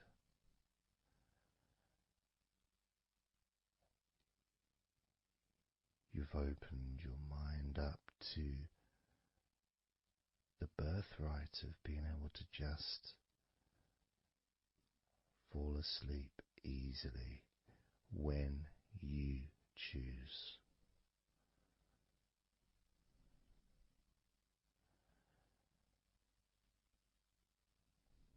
And that's a nice feeling, don't you think? It feels nice, doesn't it?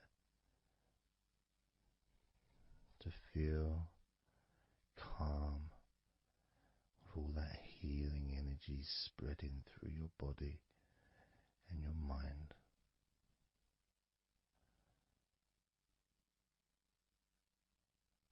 To spend time in that special place where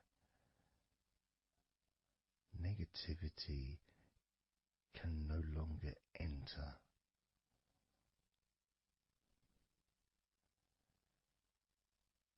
Negativity is banned, it's barred, it's not allowed entry. It doesn't deserve to be here, it doesn't belong here. Negativity has no place in your life.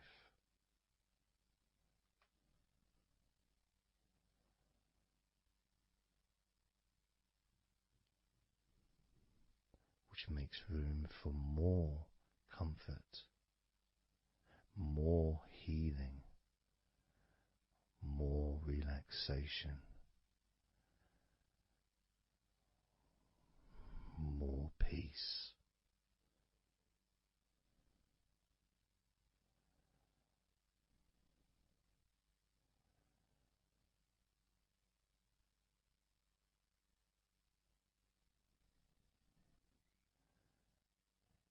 It feels nice, doesn't it? To just let go of everything.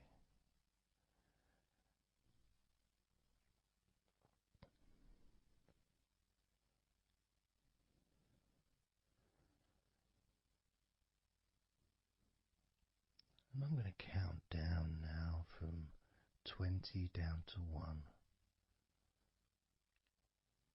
You can continue to relax.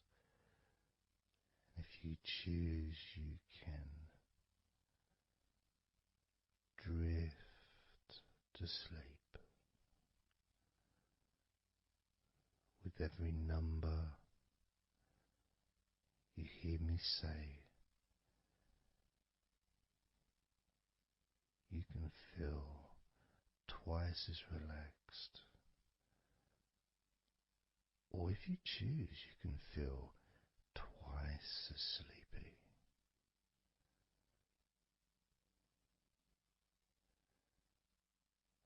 Now,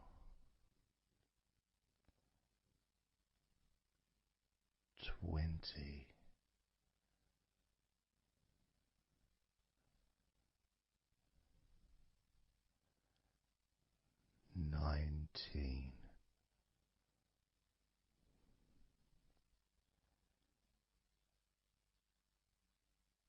18,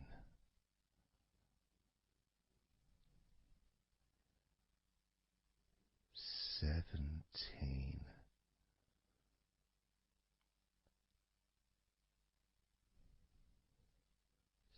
16,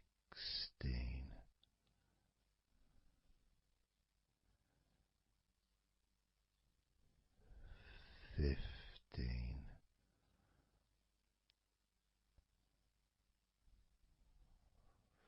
14,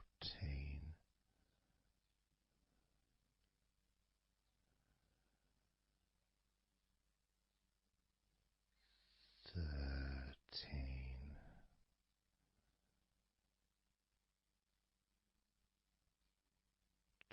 12,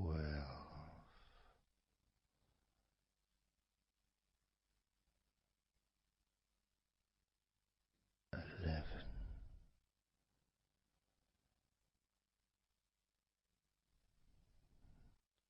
10,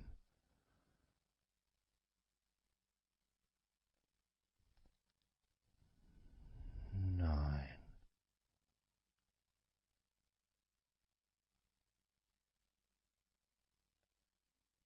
8,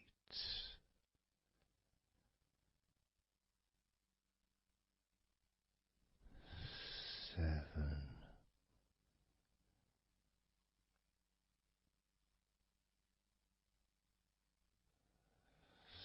6,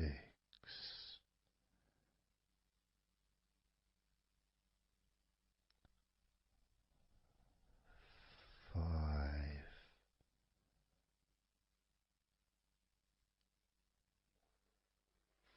4,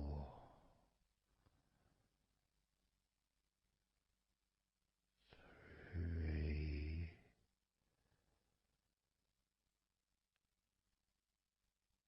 2,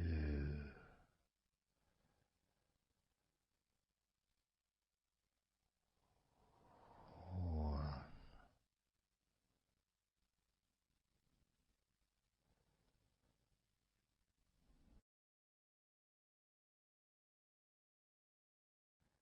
This is your time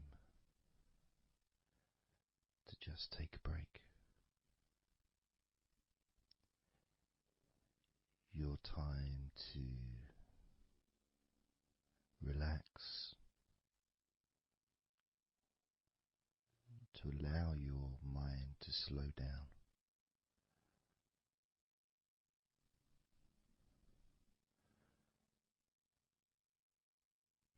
To give yourself permission to take a break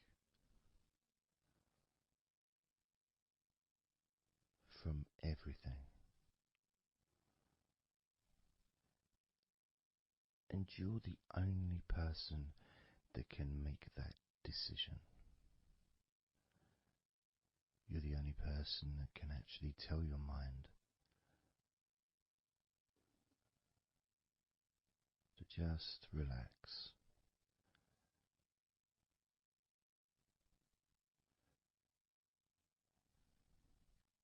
To just take some time off.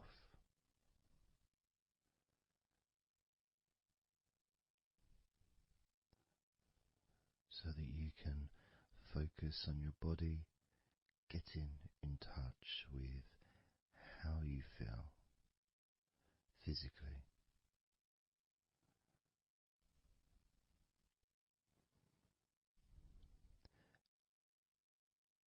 And in the process of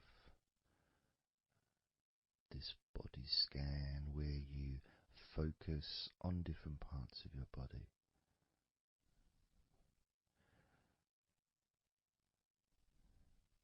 those parts that you focus on and observe,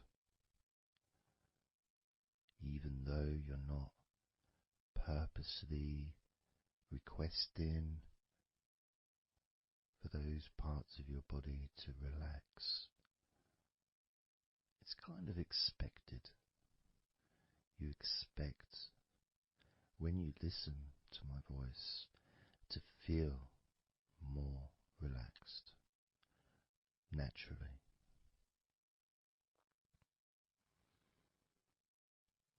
Because when you're listening to me, your attention is focused on my words, and as my words guide you to focus on those parts of your body, your focus increases,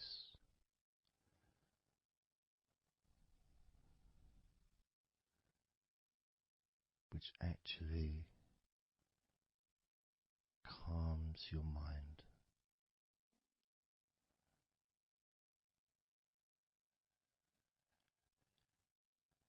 And when your mind calms down, your body relaxes.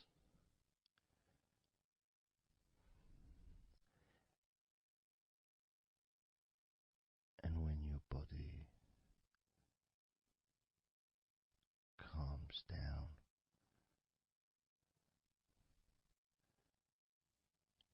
your mind relaxes.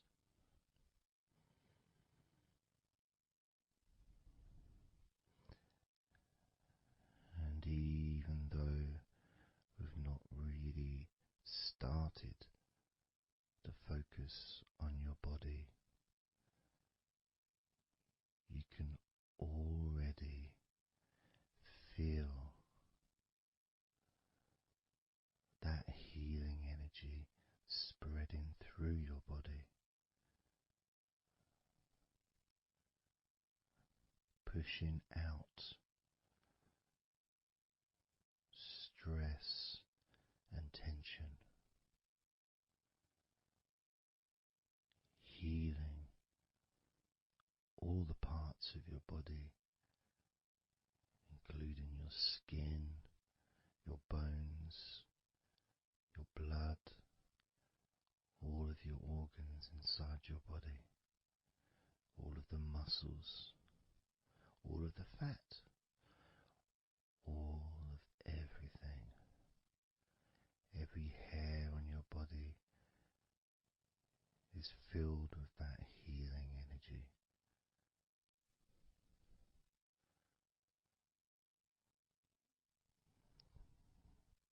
And when your brain fills with that healing energy,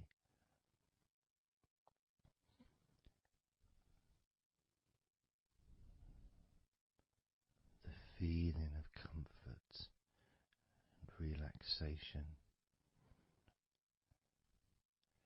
increases.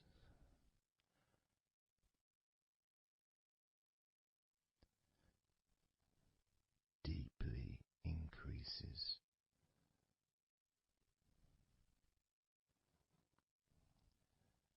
In a way that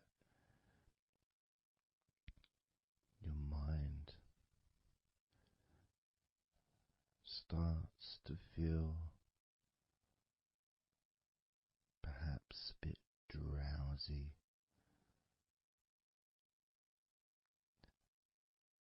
because it's not needed, and it may start to drift.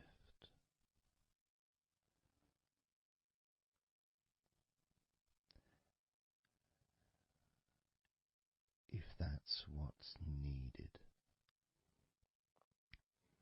So if you're listening to this and what you need is deep relaxation, that's what you'll get.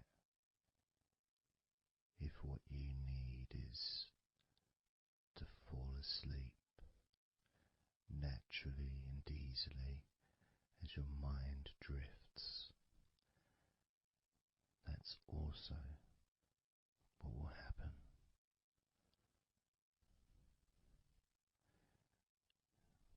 because by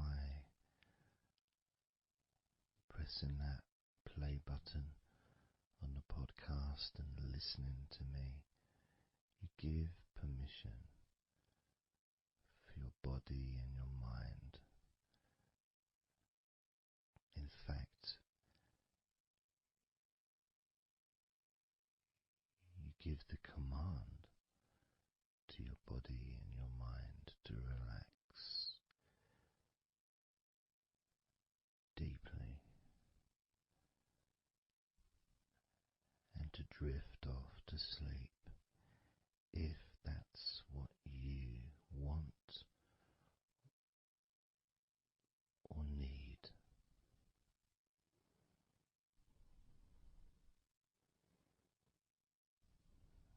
And as I focus on the different parts of your body, you may start to just drift, and then you come back again and you hear me talking, and I'm focusing on a different part of your body. And you may find yourself drifting, but you don't realize you're drifting until you stop drifting and you're alert again to my voice, focusing on a different part of your body starts to relax even deeper, because that drifting is basically you already in the sleep zone.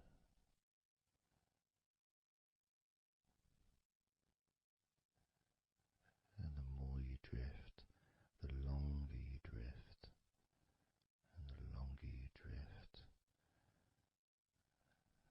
eventually that drifting continues into sleep. And that's the last you remember until you wake up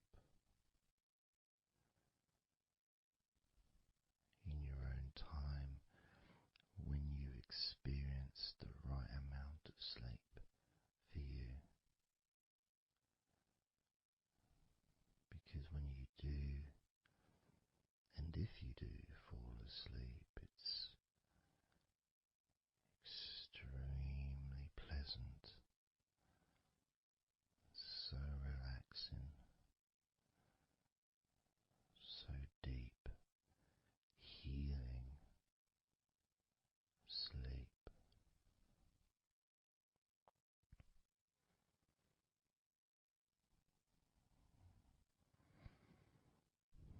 And it feels so nice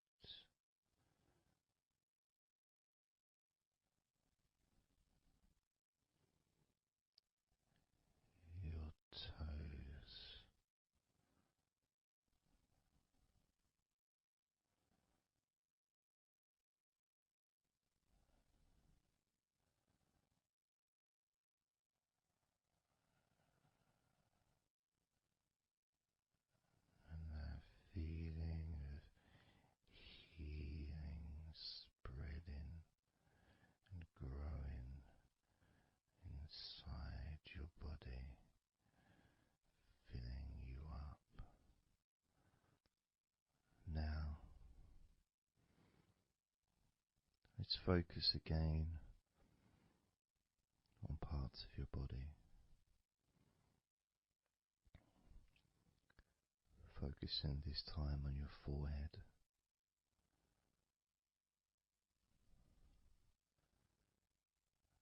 Now on your mouth, your lips, your tongue, the whole of your mouth.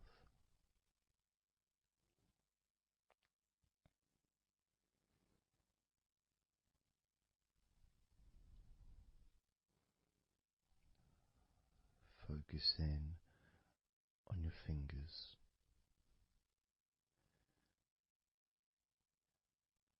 Maybe you could move your fingers a little bit so you can focus on each one individually.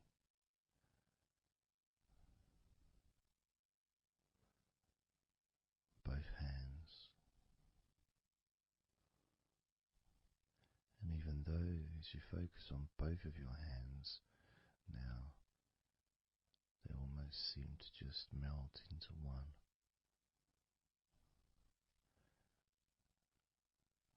Where does your right hand start and your left hand end? It's almost as if it just mix together.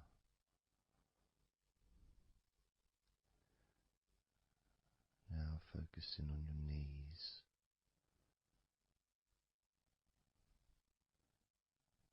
Just noticing how your knees feel.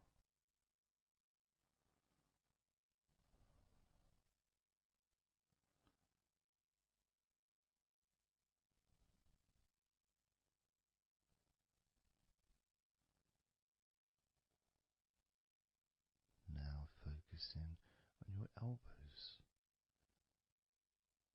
Focusing on both of your elbows.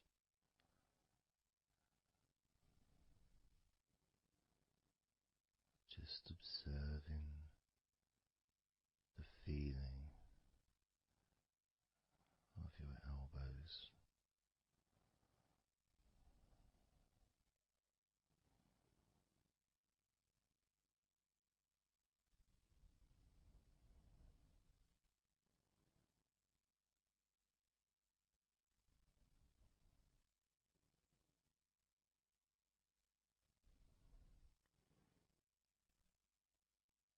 Now focusing and observing the back of your neck.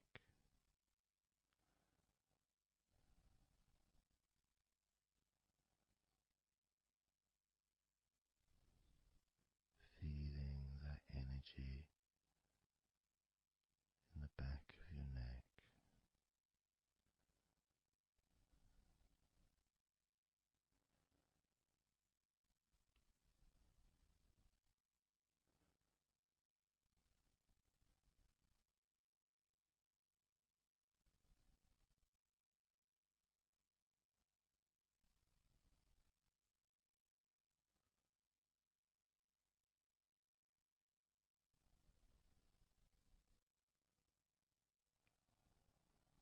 Observing your ankles.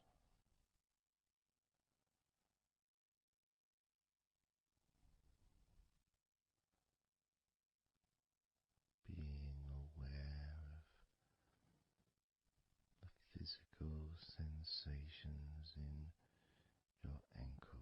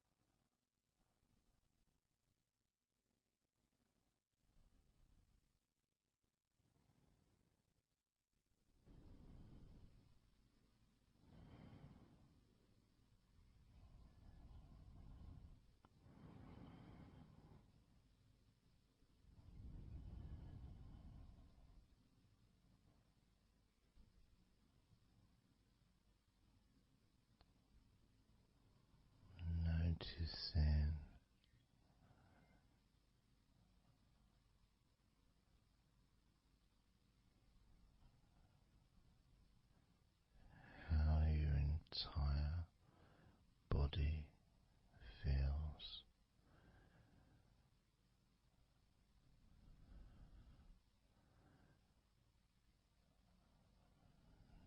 Noticing how your mind feels now.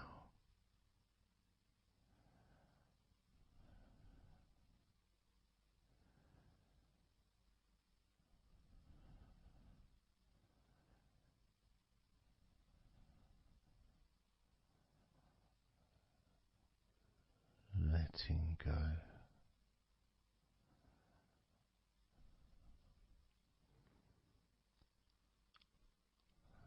Letting go.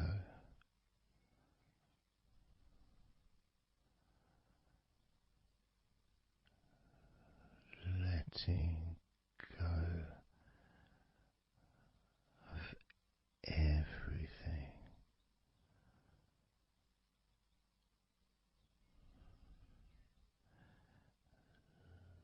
Letting go.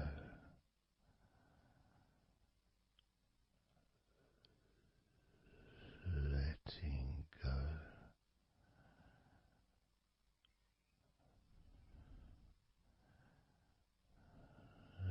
Letting go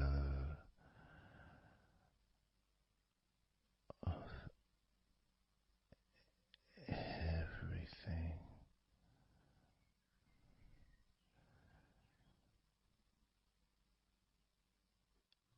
Everything.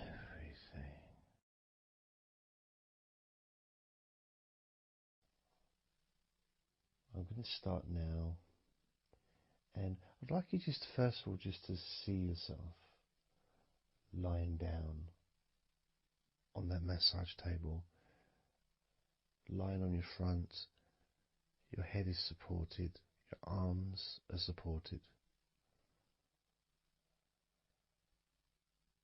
and you feel comfortable, and breathing is really easy, and you feel confident in how you look as well. So there's none of that issue of body problems or shyness, because I'm a professional, and this is a therapy session, so none of that stuff matters whatsoever. This is about you. This is about how you feel and how you can enjoy that sense of comfort and relaxation that comes from letting go and allowing my hands and my fingers to relax you by massaging your body.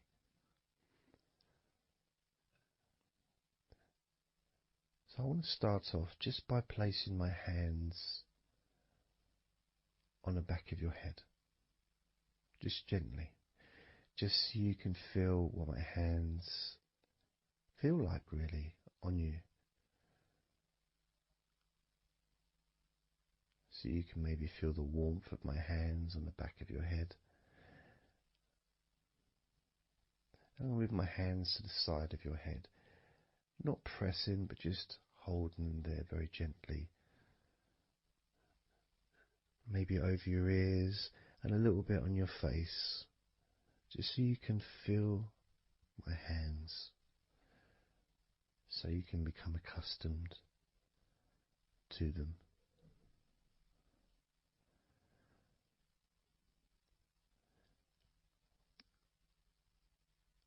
And now put my hands on the back of your head again and gently let them slide down onto the back of your neck.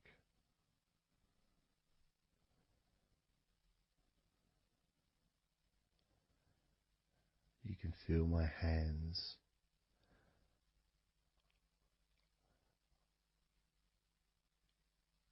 gently stroking the back of your neck to start with, just so you can get used to the feeling of my hands on your skin. Get accustomed to it. Realize that you're safe and it's all good, it's all fine.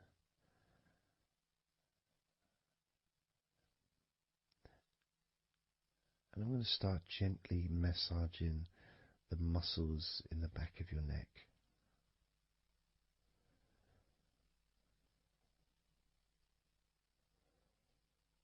With both hands.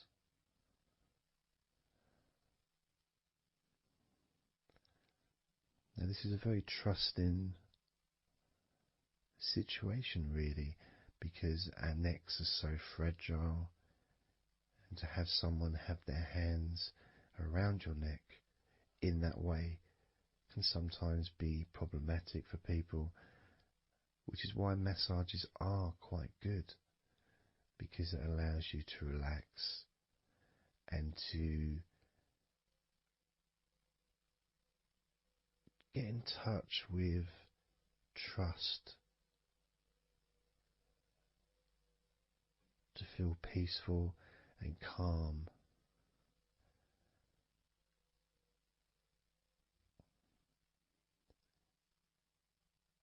There's a massage the sides of your neck gently,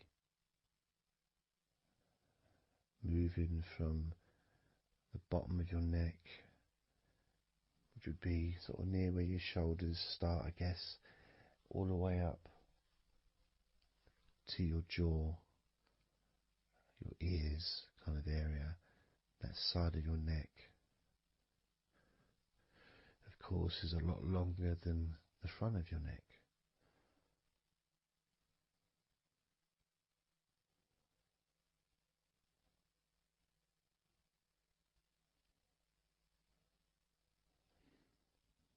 And massaging the back of your neck, especially that area where perhaps we hold tension. And as that area is massaged, you can actually feel a sense of release in the back of your neck.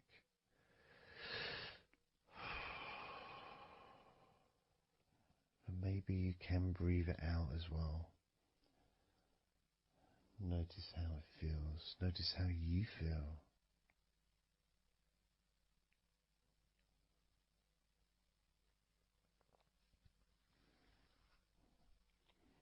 Then moving down to that area between your neck and your shoulders, that muscly area,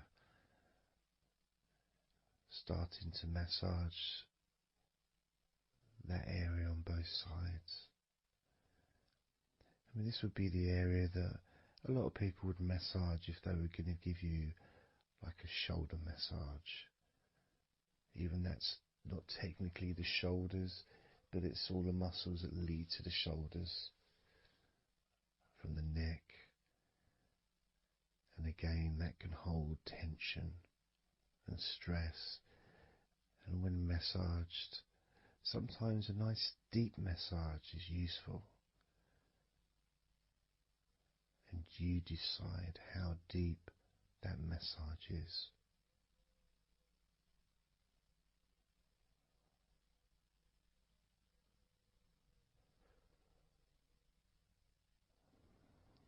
And just allow my knuckles just to dig in, to get to those muscles and to really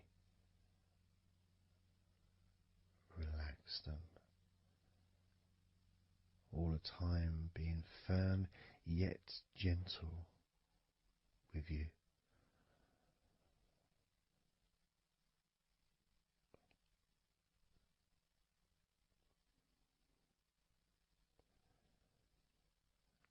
And just stroking down that area to your actual shoulders, moving to the muscles of your shoulders.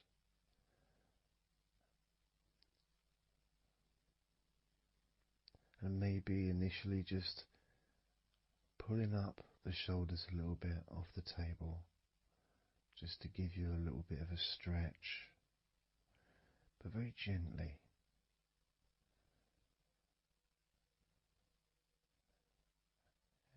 And you've got the muscles at the front of your shoulders, the sides and the back.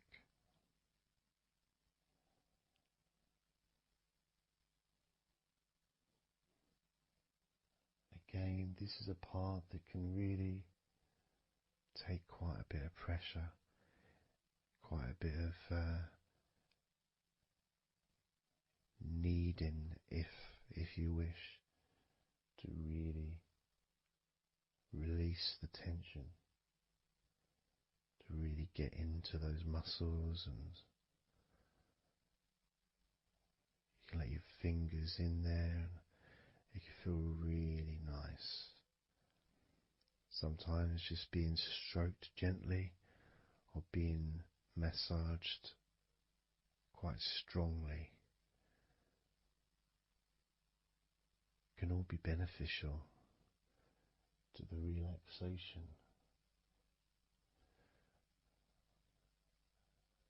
of the muscles in your shoulders.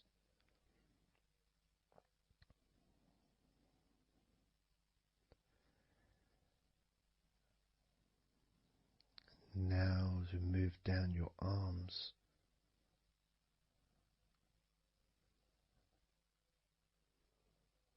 we'll do one arm at a time, starting with your right arm.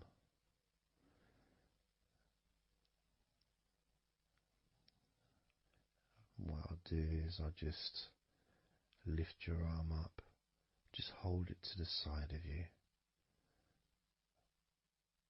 Don't worry, it'll still be attached. And I just massage the tops of your arms.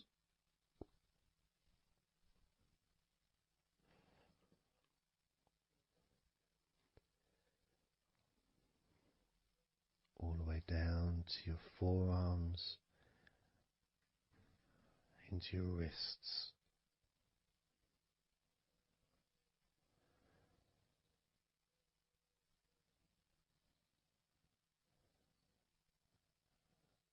Gently massaging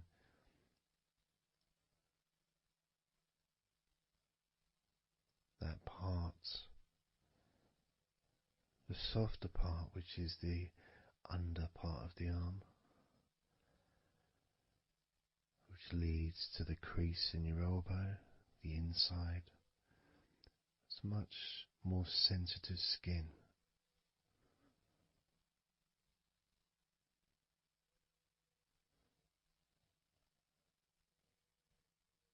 Sometimes just having that stroked can feel really nice, pleasurable and relaxing.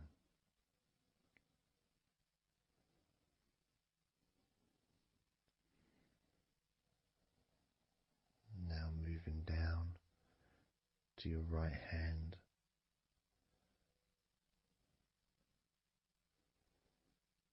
Just holding your hand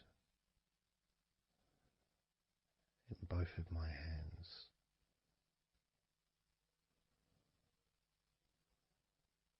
Just pressing gently on the back of your hand and stretching your fingers ever so lightly.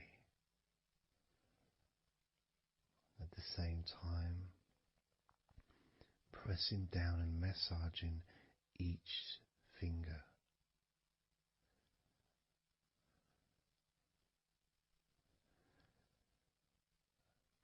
And then starting to massage the palms of your hand.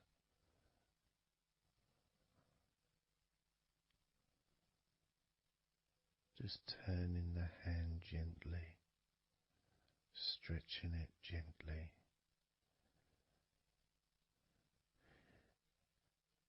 And actually having your hand held can really be an emotional experience sometimes, even if it is with a stranger.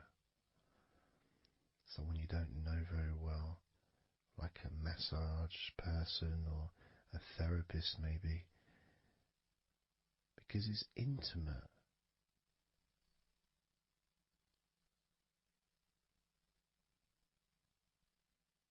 And it can feel nice and you can feel safe.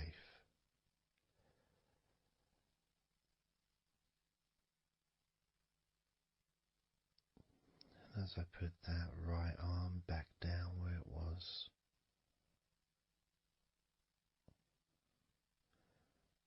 we're going to do the same with your left arm. Exactly the same.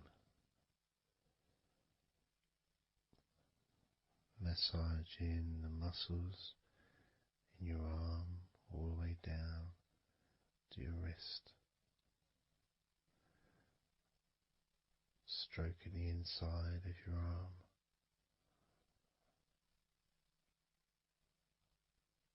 Just being gentle or as firm as you require.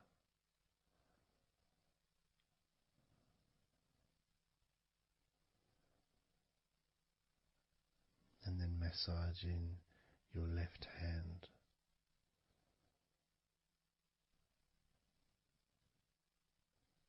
Stretching the fingers gently. Massaging the palm of your left hand.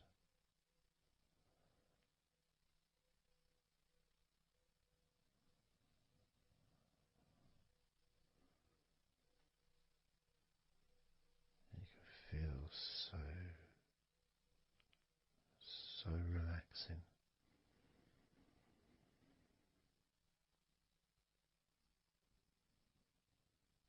So comforting.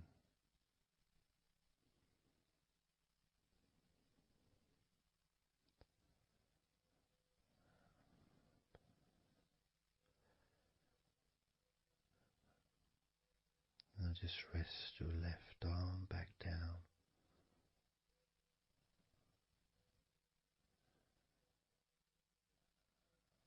Start to massage your back, the biggest part of your body.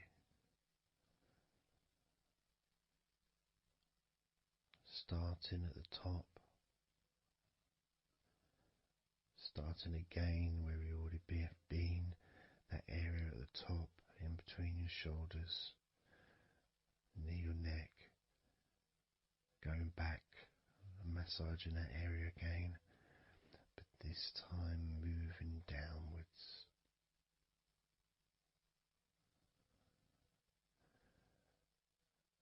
Making a downward stroke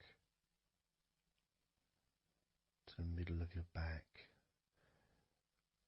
working from the outside inwards, so massaging your back, but the outsides of your back, the parts where your arms would maybe rest against.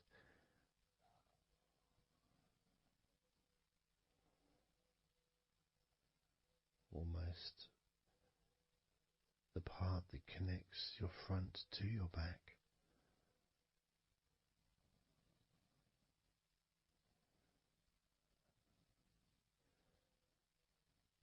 And just massaging down firmly but gently, as firm as you want. Moving down and then moving across a little bit and moving all the way down again. Being very gentle, yet firm as you choose.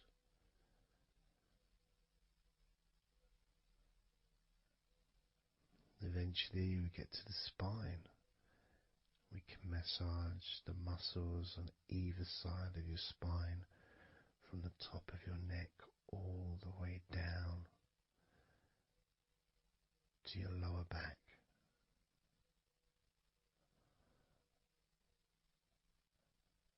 We can do that a few times,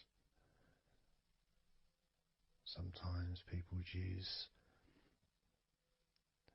the knuckle or the, two fingers and just go either side of the spine and almost just push down and go all the way down to the bottom of the spine. Each time releasing tension and opening up the body, stretching your body so that you feel more relaxed, but at the same time rejuvenated.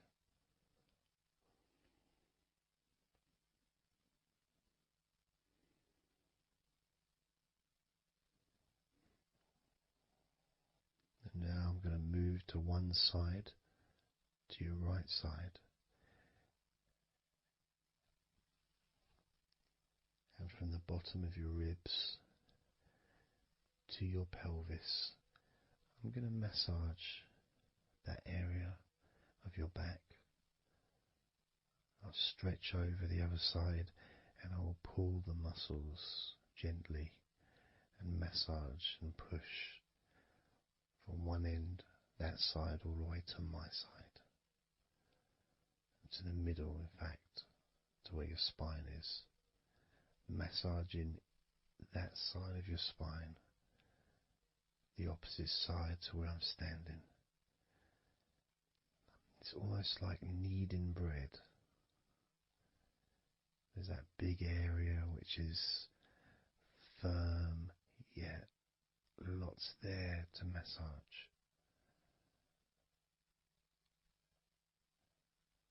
Potentially one of the most important places to actually have a massage, because you really feel it.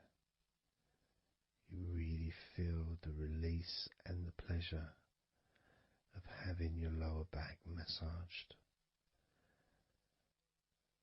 It releases so much from your body that's not useful, starting a healing process which will continue long after this recording is over.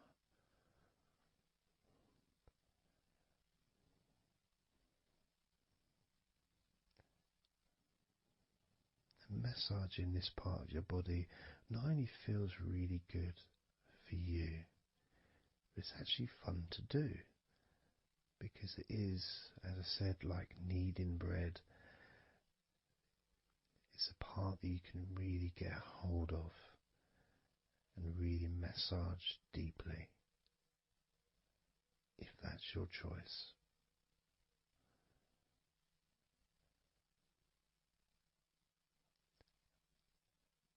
Then I'm going to move over to the other side of your body and do the same with the opposite part of your lower back, kneading and massaging from your sides all the way to the middle of your back where your spine is. Pressing and kneading.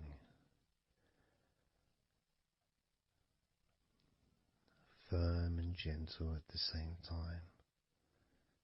It feels so releasing. This mixture of pleasure, comfort, release, calmness, relaxation, all mixed together.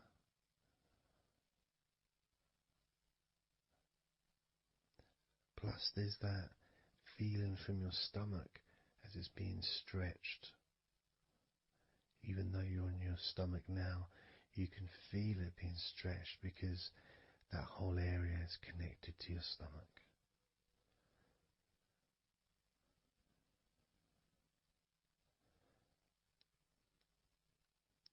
Now we're going to move further up to your top of your body, and I'm going to do the same. This time starting with your upper back, put my hands forward over and massaging that area up to your spine, from the side of your body up to your spine. So some of that massage area, the muscle tissue,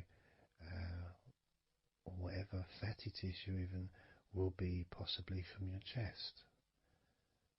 Because it's all connected, the chest and the back connect together. I'm going to be massaging and just pulling some of that skin from your side up and massaging that area of your upper back all the way to your spine. And then I'll move down a bit and I'll continue with the middle of your back, doing exactly the same thing. As gentle or as deep as you choose.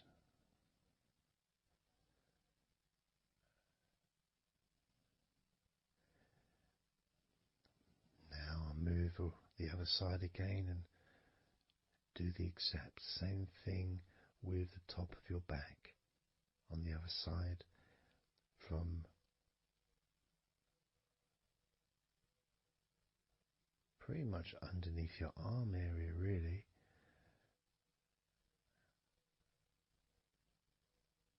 to your spine.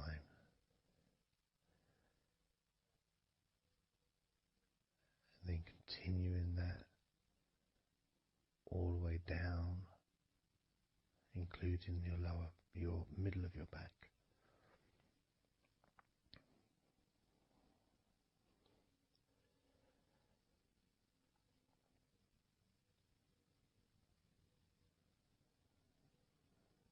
Now I'm gonna go to your thighs, the backs of your thighs, and the sides of your thighs. Starting with your right leg, massaging the back and the sides of your thighs, gently and firmly. There's a lot of muscles there. It's an area that can be very tense at times and maybe needs a little bit more pressure than the rest of the body. But that's up to you.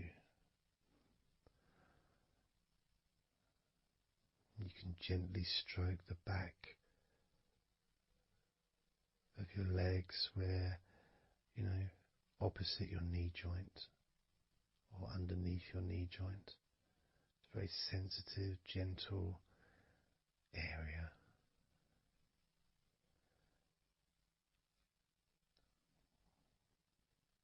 And working down to your calf muscles,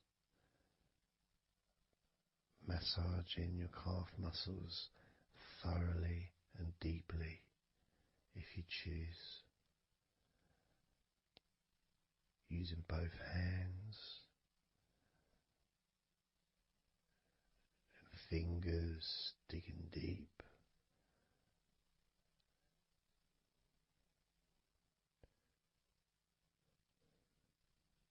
To your ankles and the back of your ankles, just gently massaging that area.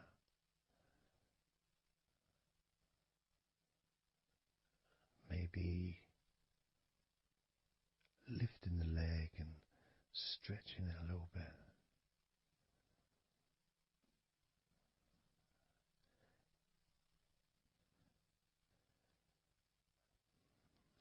Moving to the right foot.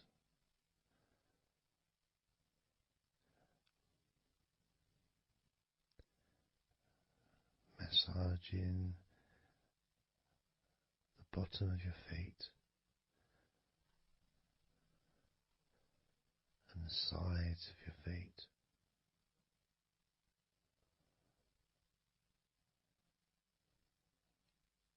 Gently but firm enough so they don't tickle.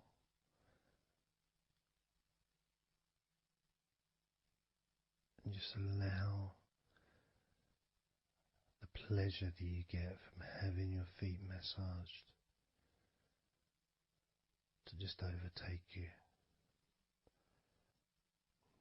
As I continue to massage your feet,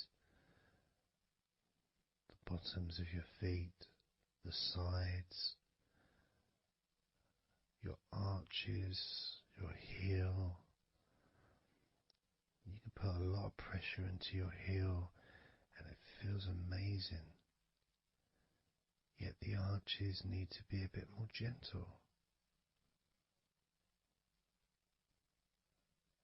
Stretching your toes gently and massaging the bottoms of your toes with my fingers,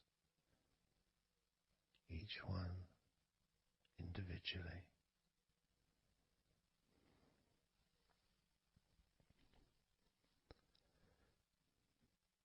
Moving over to the left leg to do exactly the same thing.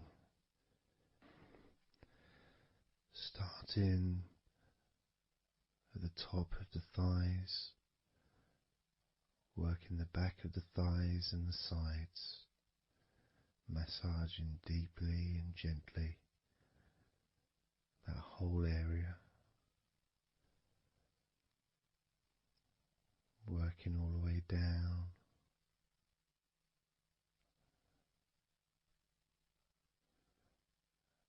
And this is an area that maybe you could like to spend more time relaxing and massaging. So perhaps if you wanted, I could make a future recording where I spend more time on one particular area.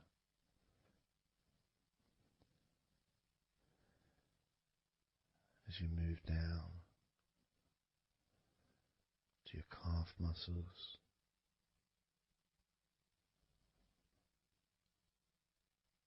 massaging your calf muscles firmly and gently.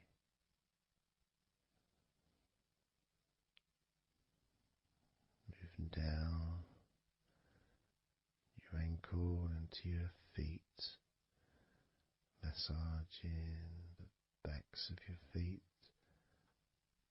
the bottoms of your feet,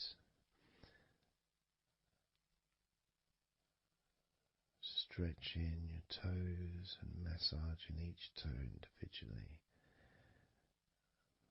And that feeling of pleasure and release that you experience when you're having your feet massaged feels really good.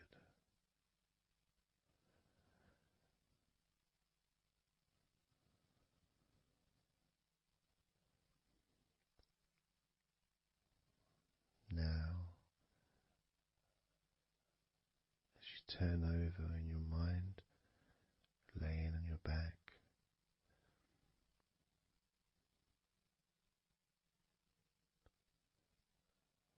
I'm just going to start again at your neck area.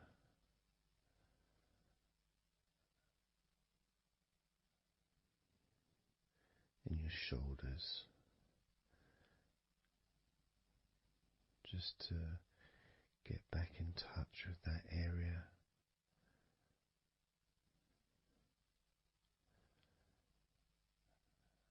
And as we move up,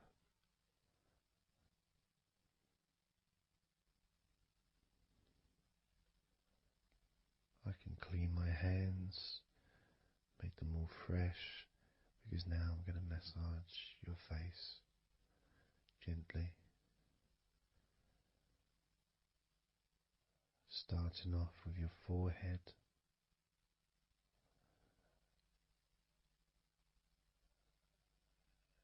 your eyes are closed and I can just stretch your eyes a little bit, pushing up on your eyebrows.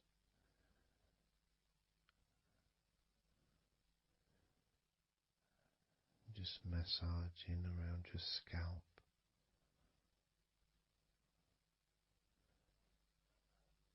massaging down your cheeks, around your ears, into your jaw, gently, the sides of your neck, your chin,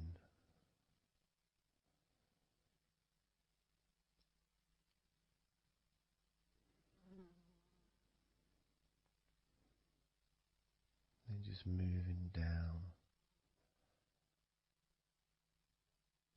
from your neck down to your chest, starting by massaging the very top of your chest,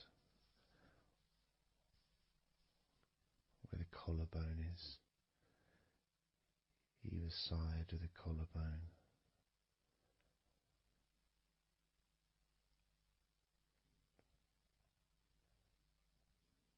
And then just massaging the whole of the chest.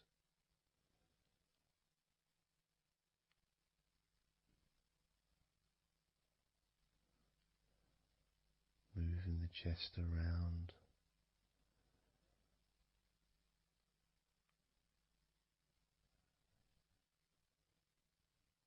Because it's quite a large area, you can move from one side to the next. Moving my hands from underneath pretty much where your arms are, stretching up, stretching some of the muscles of your back in the process.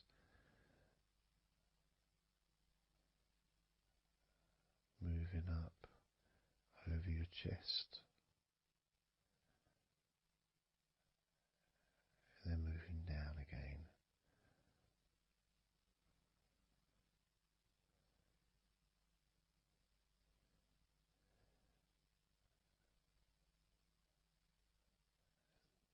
Then allowing my hands to just massage gently and slide down towards your stomach, starting in the middle of your chest. And then gradually my hands moving apart and massaging and sliding at the same time, moving down to just below your rib cage.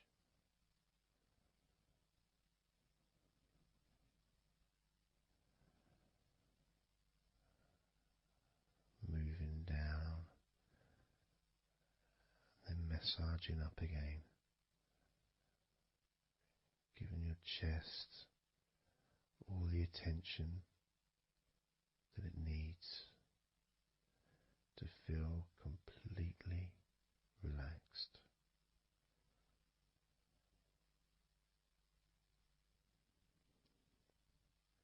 Remembering that I'm also going to be focusing on your sides as well, an area that really doesn't get much attention,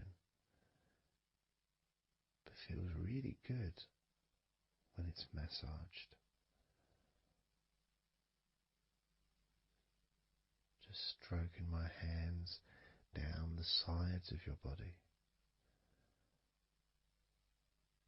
just below your arms, all the way down to your hips.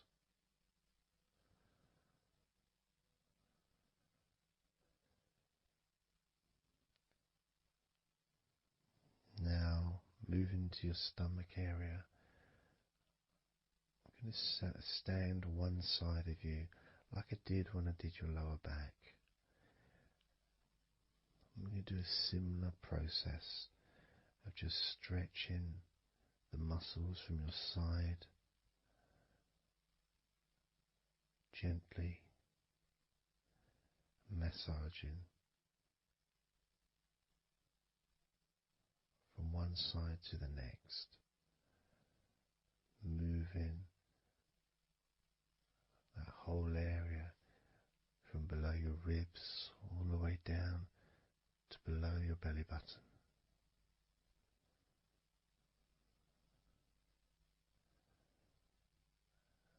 I'm going to move round to the other side of you and repeat that.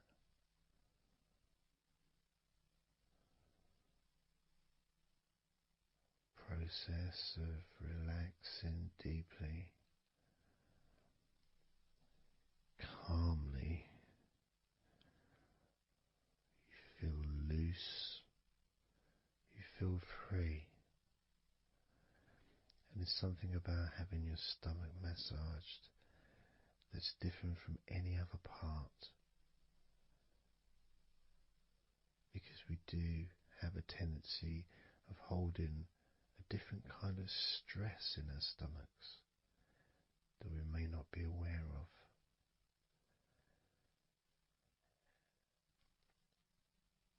As I now massage your stomach,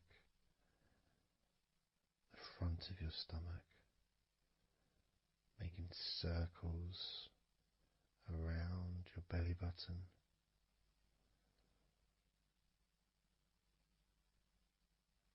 and then going the other way around.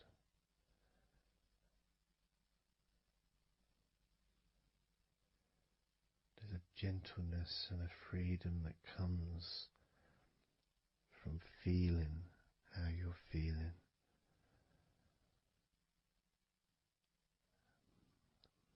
As I now move down the tops of your thighs, the muscles, massaging them. And I can do this with 2 legs at the same time, pressing down, massaging deeply those muscles in your thighs, the front of your thighs.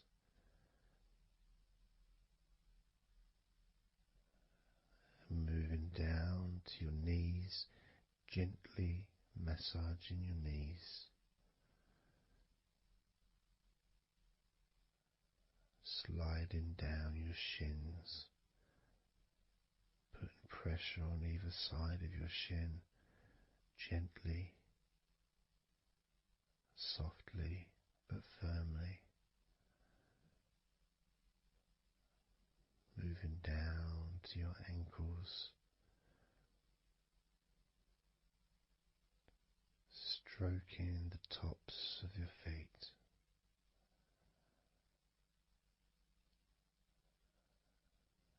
And then with each foot in each hand, just gently massaging the whole of the foot. The top, the bottom, your heel, your ankle, your toes. Massaging every part of your feet. It feels so good just to let go and enjoy the process.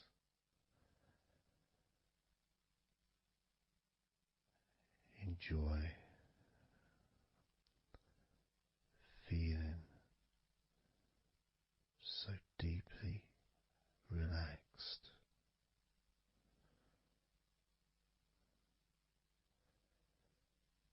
So much comfort and so many feelings that come just from touching your skin.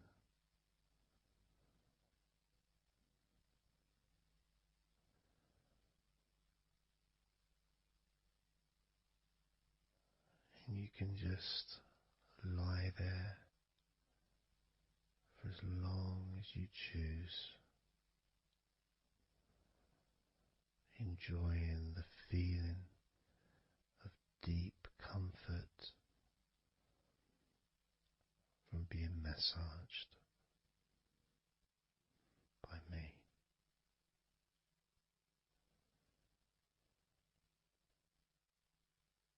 Enjoy feeling deeply relaxed.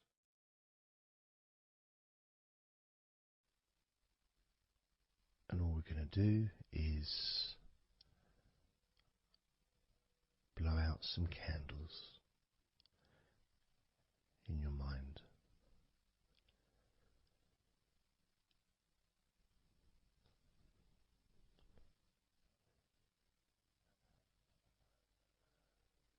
There are going to be 100 candles.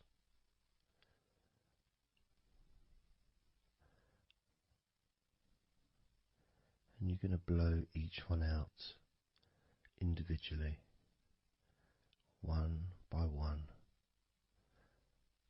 starting at 100 as I count down,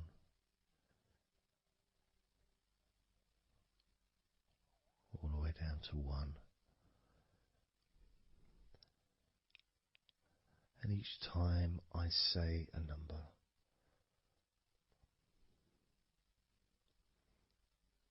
you can imagine that candle in front of you, and I'd like you to actually physically gently blow that candle out.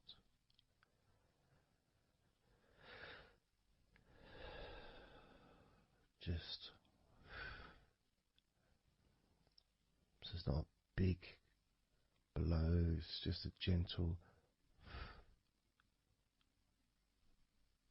and that candle will extinguish.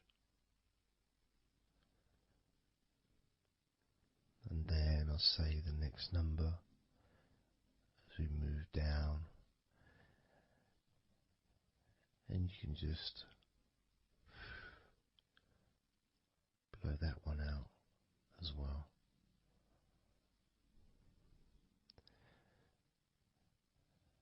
And as we move down the numbers,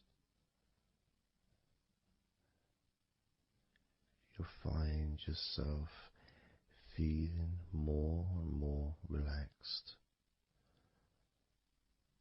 And if you need to sleep, you'll also find yourself becoming incredibly tired and sleepy. In fact, you may struggle to blow out all 100 of these candles.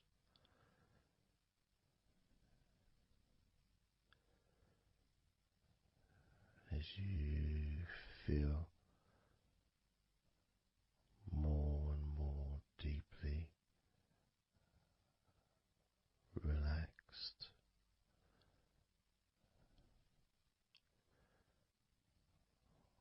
more and more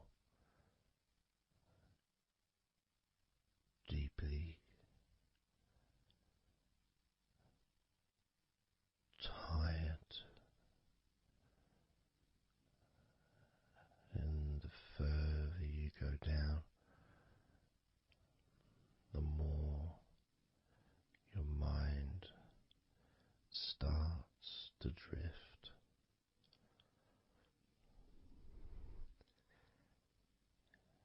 And you may find that you stop listening to me after a while.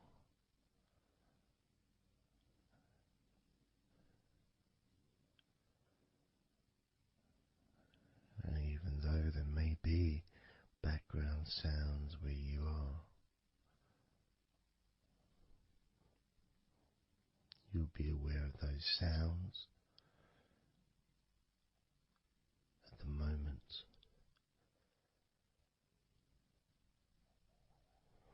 You may start to just not even notice them at all, because they're unimportant.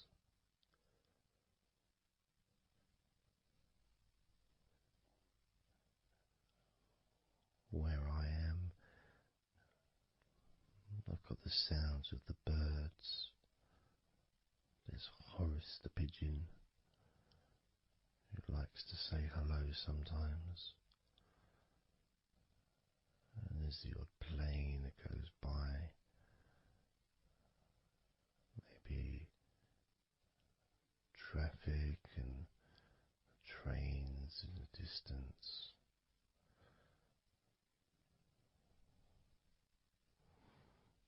But none of that seems important whatsoever. The more candles you blow out, the less important anything is. The more candles you blow out, the further you seem to move away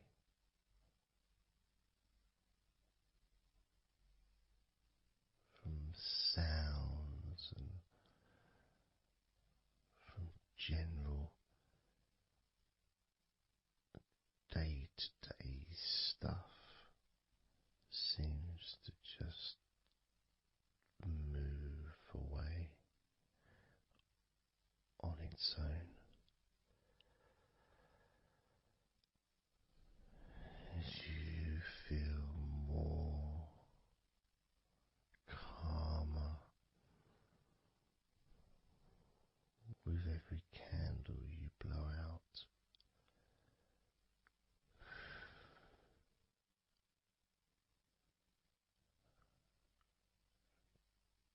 Guiding you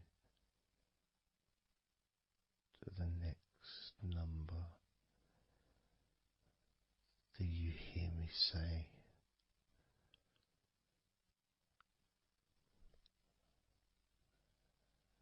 And then you blow that candle out too.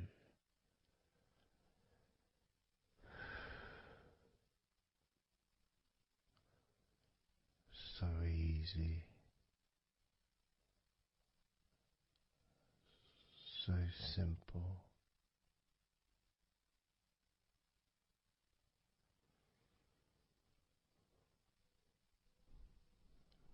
I'm going to start by introducing the first candle,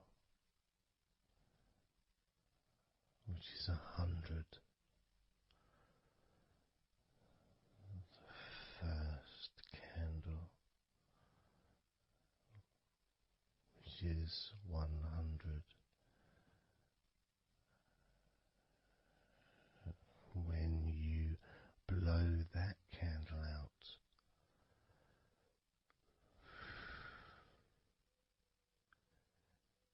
you'll find immediately a slight change in how you feel,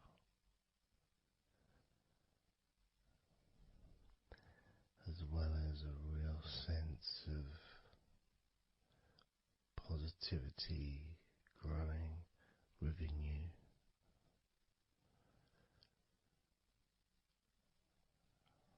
Relaxation and sleepiness expanding.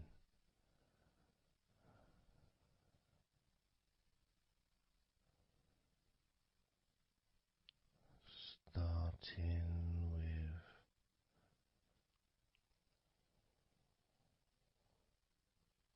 100. Blow out that candle now.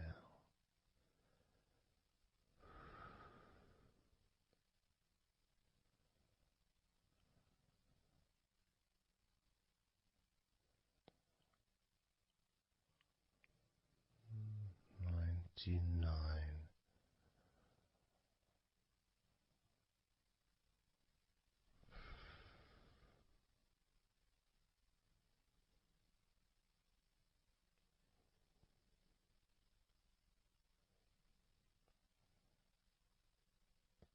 Candle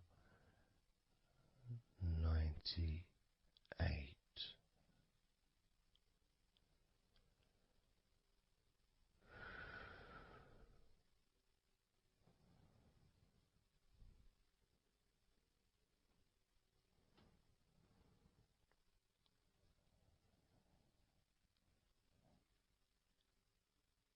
Candle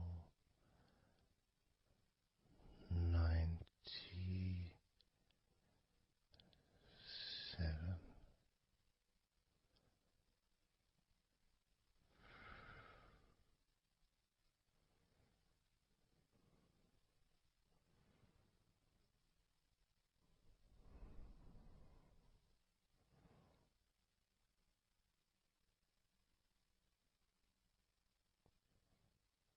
Candle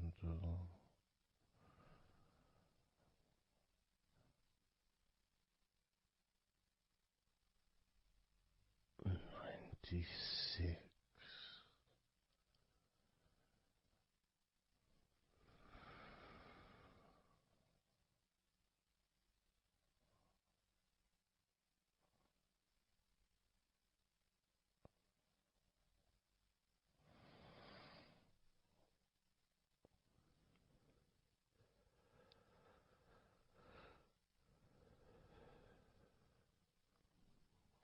Candle 95.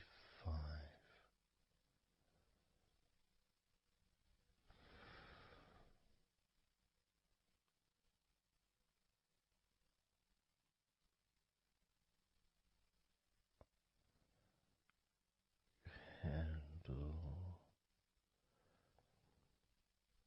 94.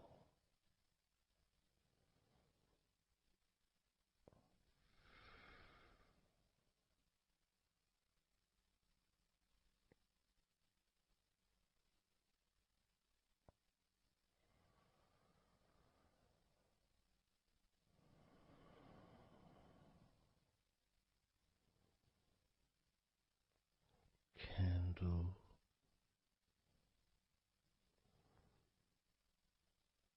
93.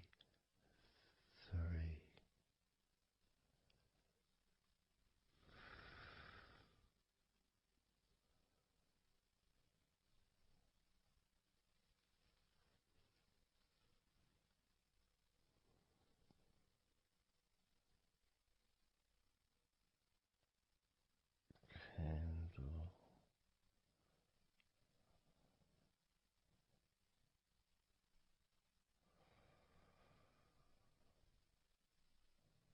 92.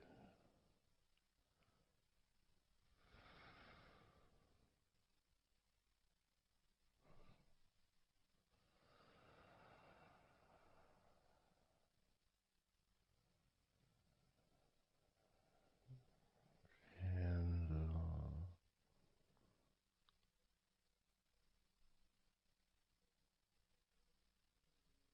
91.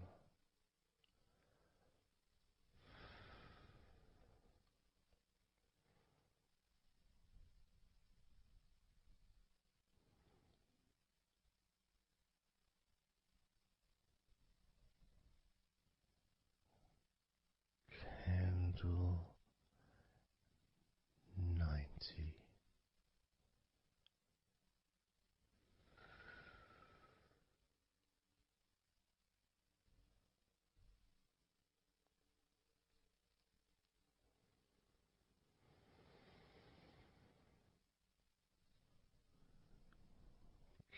Candle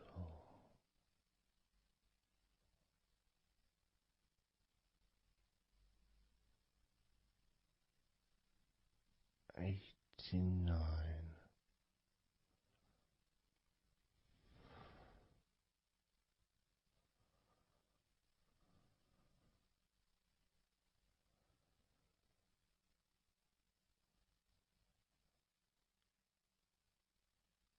Candle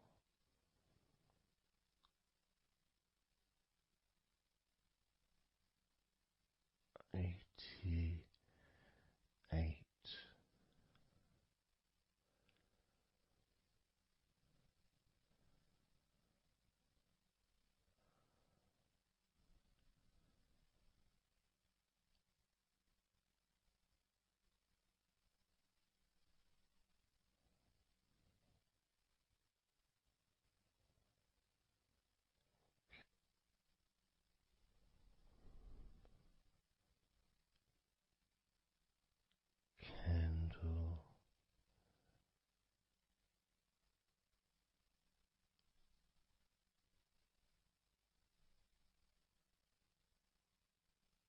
87,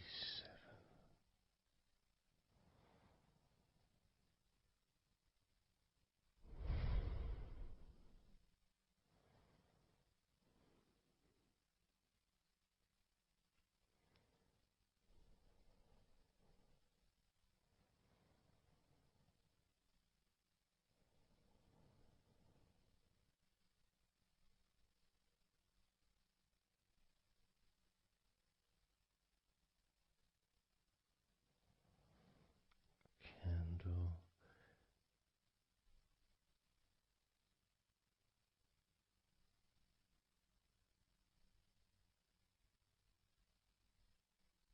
86,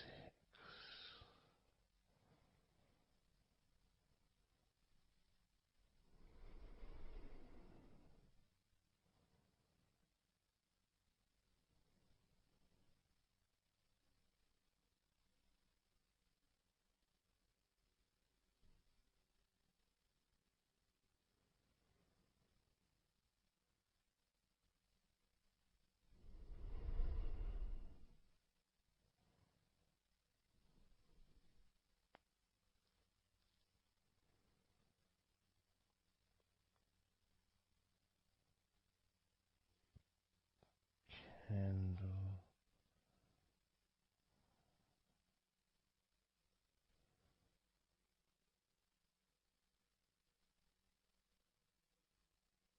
85,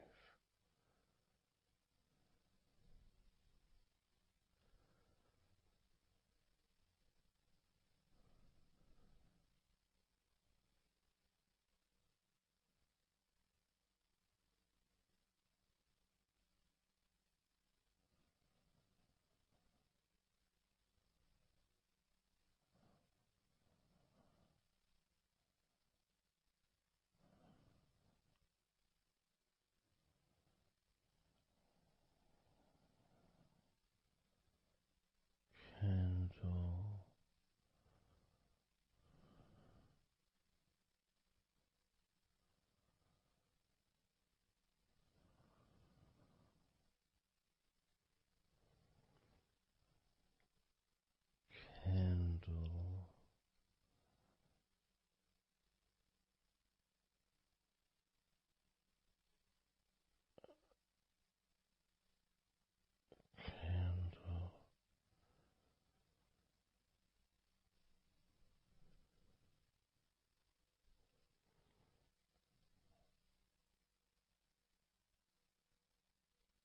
82,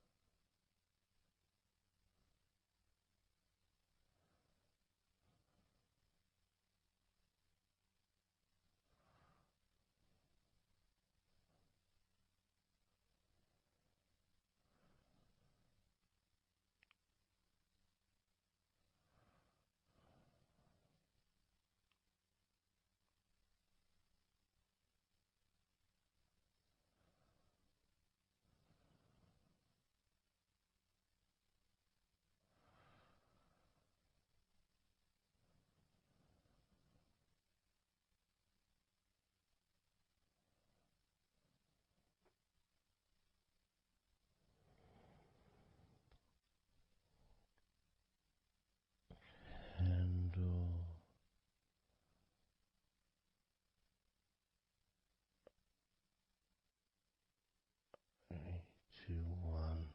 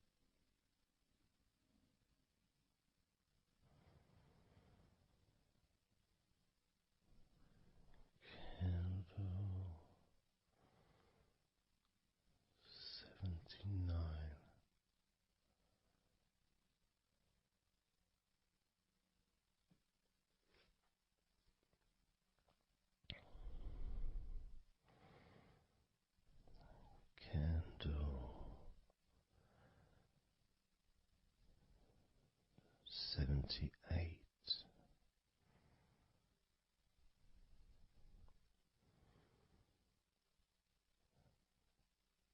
Candle 77.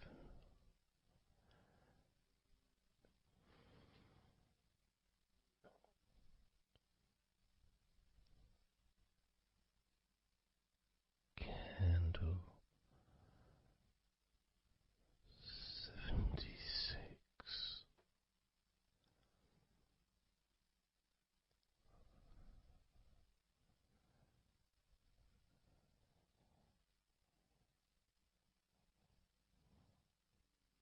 Candle 75.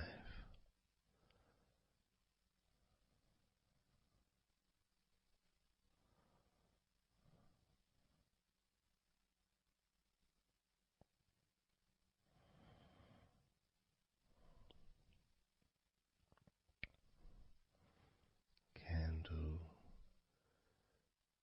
74.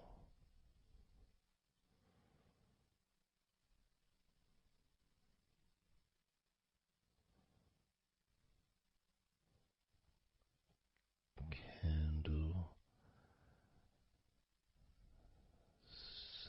73.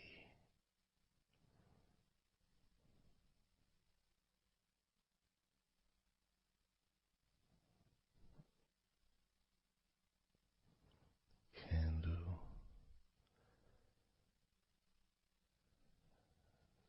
72.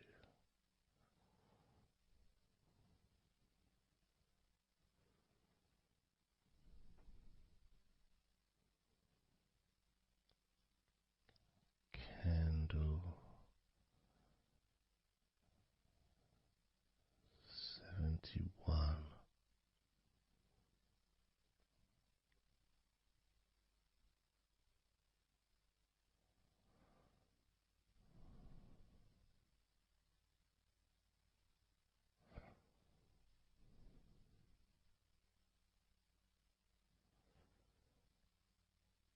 Candle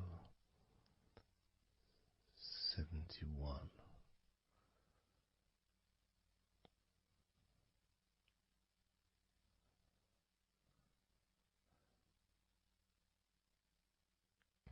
Candle 70.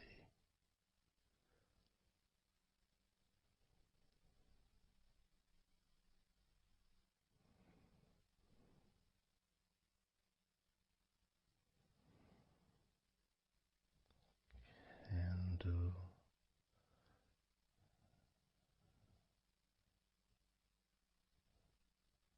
69.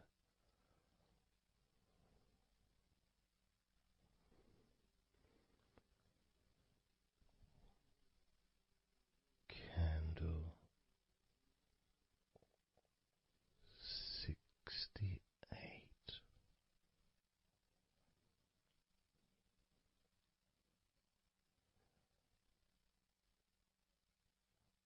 Candle 67.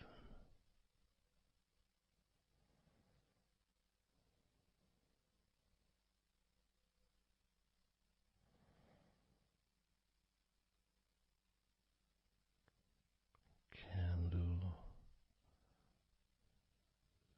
65.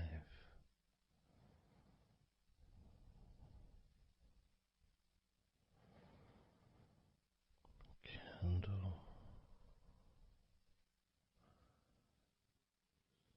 64.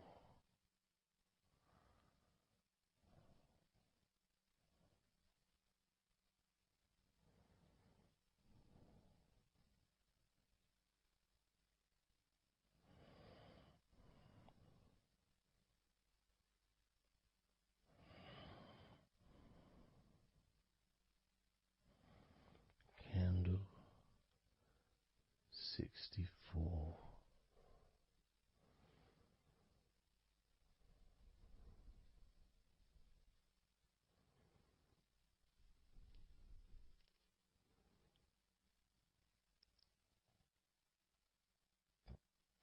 Candle 63.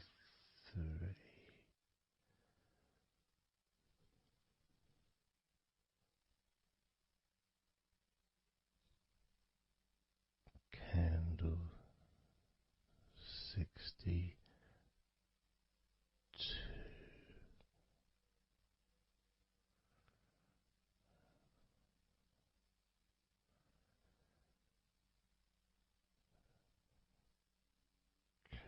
Candle 61.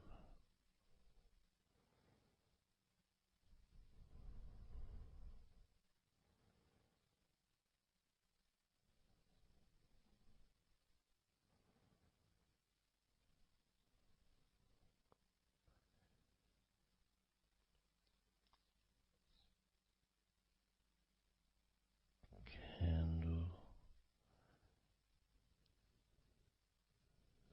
60.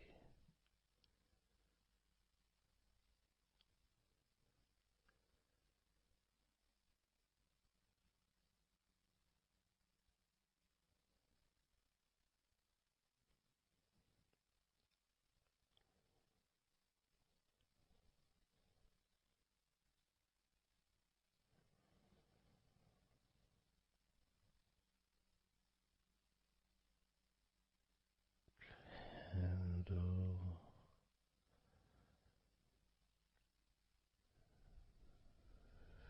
59.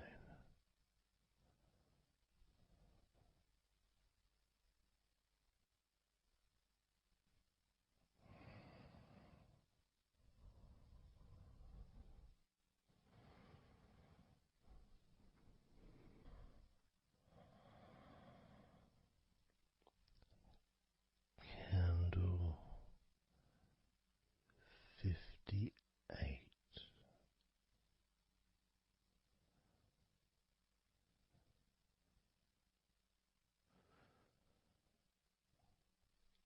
Candle 57.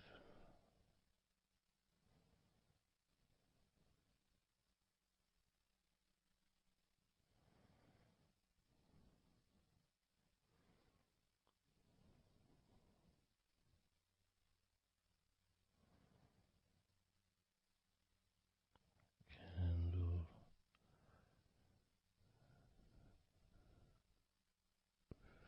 56.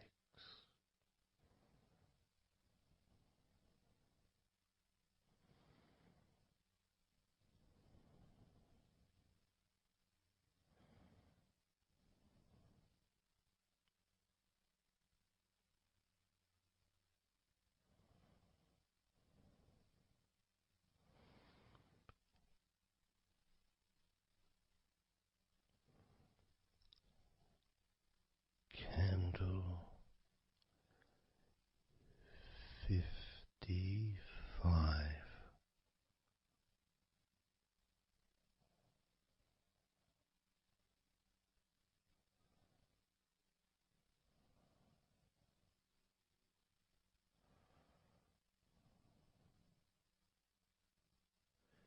Candle 54.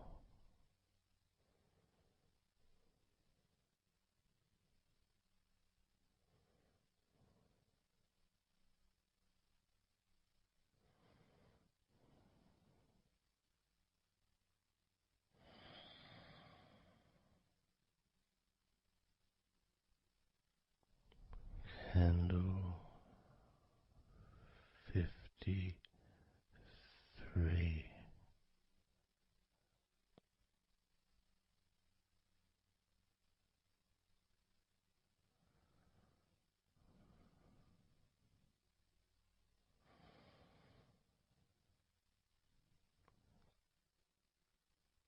Candle 52.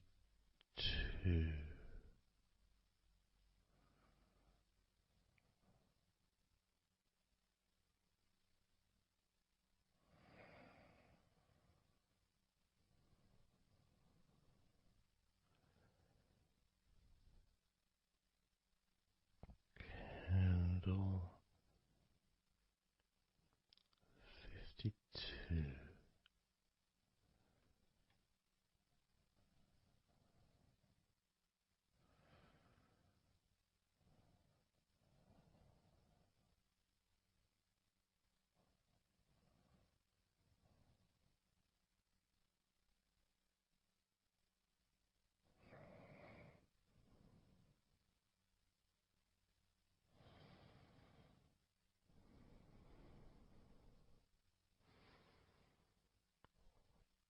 Candle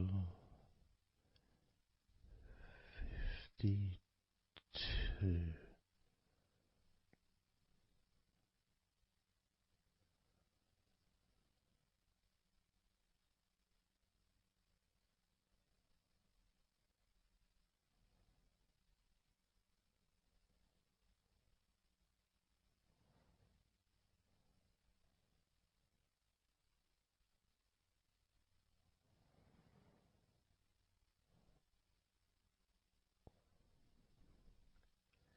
Candle 51.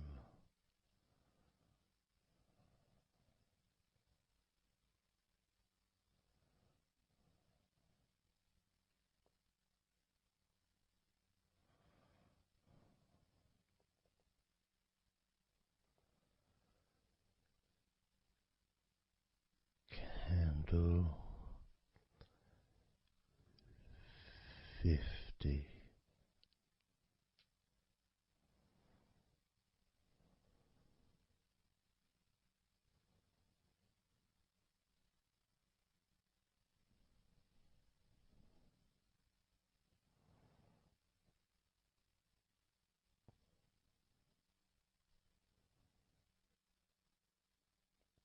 Candle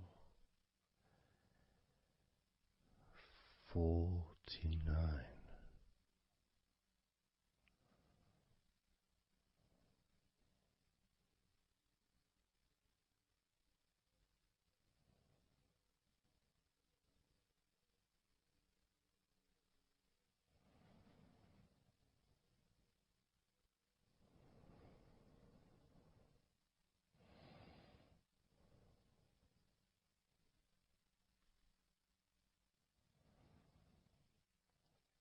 Candle 48.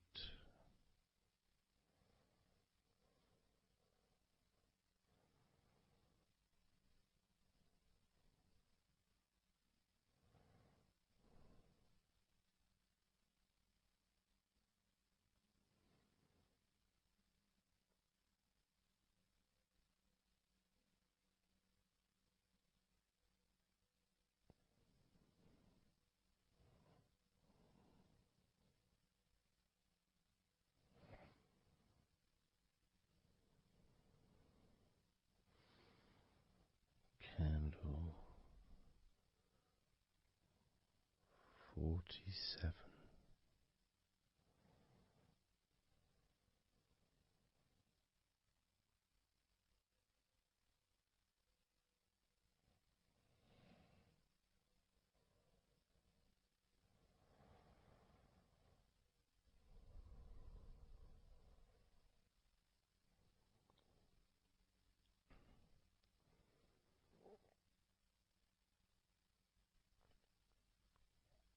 Candle 46.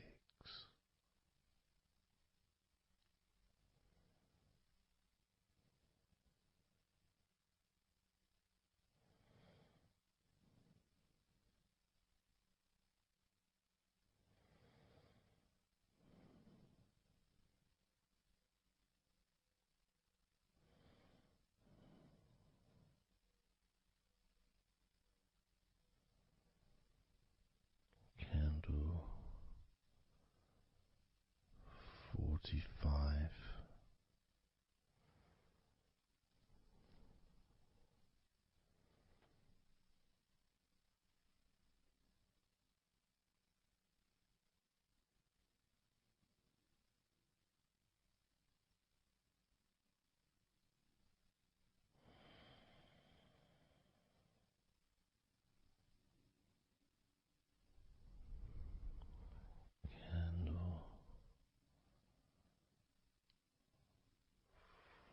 32.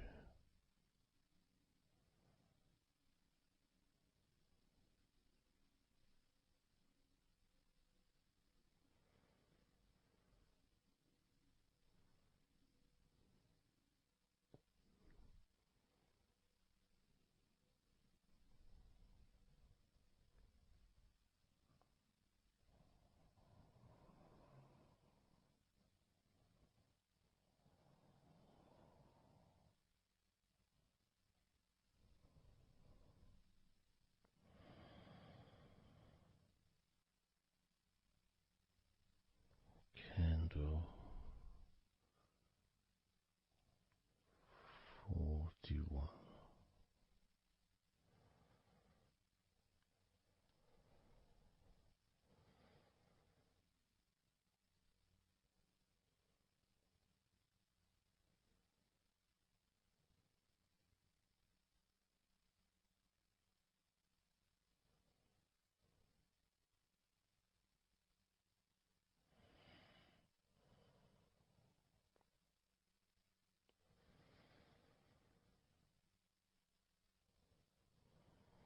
Candle 40.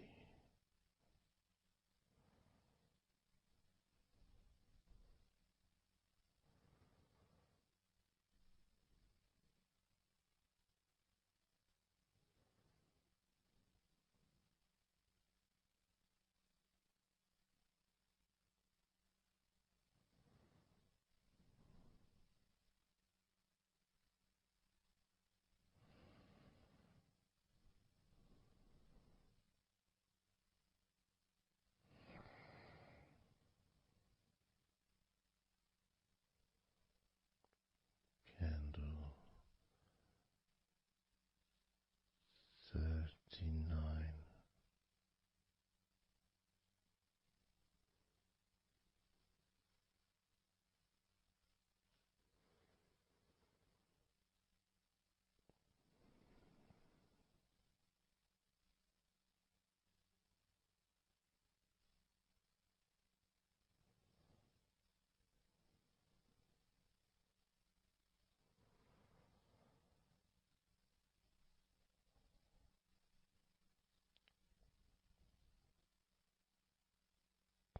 Candle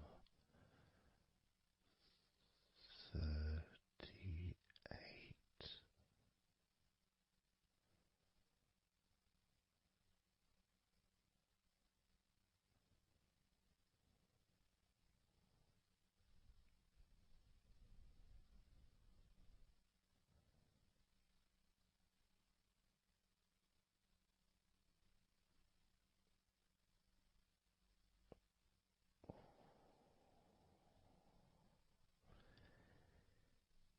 Candle 37.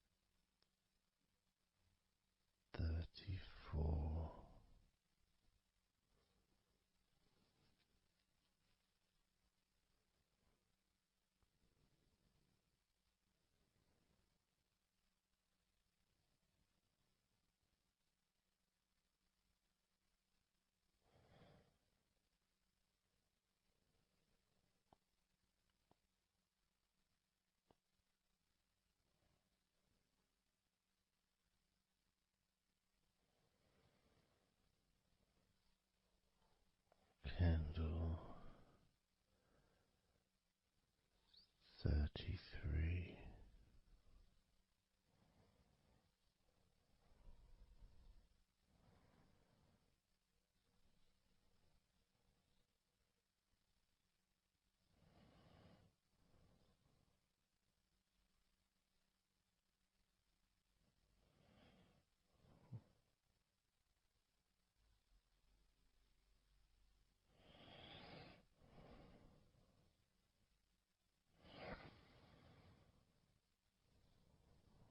Candle 31.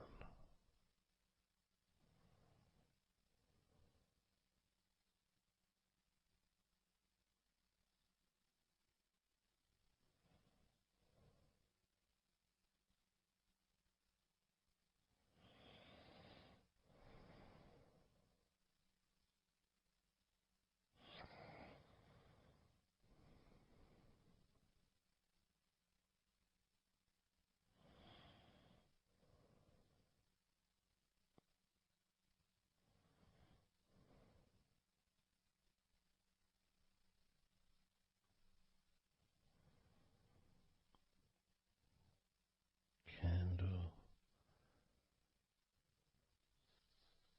30.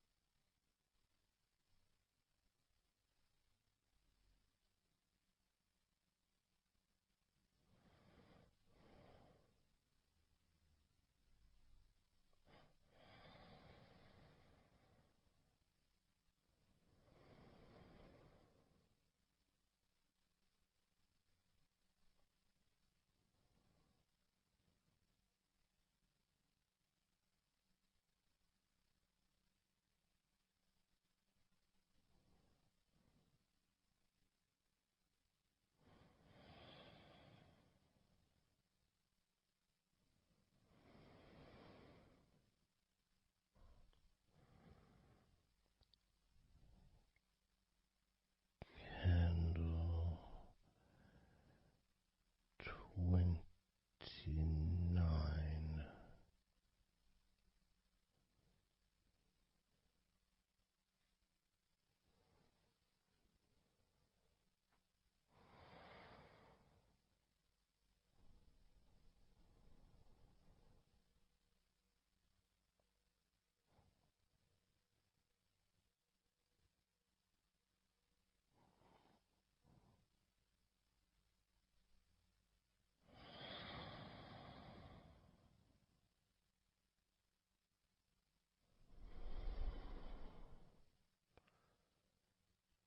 Candle 28.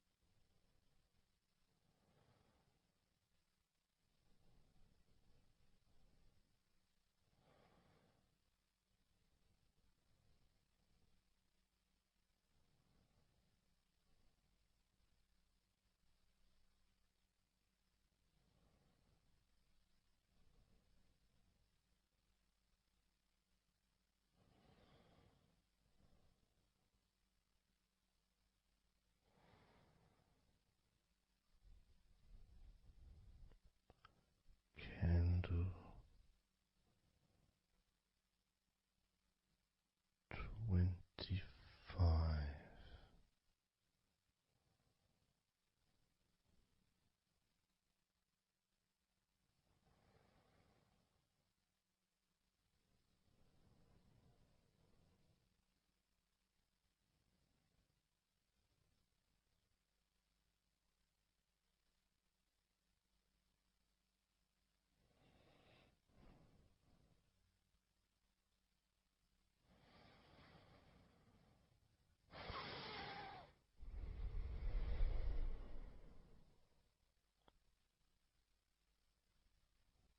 Candle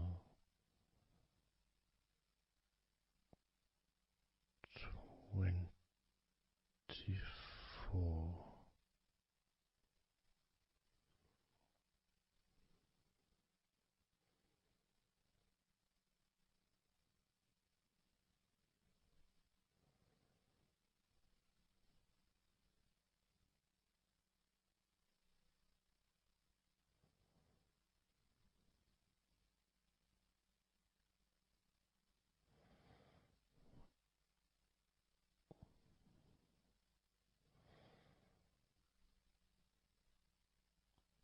Candle 23.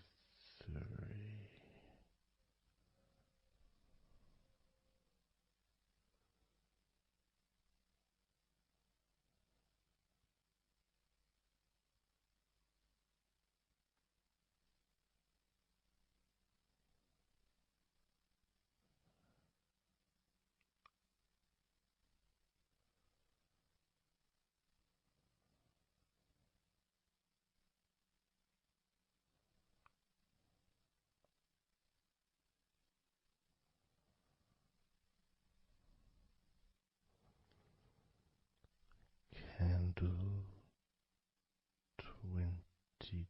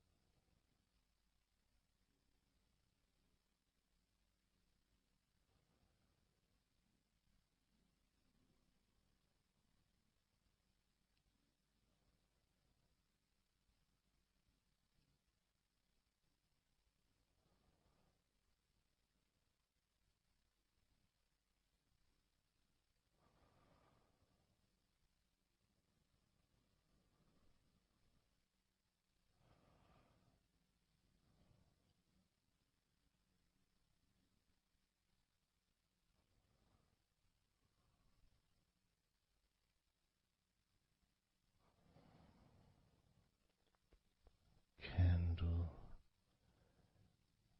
17.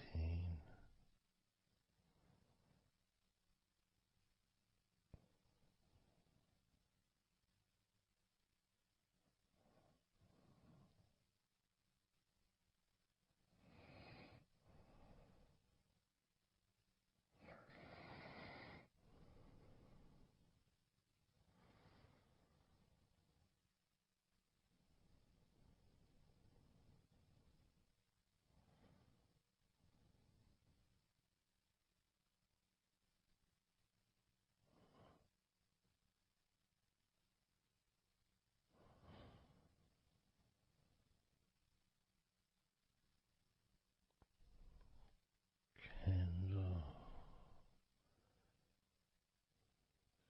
16.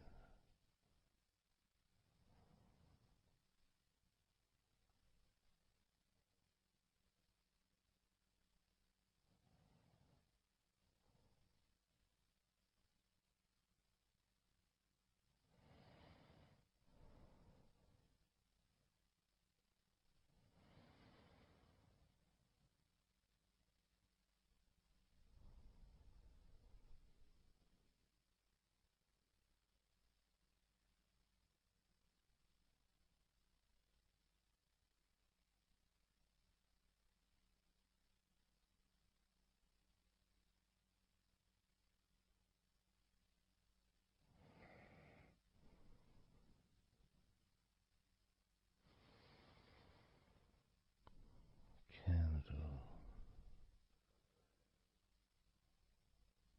14.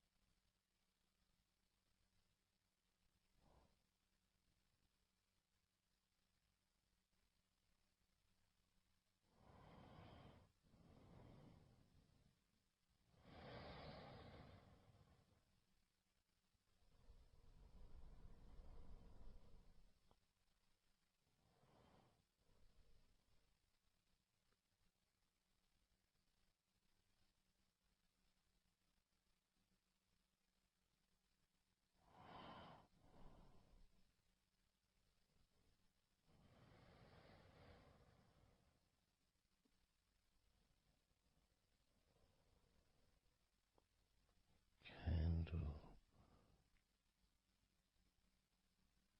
12.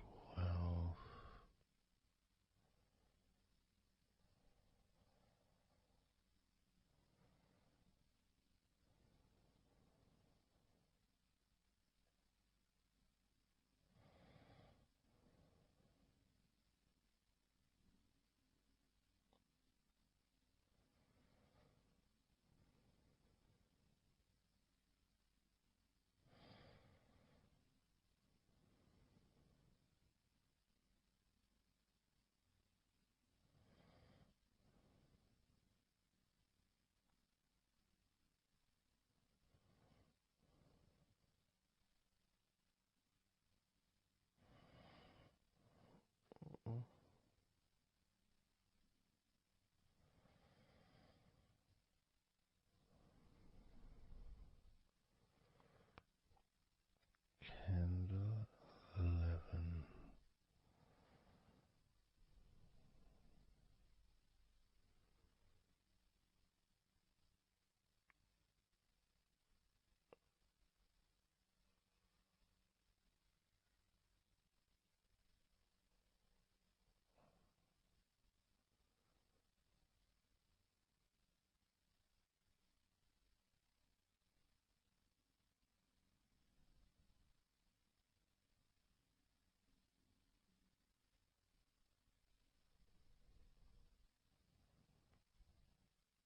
Candle 10.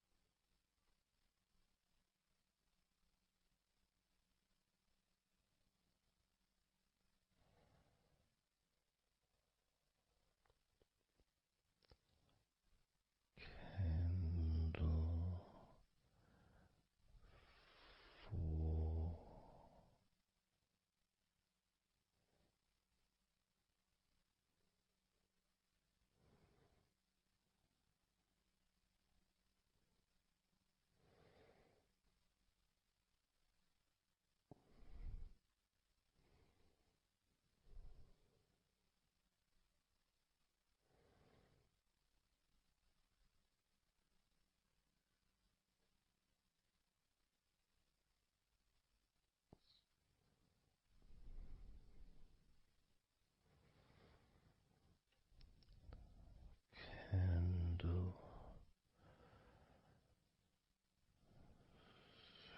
3.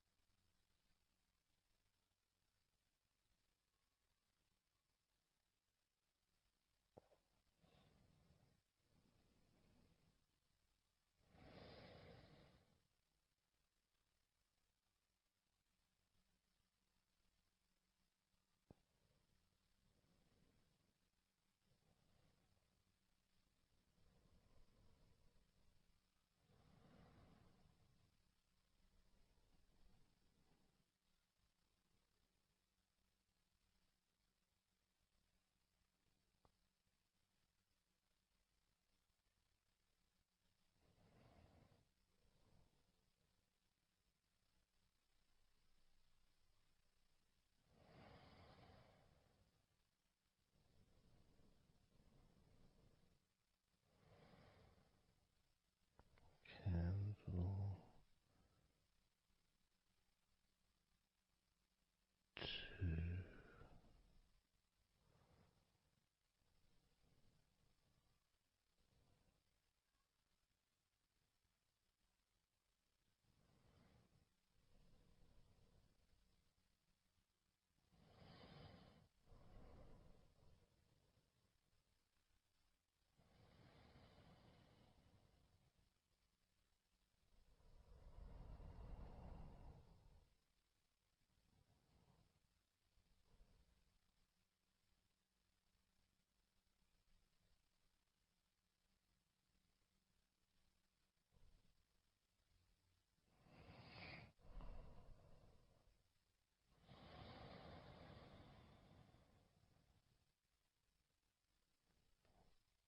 Candle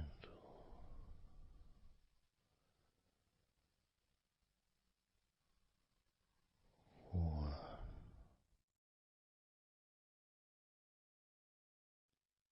Let go of all of those thoughts, worries, concerns about the past, thoughts about the future, and even things you've been thinking about today. Just let it all go, because none of it is useful in this moment. This is your opportunity to just focus on feeling relaxed, allowing yourself to get in touch with that natural sense of peace that we all have within us. It's available for everyone. It just sometimes takes a little bit of effort to set up the right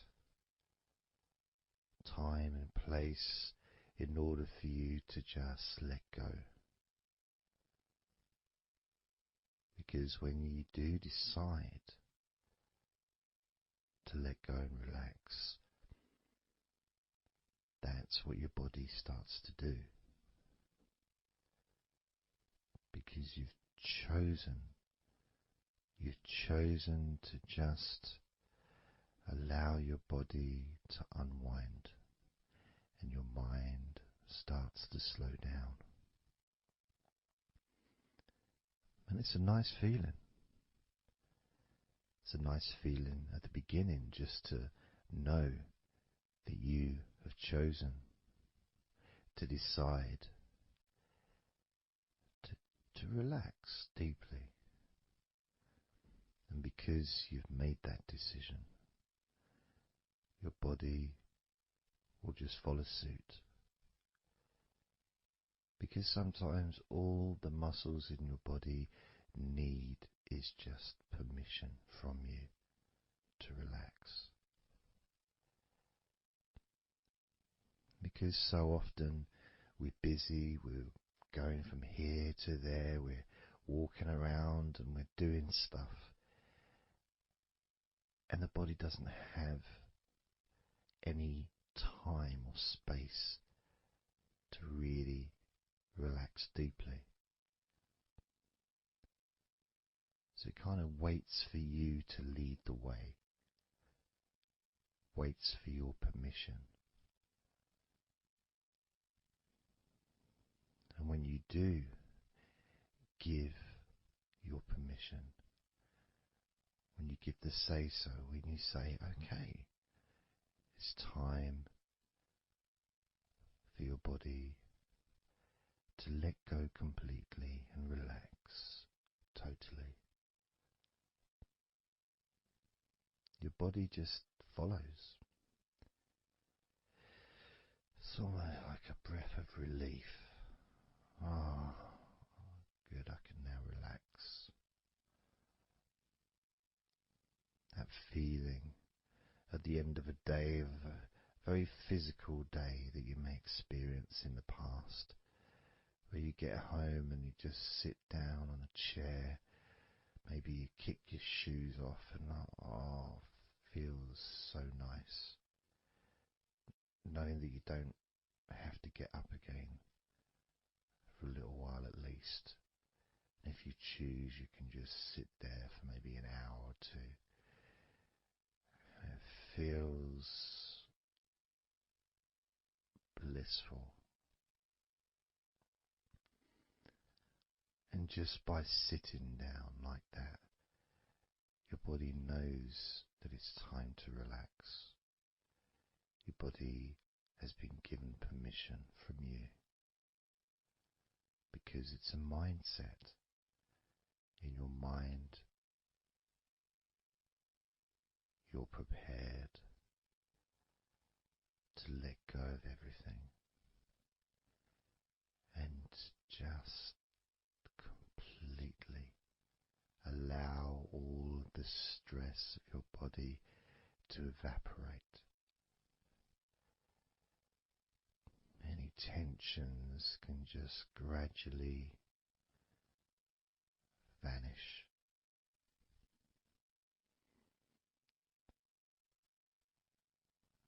It's almost like magic, really.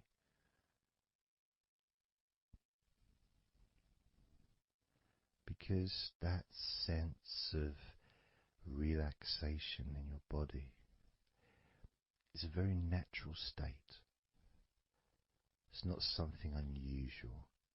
It may feel unusual when you first start to relax, if you haven't really spent a lot of time focusing and giving yourself this space to let go completely and relax.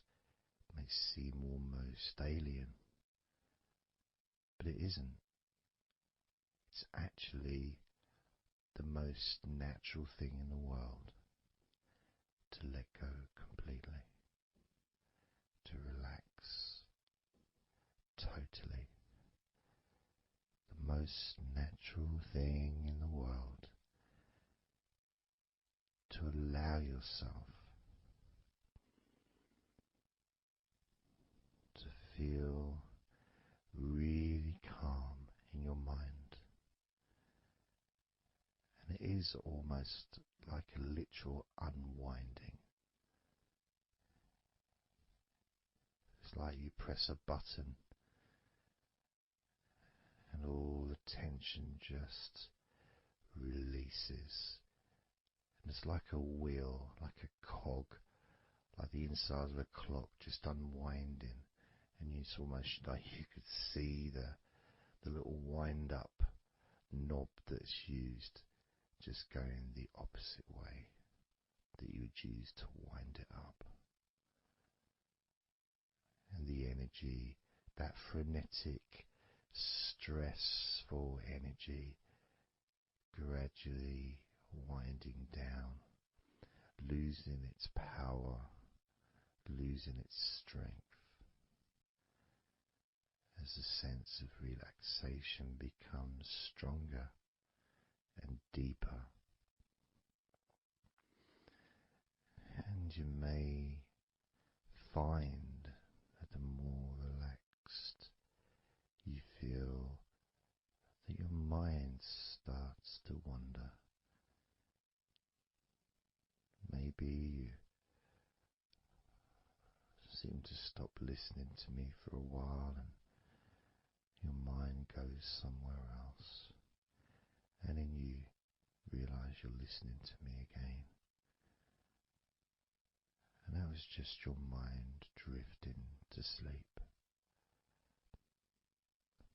which is quite natural, because sometimes when we're stressed and tense, we may not actually be aware of what we need, what we physically or emotionally need in this moment. But when you allow your body and mind to relax completely, and you let go of all thoughts, concerns, worries, ideas, all letting them go, allowing them to drop onto the floor,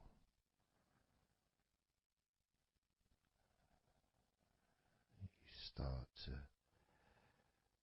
get in touch with the feelings of such relaxation. It feels so nice to be in touch with the calmness of the different body parts as they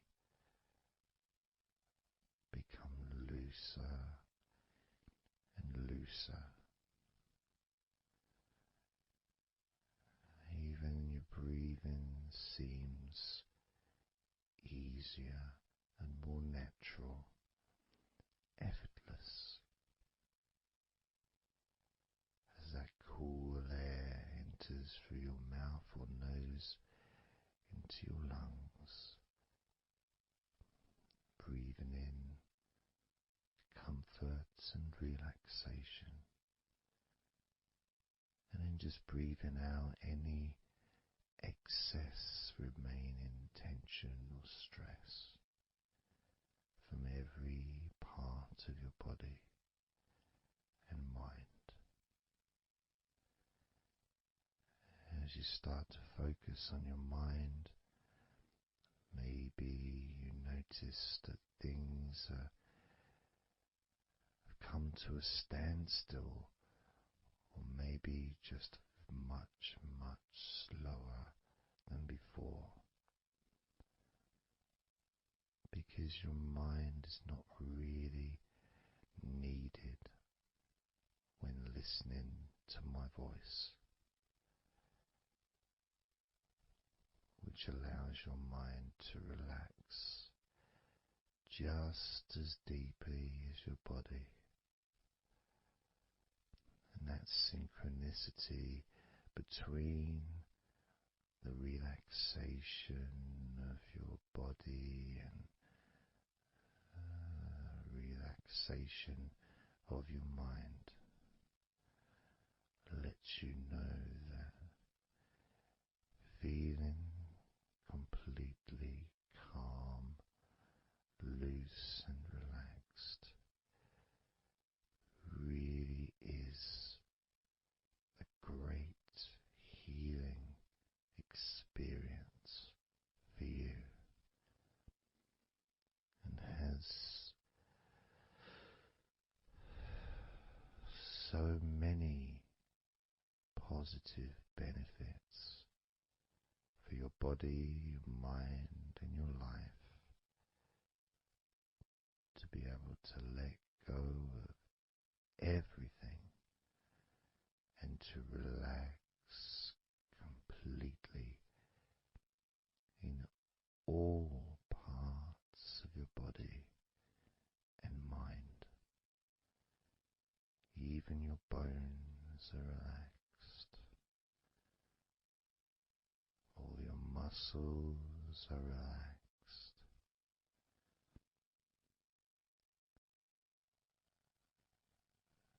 Even the skin that covers your body is relaxed.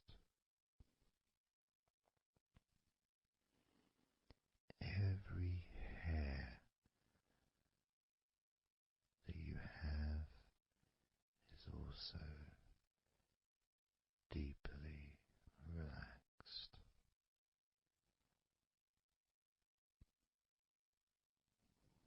And your brain really starts to feel the benefit of this healing relaxation.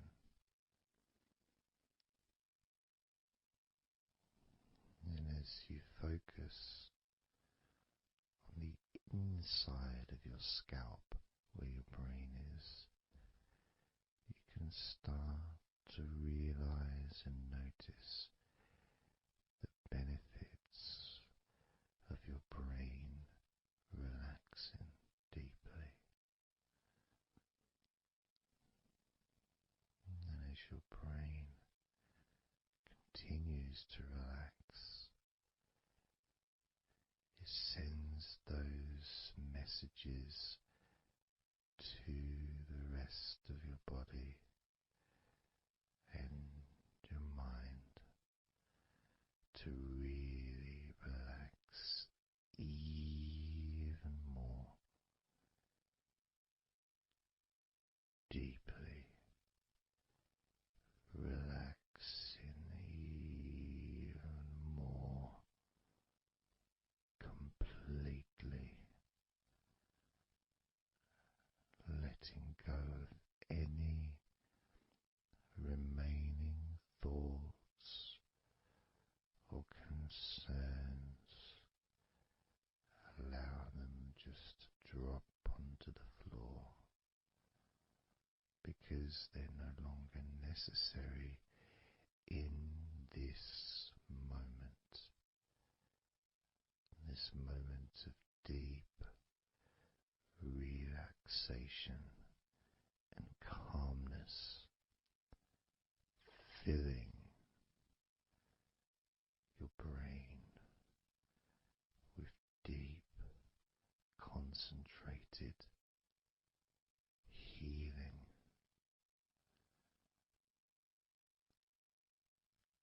calming, relaxing every part of your brain, feeling so loose and comfortable, so relaxed and peaceful. Your brain feels so light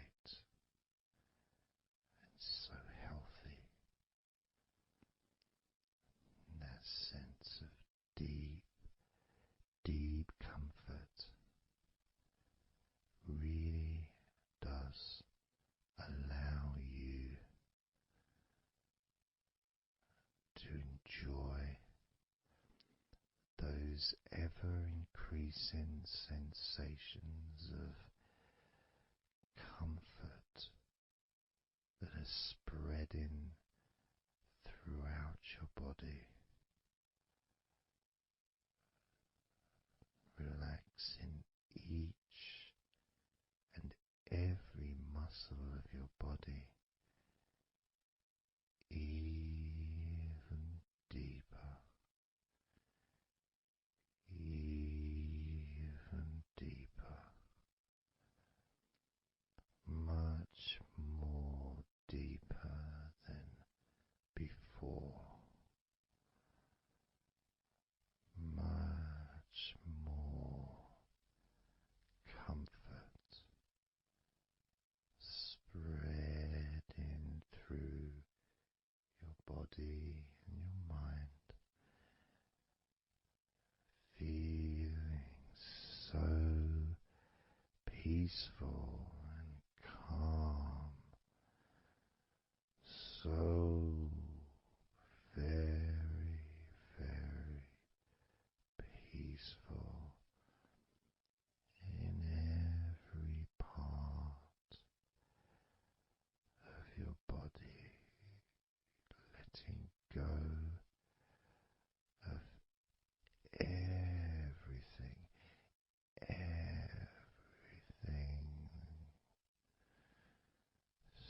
so peaceful and calm, so relaxed. With every second that passes, you feel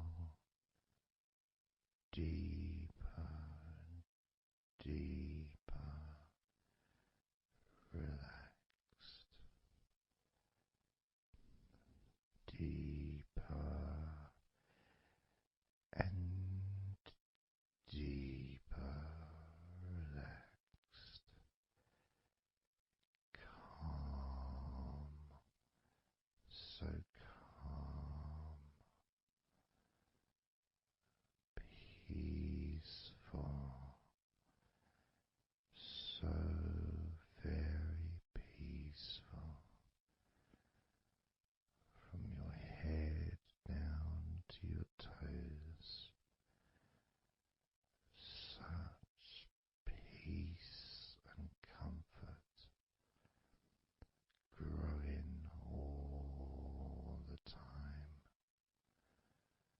such peace and comfort spreading through your body and mind,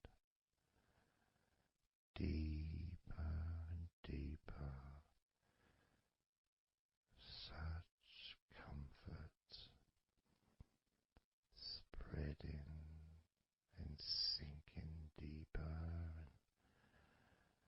into every muscle of your body, so that you feel amazing, so relaxed, so peaceful, so relaxed and peaceful, letting go of everything. We're going to do a body scan, focusing on firstly how you feel in your body, not trying to change how you feel, not trying to relax, not trying to move away from any discomfort or stress or tension, just accepting, observing and accepting how you feel in the different parts of your body, just allowing yourself to be exactly as you are,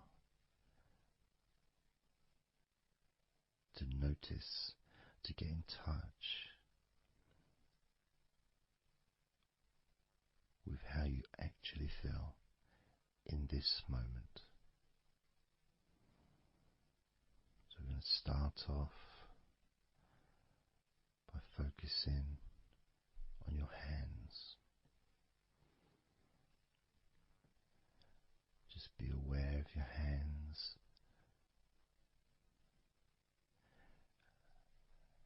I'd like you to move your hands around.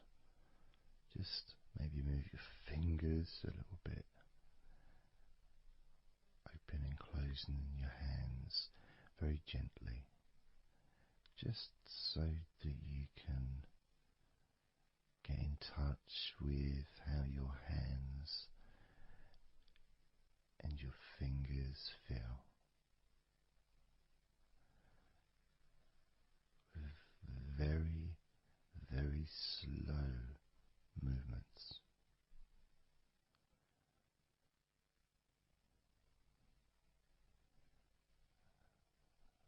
Focusing now on your feet. And if you can, just do kind of an equivalent with your feet as you've just done with your hands. Maybe turning your ankles, moving your feet around, moving your toes gently, but only very gently and very slowly. Noticing how your feet feel in this moment.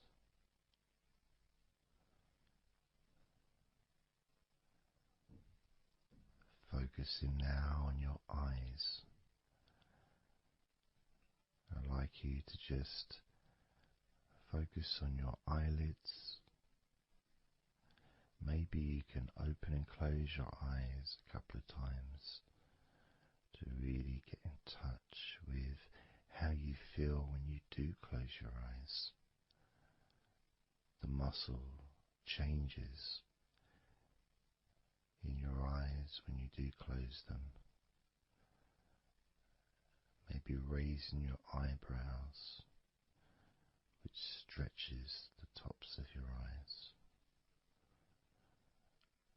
Perhaps squinting your eyes, scrunching up your eyes, just so you can really get in touch with all aspects of how your eyes feel right now.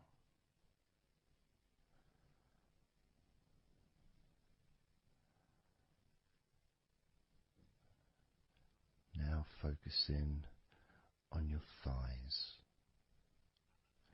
and I'm going to just ask you to gently tense your thighs, just very, very gently, just enough so you can become more attuned to the physical sensation of your upper legs, the front of your thighs and the backs of your thighs. Noticing and observing how your thighs feel right now.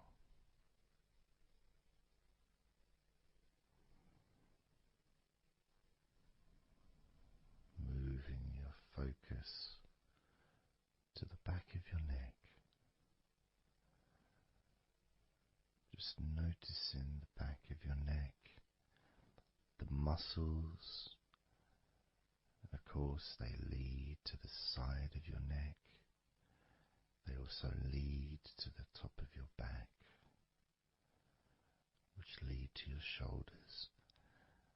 So as you focus on the back of your neck, Maybe you can move your head gently upwards as if you were looking up. Maybe moving your head down as if you were looking down. Perhaps moving your head side to side, right to left, but only very slowly and very gently. Not trying to force anything.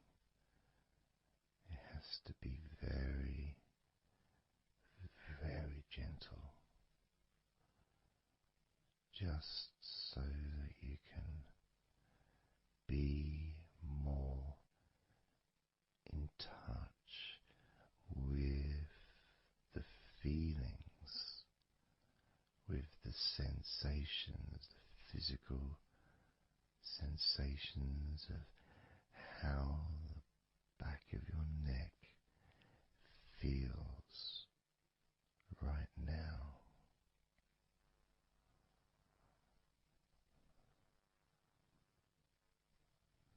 As we now focus on the tops of your arms, the parts where your biceps and your triceps are, between your elbow and your shoulders. As you focus on those parts, the tops of your arms, you may like to just tense them, but very, very gently and slowly, so you're not straining or putting any pressure whatsoever on your arms.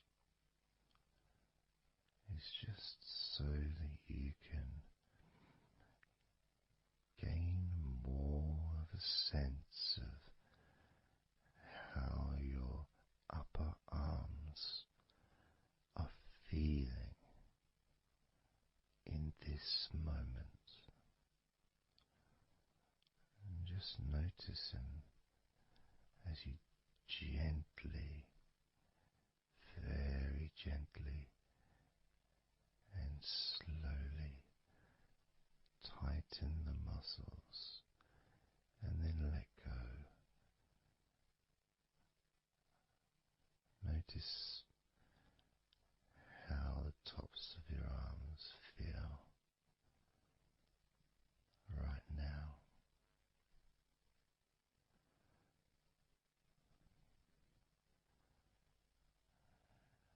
As we now focus on your stomach,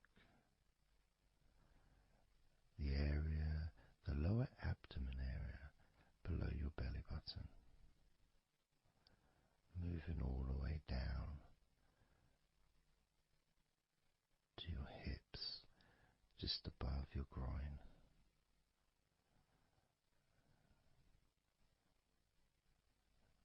Maybe you're able to tense these muscles in that area very, very gently and slowly.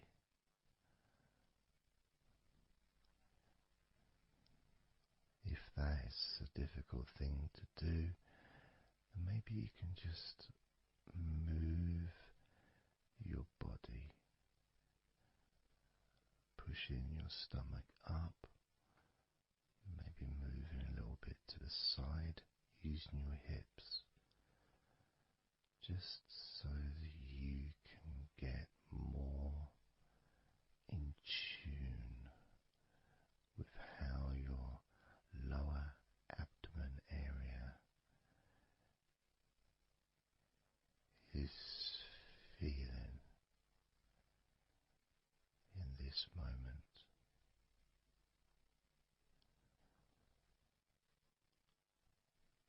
Just noticing the physical sensations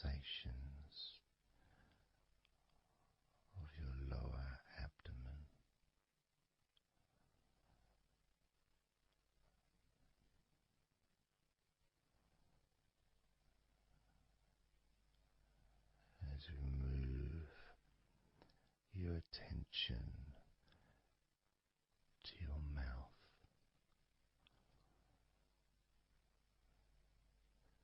noticing your lips and inside your mouth, your teeth, your gums, your tongue.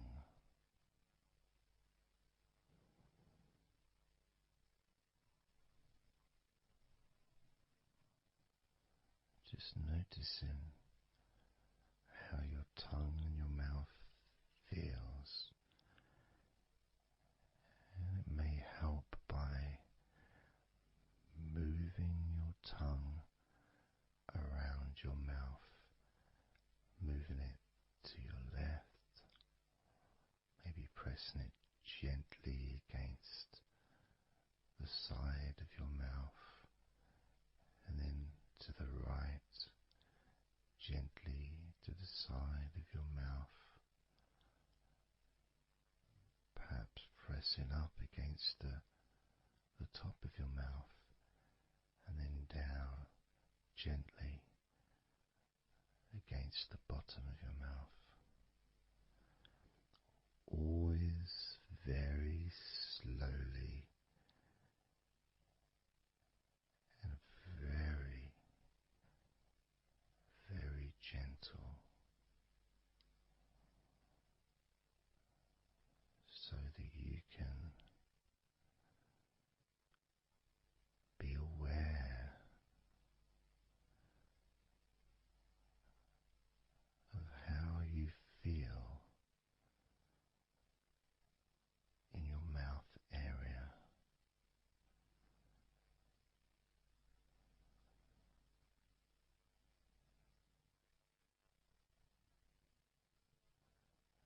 Now we're going to focus on your wrists.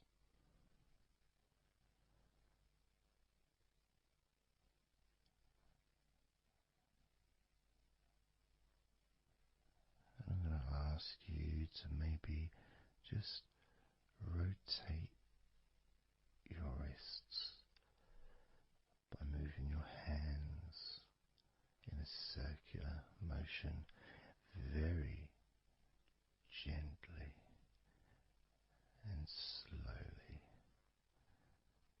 just so that you can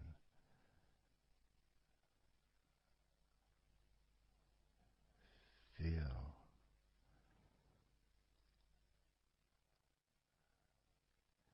the sensations that you are currently experiencing in your wrists, perhaps moving your hands up and down, again very, very gently and slowly.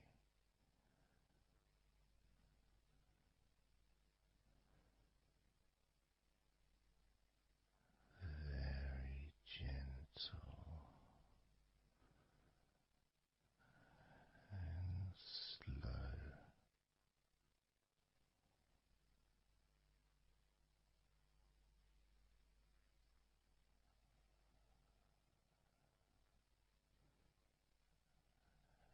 As we now start to observe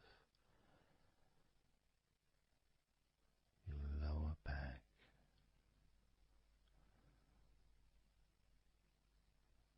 that back part is just above your hips, where your coccyx are.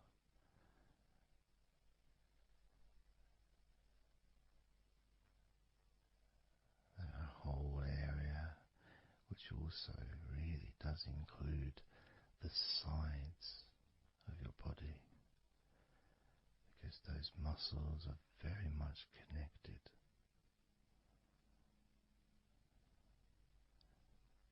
As those muscles also move into your hip area, connecting to your buttocks,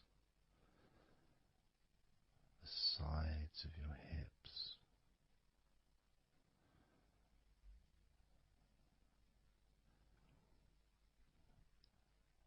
and if you're physically able to do so,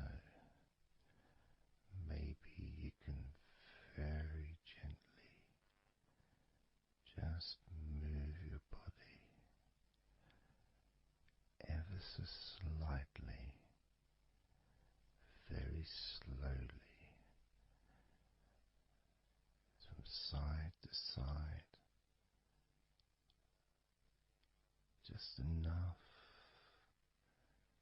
for you to gauge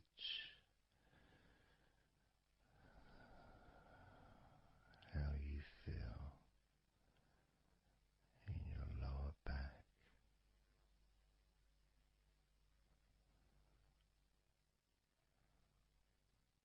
Perhaps you could even move your hips gently up and down, gently and slowly, in order to really be in touch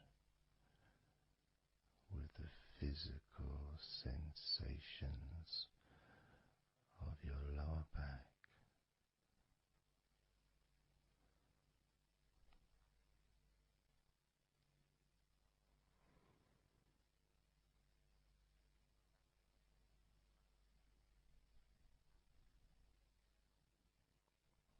As we now move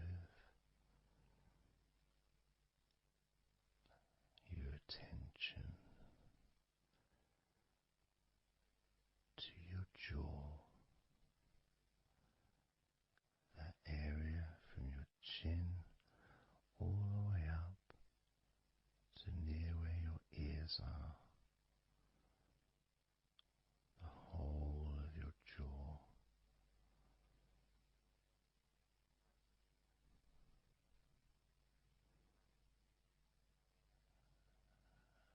And you can just, if it's okay to do so, gently open your mouth,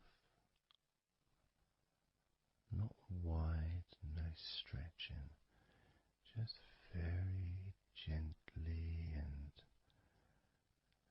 slowly opening your mouth and closing your mouth very gently and slowly.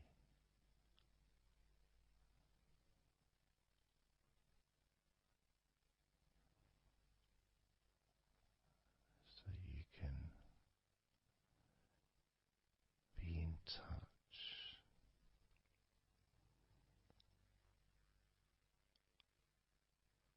with how your jaw feels now.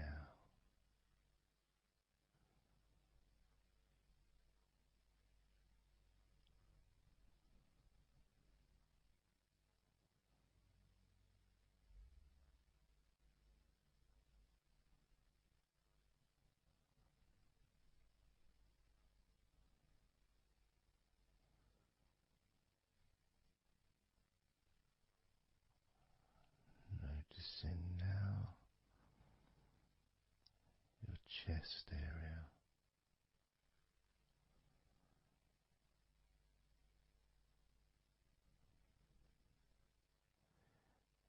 And you don't need to do anything to move your chest because it moves every time you breathe.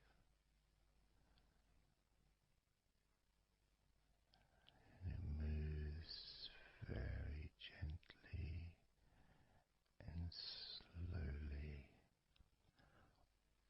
automatically with each breath you take.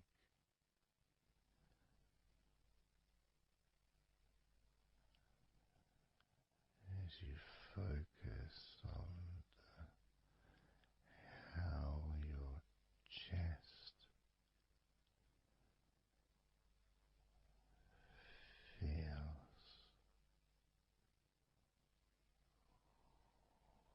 when you breathe.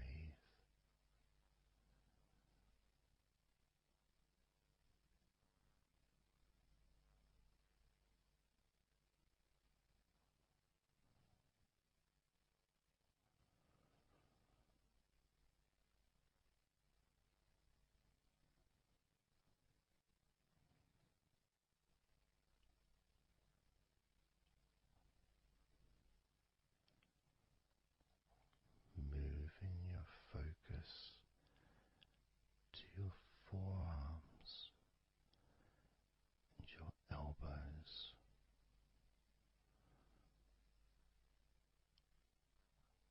Maybe you're able to very gently and slowly tense the muscles in your forearms. And when you do that, you can feel your elbows as well.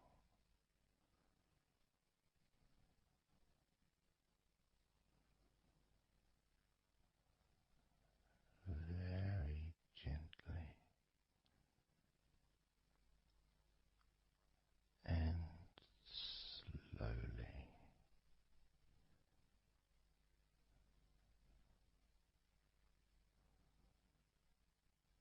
Gently and softly observing your forearms and elbows.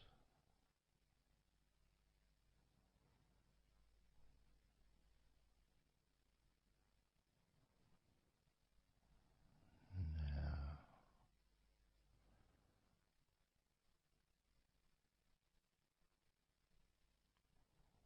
you can focus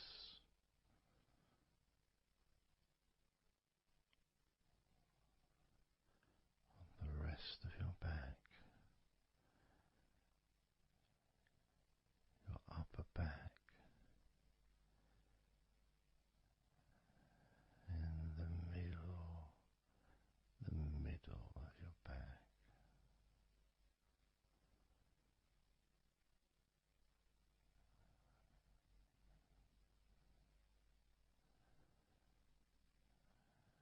Again, this part of your body moves also every time you breathe. You may not notice that usually,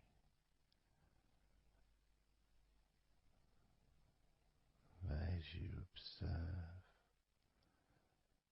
your upper back and the middle of your back, you can really feel that gentle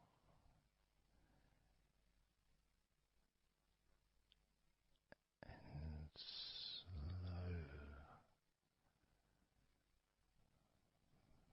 movement.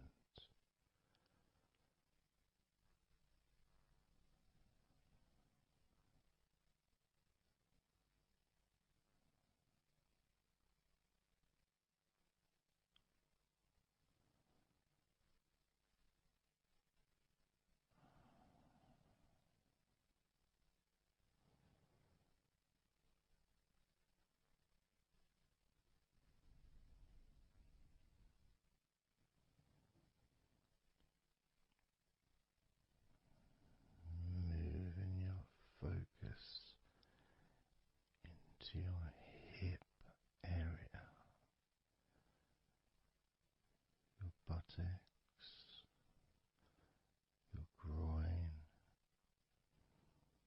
those muscles and those bones in your midsection.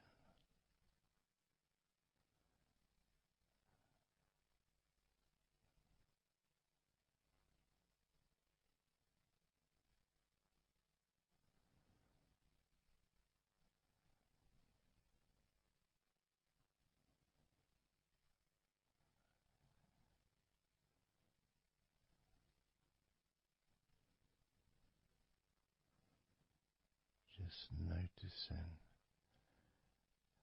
how your hips feel right now.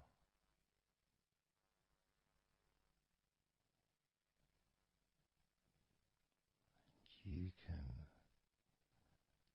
very, very gently move your hips,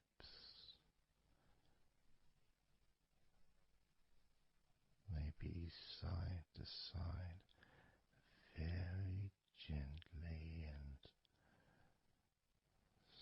slowly.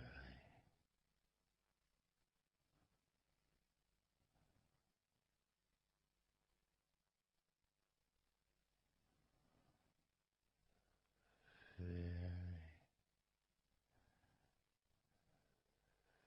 very gently,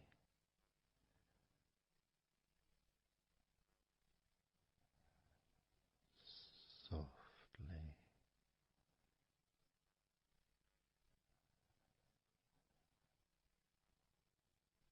and slowly.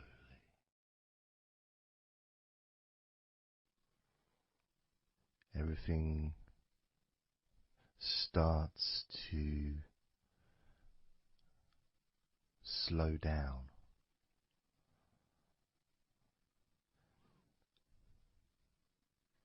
including the thoughts in your mind, and your mind itself just starts to gradually, it doesn't have to be instant, but just gradually starting to, it's almost like time is stretching.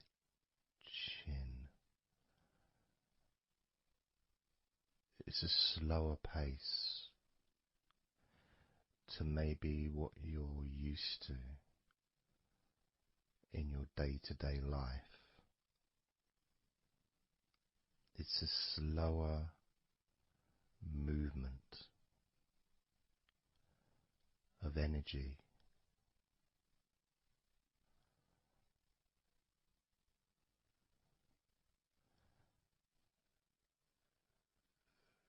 Very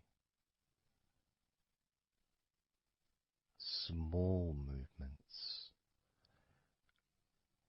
which make up the larger movements, which is always the case. You know, when you move your hand, it might seem like it's one movement, but it's lots of minute different muscles moving in accordance with each other, and what happens in this space that we're sharing is we move from that big movement into those smaller movements.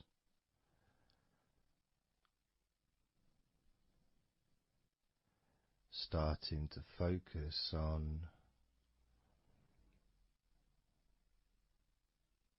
how your body feels, but not just as a whole, not just, oh, I feel in this way, I'm feeling stressed or tense, or I'm feeling relaxed and calm, I'm feeling this way, I'm feeling that way. Starting to notice that your body begins to present to you small feelings around your body.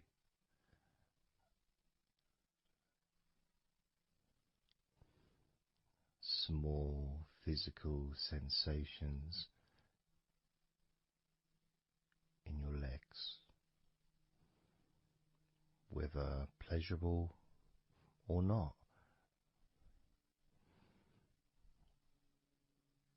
Maybe resisting the temptation to label them or to judge them, those feelings, just thinking about them as just being neutral, just feelings.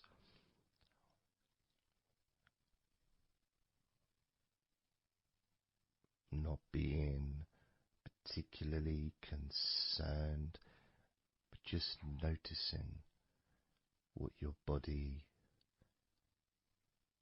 is telling you.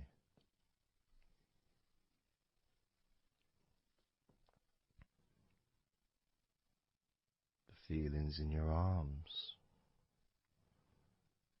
Instead of feeling the whole of the arm, maybe notice those individual feelings of all those different muscles and the skin, the hairs of your arms, all the internal parts of your arms, the veins,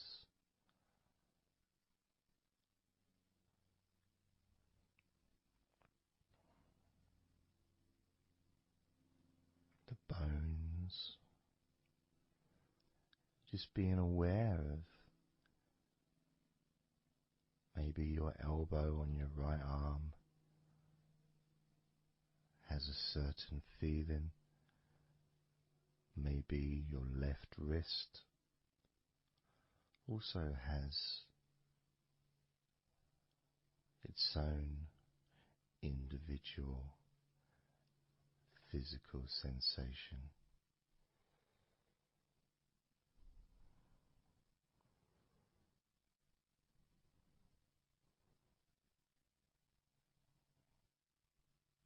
What about your forearm on your right arm?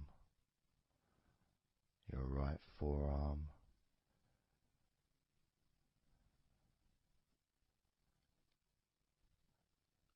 There may not be any particular feeling that you could even give a name to.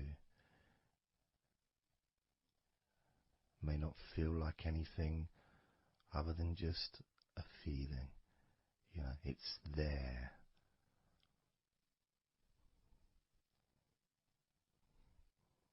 The feelings in your shoulders.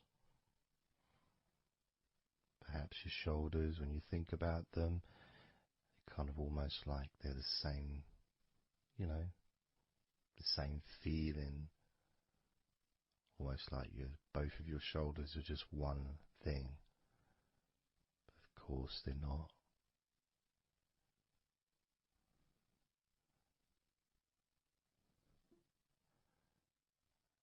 And when you focus on your left shoulder and then on your right shoulder, maybe you find that you move the muscles a little bit. Maybe tense the muscles gently.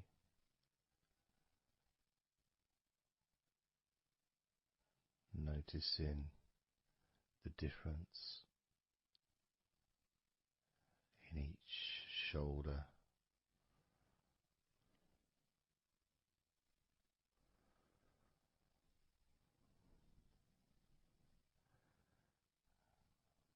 Your lower back.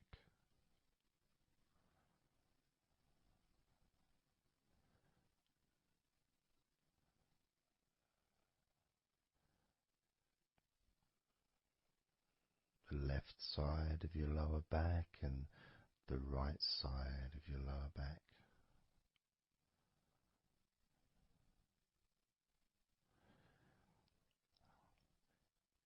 course, that connection to your buttocks and to your hips.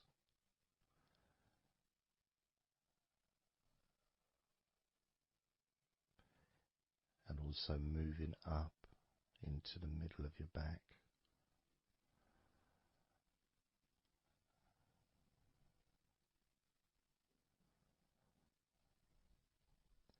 And sometimes, like right now actually, when I focus on that part, when I focused on my buttocks, and then I focused on the middle of my back, it almost felt like the muscles in my lower back were being stretched very gently, but just stretched a little bit, even though I wasn't doing anything to try to stretch your lower back. It just seemed to happen. The feeling of very gently stretching your lower back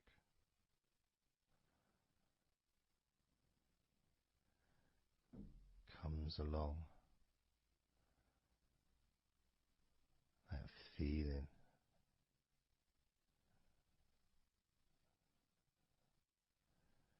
in your chest.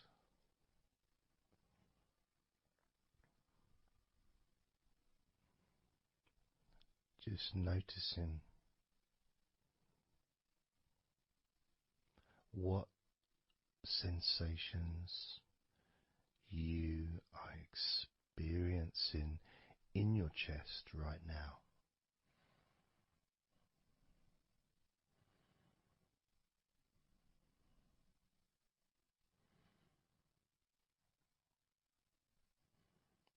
And there's so much of the chest. Obviously there's the collarbone leading to the chest. You've got the chest bone. You've got the muscles in your chest. And of course, if you're female, there's possibly the breasts. If you're male, you've got the different, well, mine aren't that different these days, but there may be more muscles at the top of the chest, but at the side, underneath, it's pretty much the same. Whether you're a man or a woman, there's muscles there, muscles that stretch out to your back, as well as breast tissue which stretches and moves into your back. So just being aware of your chest,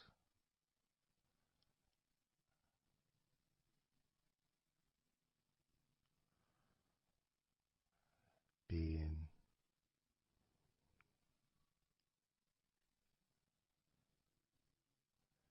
with whatever feeling there is in your chest.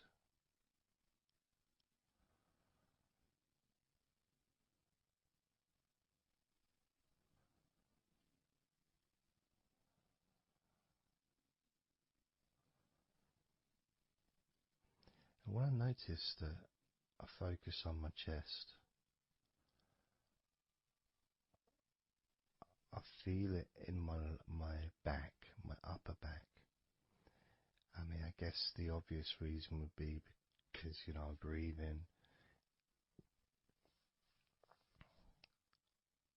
in, and it stretches my chest and my back at the same time.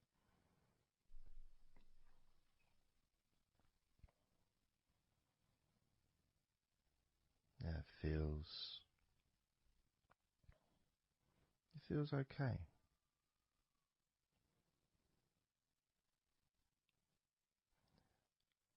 Doesn't feel. I got a little bit of pain in my right chest. A little bit, not pain, but little discomfort, maybe stiffness, possibly. I don't know. I notice my shoulders are also wanting to flex for some reason. I think that's probably part of my upper back.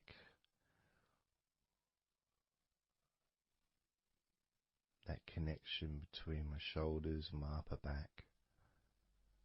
Because I can move my shoulders and stretch the muscles in my back. Moving the shoulders backwards or up, which then moves I think it's the scapulars in your back.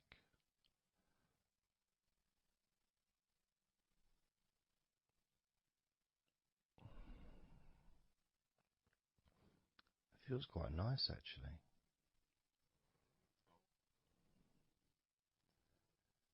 The good thing about this is you can, if you want to, you can just flex or stimulate the various muscles in your body gently in order to get more of a sense of how they feel.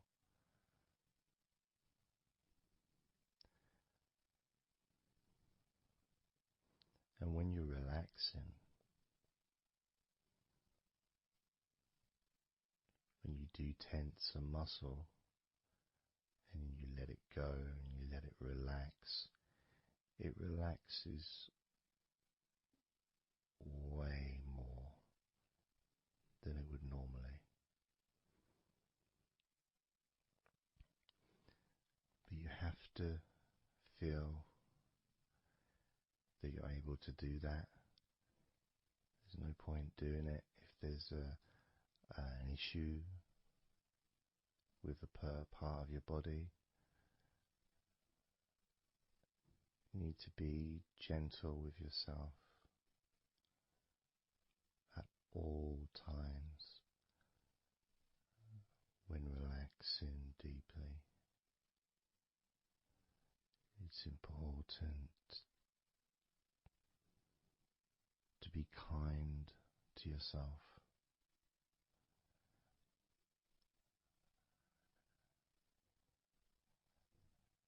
As you notice your mind, how much has your mind slowed down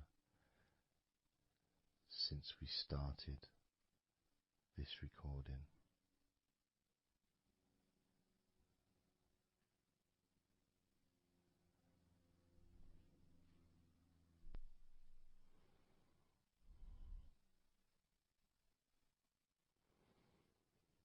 How calm and peaceful is your mind right now?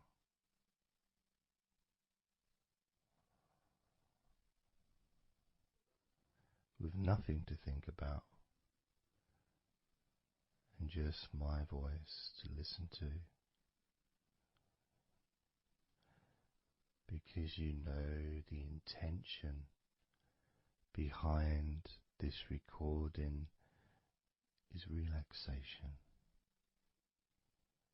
At the very least, for you to feel more relaxed at the end of the recording than you did at the beginning.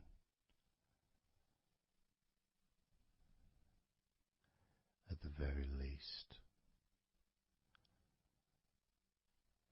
for your mind to slow down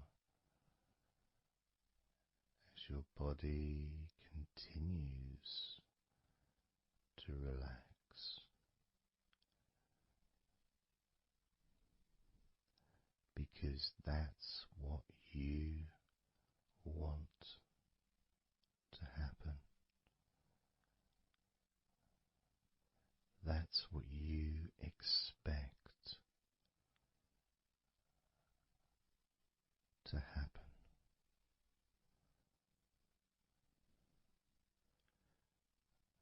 For relaxation relaxation,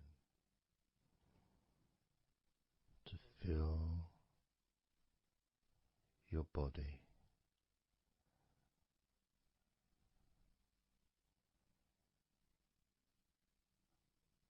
Maybe calming your mind to the point of boredom when you start maybe to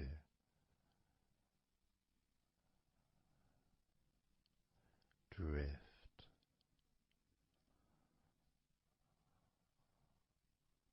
away.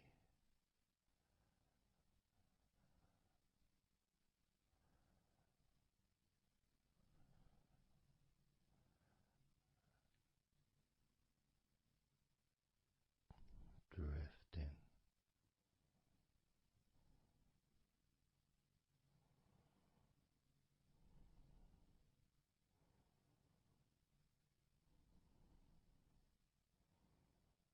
It's almost as if you're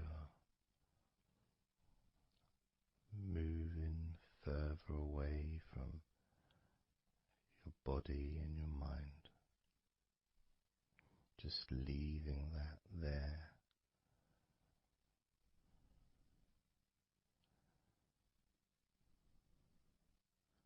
Kind of like an escape pod in a spaceship, a movie, a space movie, you know, when they get into that little pod and it sends them far away from the spaceship.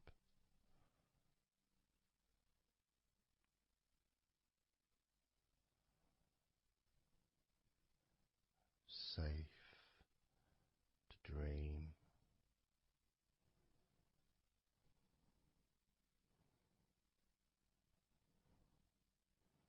And continue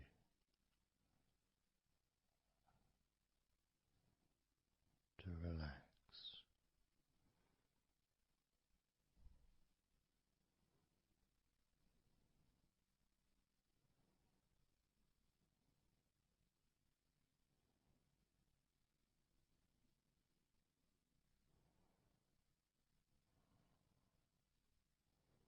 Drifting.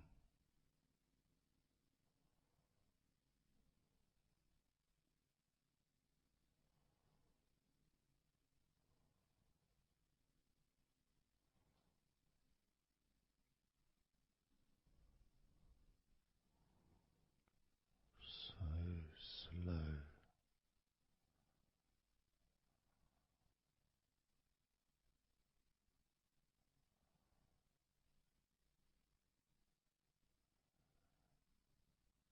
And peaceful.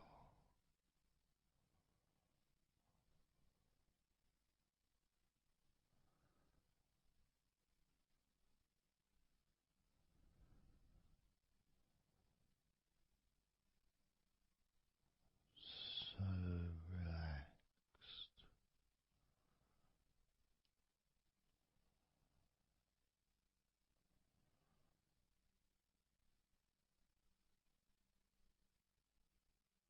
And peaceful.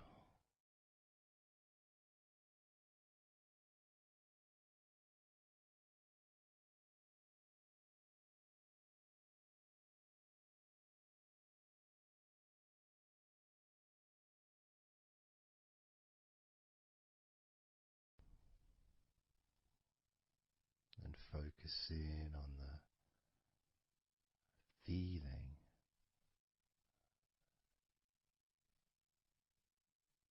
of those individual parts of your body that are relaxing one by one.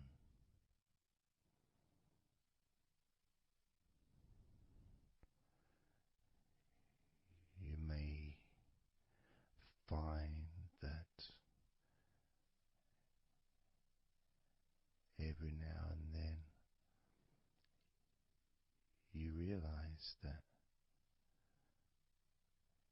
you weren't listening to my voice because your mind started to imagine something different. Maybe you started to almost move into some kind of a dreamy state. And then you become aware of my voice again. And even though you may want to focus on my voice, you may also wish to allow your mind to just drift naturally into that space of comfort and safety.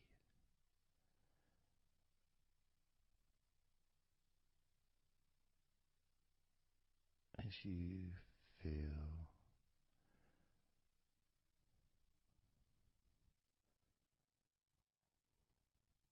more comfort spreading through your body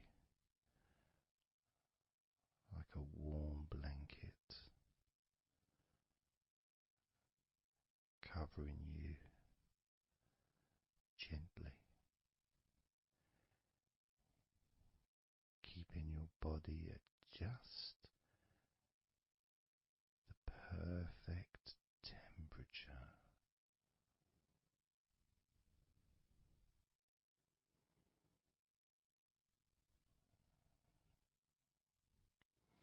And even if you can hear background sounds,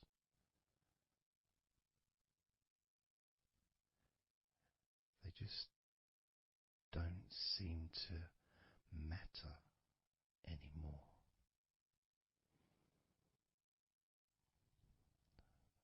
As that sense of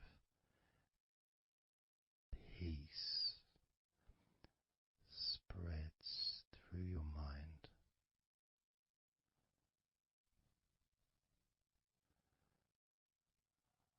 like a gentle breeze, yet strong enough to blow away all negativity, strong enough to remove from your mind any anxiety or stress that was there before.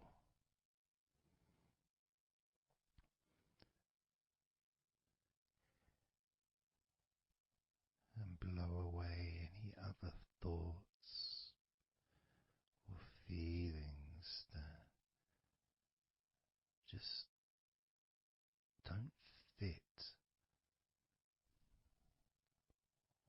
with the sense of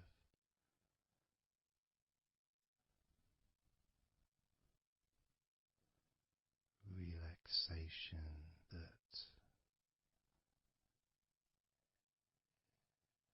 is filling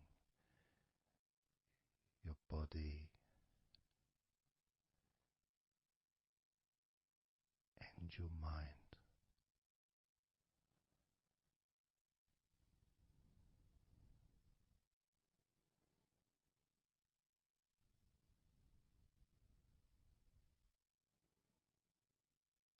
And as you focus on your mind,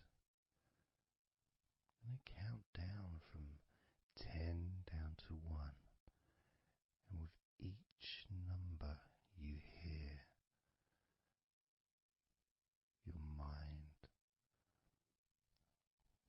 will become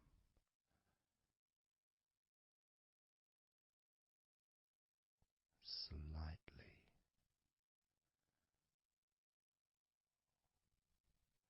more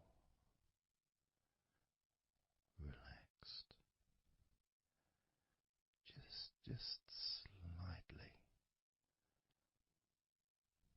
So from 10 down to 9, just a slight movement.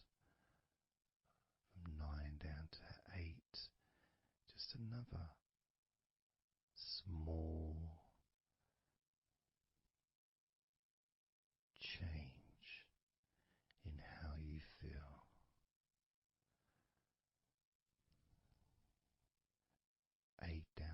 7. That feeling is a gap, almost like a gap that starts to get wider. The gap between those feelings that you used to have in your mind compared to the feelings you have that are growing now. Feelings of comfort and security and confidence. And that gap becomes wider. 8 down to 7, 7 down to 6. And when you get to 5,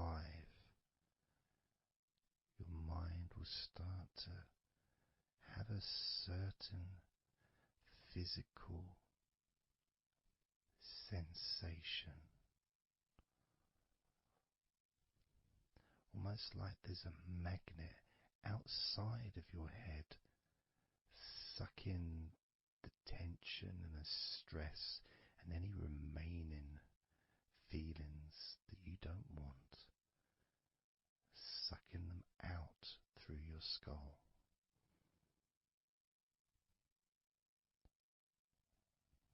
And then down to 4, you can start to really experience that sense of not just emptiness but space. A place full of fresh air.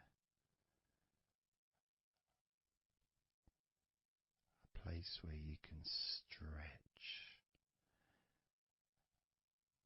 It's almost as if as you go down to 4 and 3, your mind is expanding with this sense of peace and tranquility growing. As it moves down to 2, when you get to 1, your mind just feels exactly how you want to feel. It's almost a perfect feeling.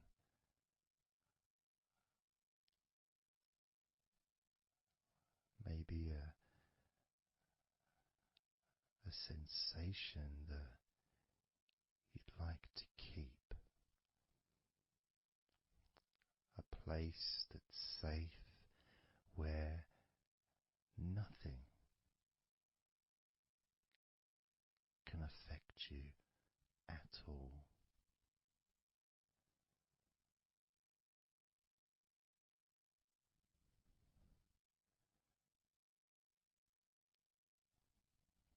And you can stay in that space of comfort and confidence.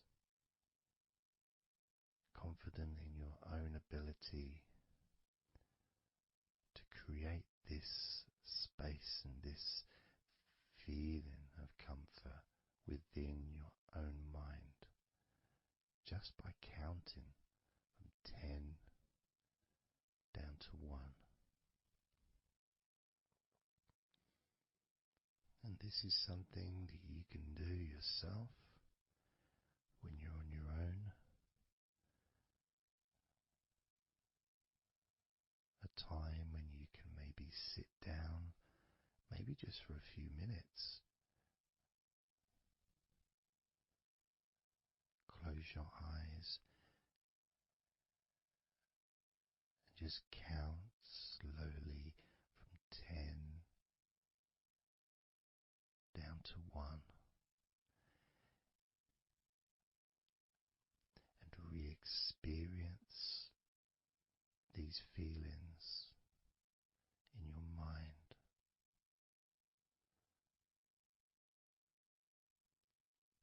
And when you feel that way in your mind, your body copies your mind.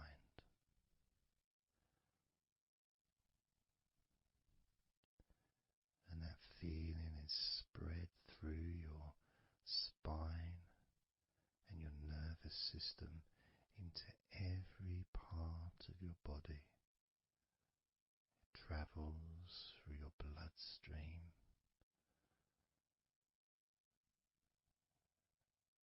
healing and relaxing every particle of your existence.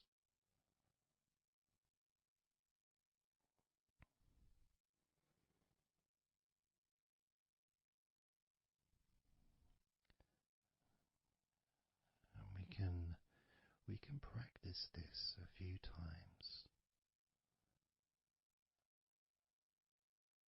before the end of the recording, and then you can practice on your own. And each time you count from 10 down to 1, the feelings of comfort, calmness, and deep relaxation become stronger and deeper.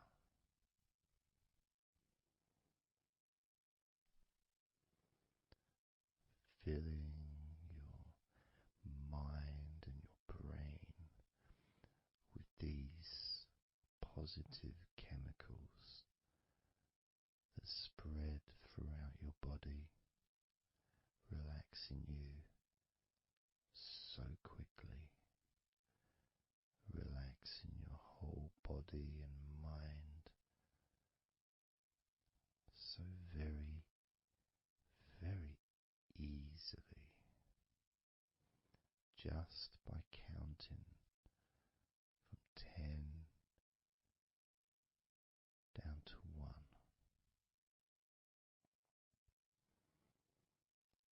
So we're going to do it now. I'm going to count from 10 down to 1, and I'd like you to repeat the number after me. So when I say 10, you can just repeat to yourself 10.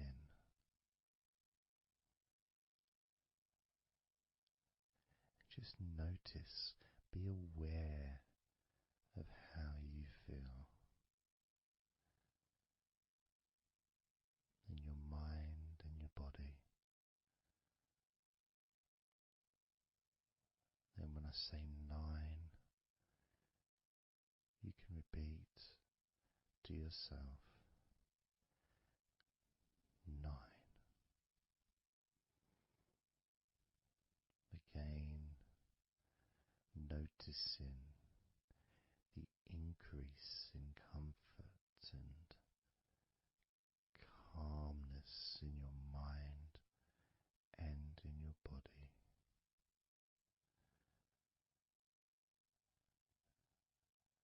The same when I say 8, when I say 7, 6, when I say 5, 4, when I say 3, 2, and lastly when I say 1, you can repeat that number.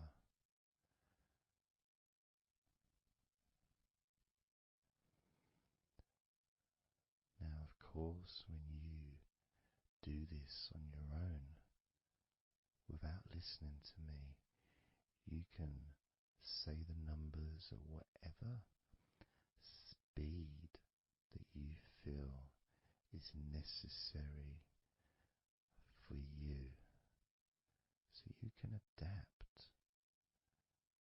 So if you feel you want to say the numbers 10 down to 1 faster than I do, then go ahead and do that. Or if you feel when you do it yourself that you'd like to have more space between the numbers, maybe take a lot longer to get from 10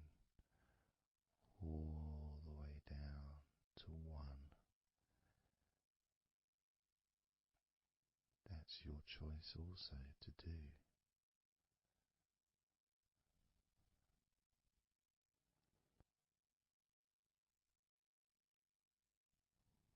So I'm going to count from 10 down to 1.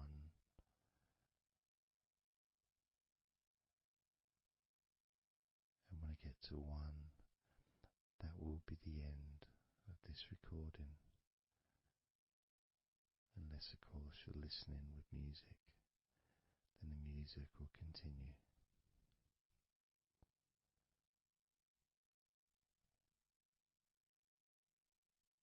10.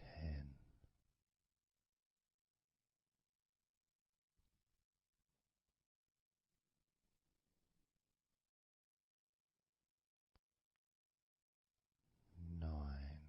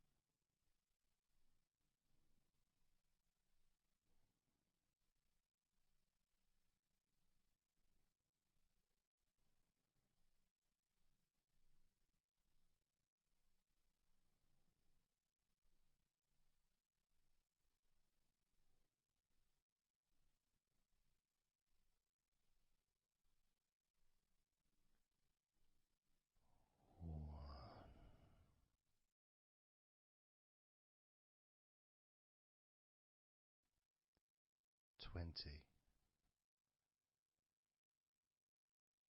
19,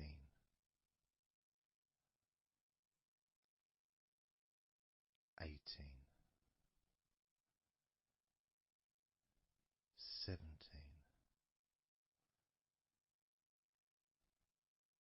16, 15, 14, 13,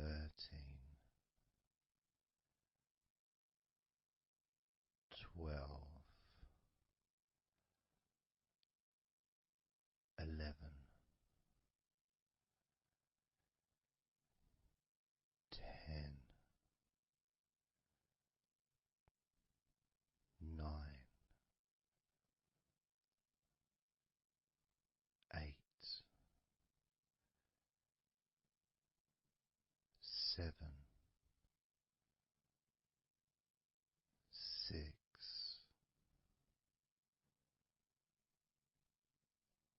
5,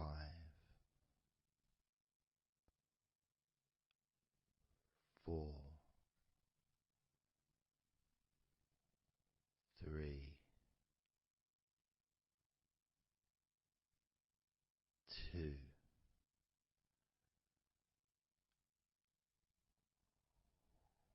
1.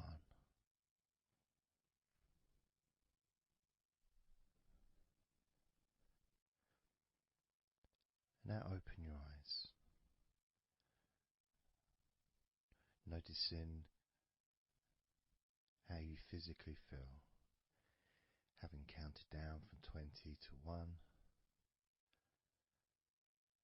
allowing stress and tension to leave through your fingertips and your toes. And as you focus on your fingertips, maybe they feel a little bit tingly, which is, I suppose, quite understanding considering the tension has been exiting your body through your fingertips.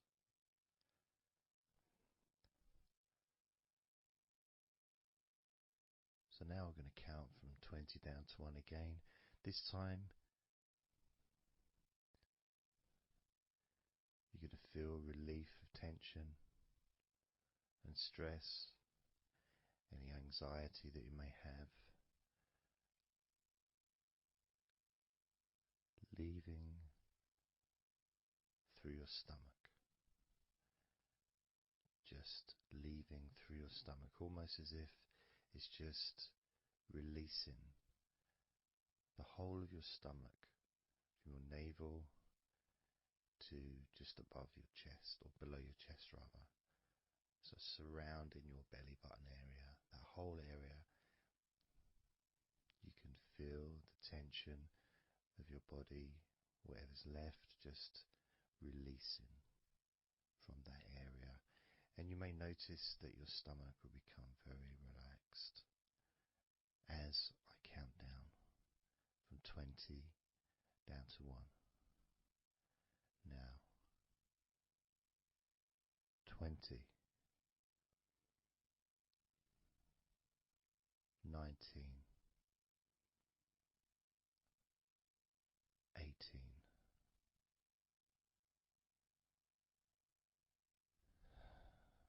17,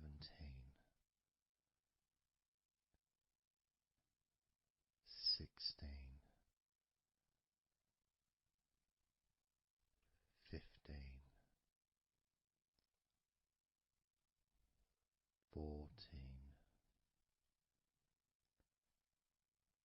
13,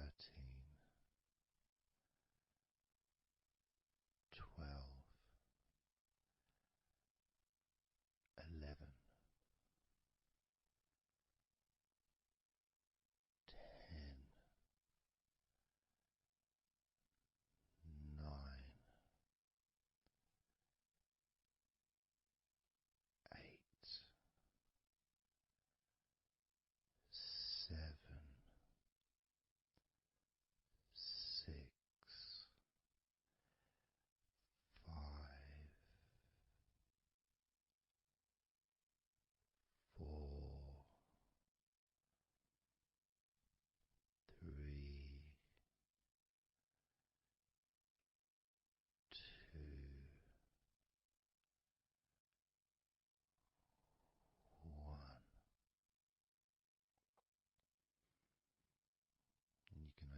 eyes again if you choose, or you can just keep them closed because it feels relaxing. Just notice how your stomach feels. And notice as you focus, just do a little scan of your body. Just notice how your body feels. Focus in on your upper body, your back, chest, stomach, legs, arms, hands, feet. Just noticing. And you may start to feel more of a sense of tiredness, which may be the reason you're listening to this recording, because you would like to let go completely of everything and drift off into a nice, natural, calm, relaxing sleep.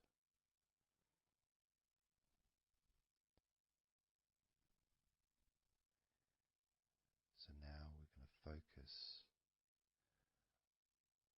on your forehead.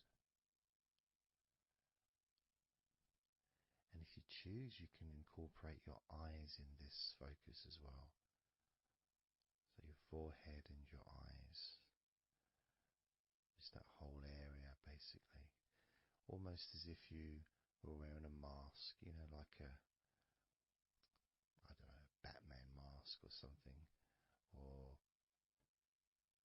I'm trying to think, Zorro or something. The kind of mask that covers your eyes, but also covers quite a lot of the forehead.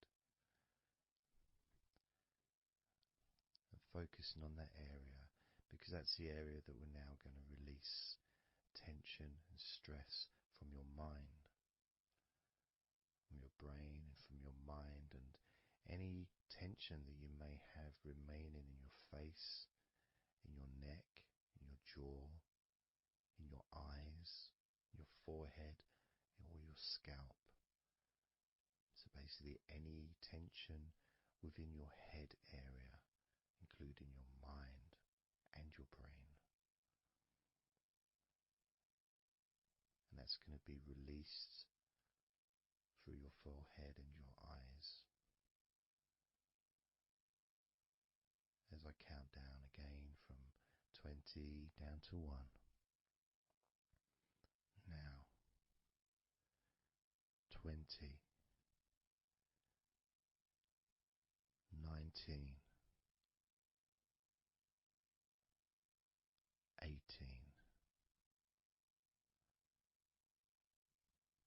17, 16, 15, 14,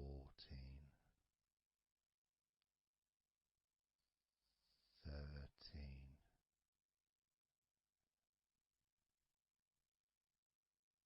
12, 11,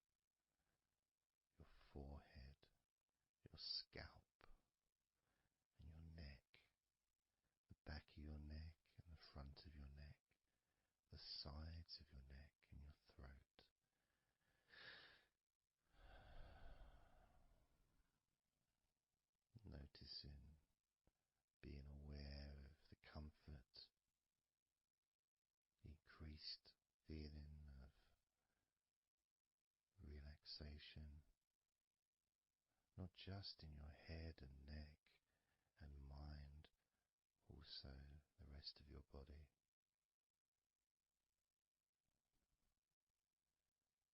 Just notice how loose and calm you feel, and how easily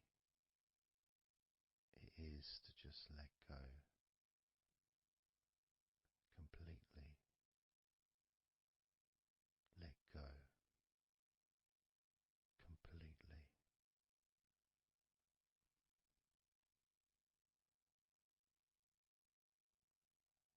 How easily.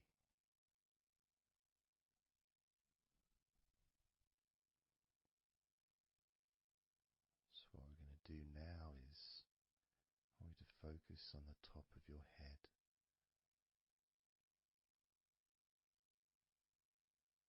And we're going to allow every last piece of tension or stress that might be lingering or hiding in your body or mind or head to just be sucked out at the top of your head and released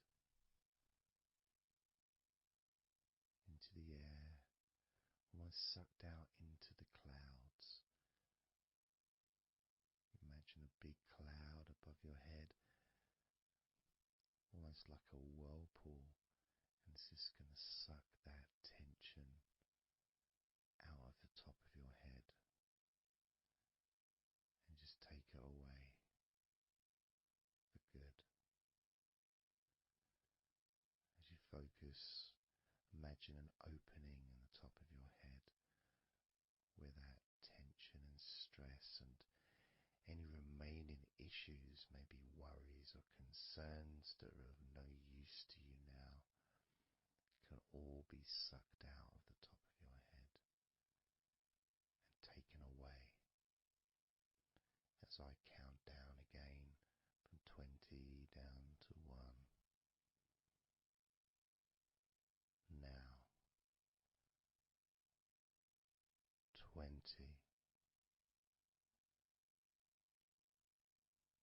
19,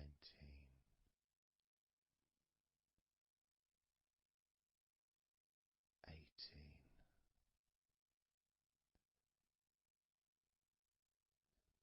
17,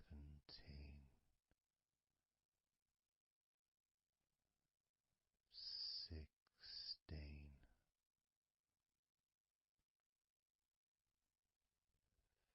15,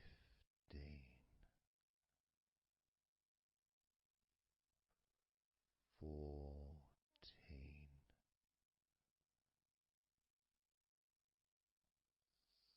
13,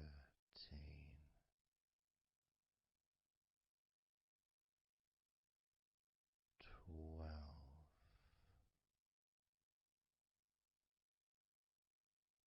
11,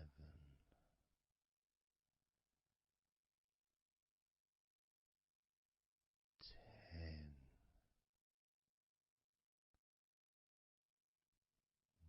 9,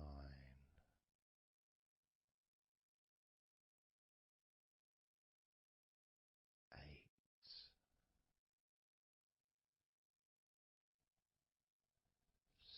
7, 6, 5,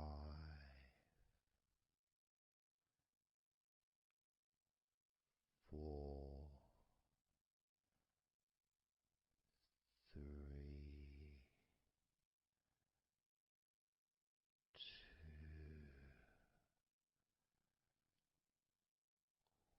1.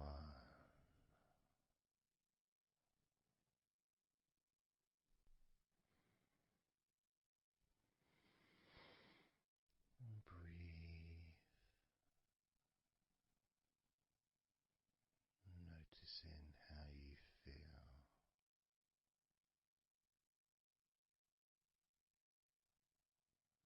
How relaxed and calm you physically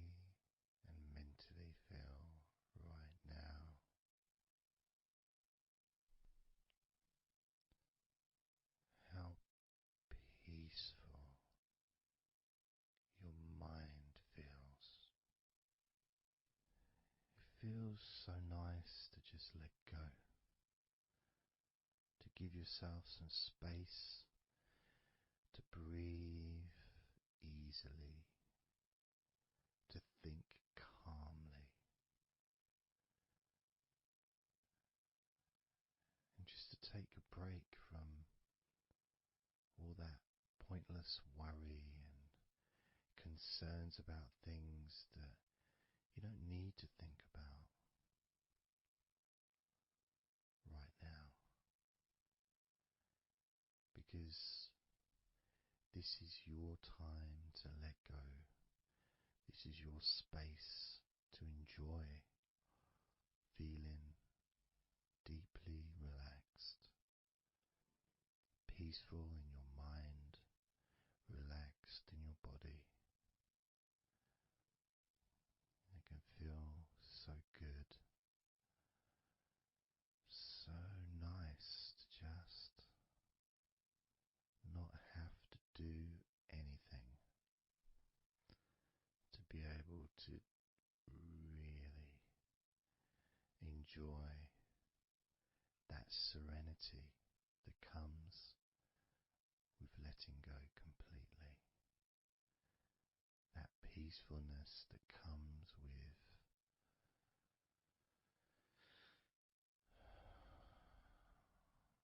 being in this peaceful space. And you can keep this sense of calmness for as long as you choose.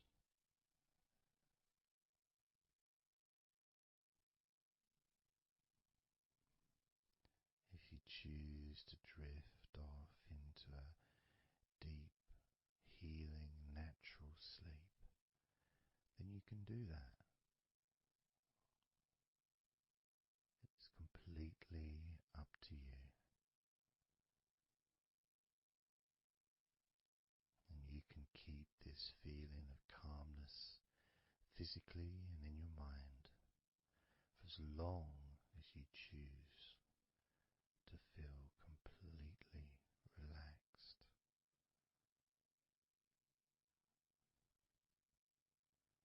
Completely relaxed. And I'd like you to make up your mind that you're going to relax.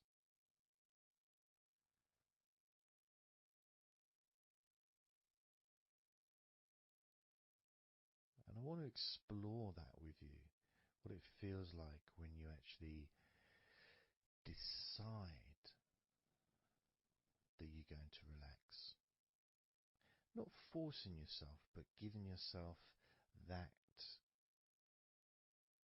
I guess it is a command, really, isn't it? When you're telling yourself, relax. In a gentle but firm way that only you can really tell yourself in that way. You can't really have someone else saying to you, now relax, relax, you know. It needs to be gentle, but someone else can't really have the same kind of influence or power that you have over your own physicality, over how you feel.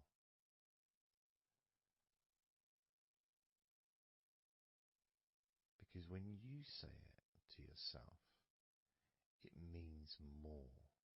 It's personal, and your brain and your unconscious mind and your body listens to what you say. So, for example, we'll test it out. We'll do a little test, a few little tests along the way, and you can get more of an idea of the force, the positive force that you can have in creating a sense of comfort and relaxation in your body and your mind quite quickly, just by you telling yourself to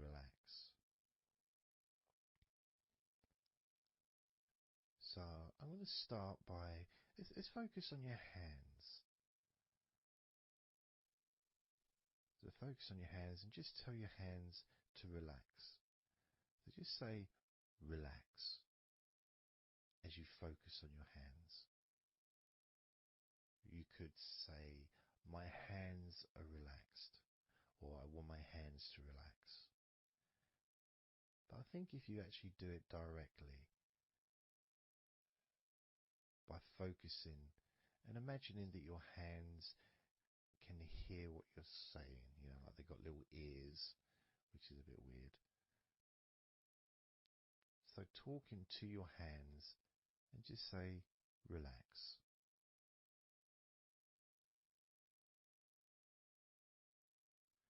Noticing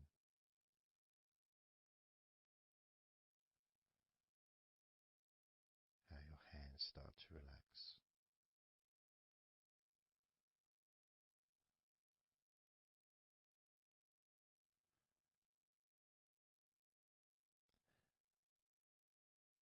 Now focus on your eyes and tell your eyes to relax. So you're just saying the same word, relax. And find the right tone for you. I might say relax, but you might say relax or relax. You might say it differently to yourself, and that's important for you to gauge what feels right for you. So just tell your eyes to relax whilst focusing on your eyes, your eyelids, the muscles around your eyes, your eyebrows, and just tell your eyes directly, relax now.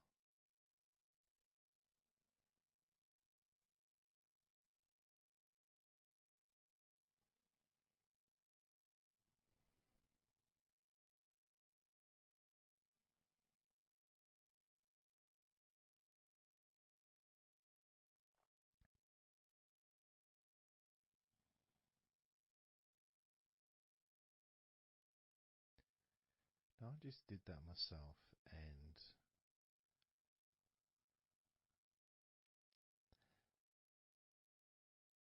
sometimes you may feel that you need a bit more time for the different parts to relax, because I start talking again and maybe that part hasn't relaxed fully.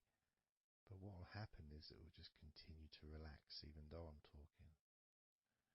And that's happening with my eyes. Something else I noticed is when I started focusing on my eyes, they actually they got worse before they got better in a way. Sort of, I felt a degree of tension growing in my eyes and then disappearing. So I think what that was really was just me becoming more aware of the tension that was already there, that I wasn't focusing on it before. So I wasn't really acknowledging it or really conscious to those feelings.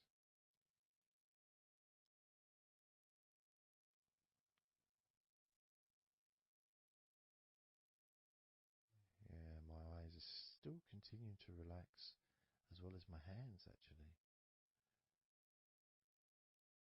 My hands have got a certain kind of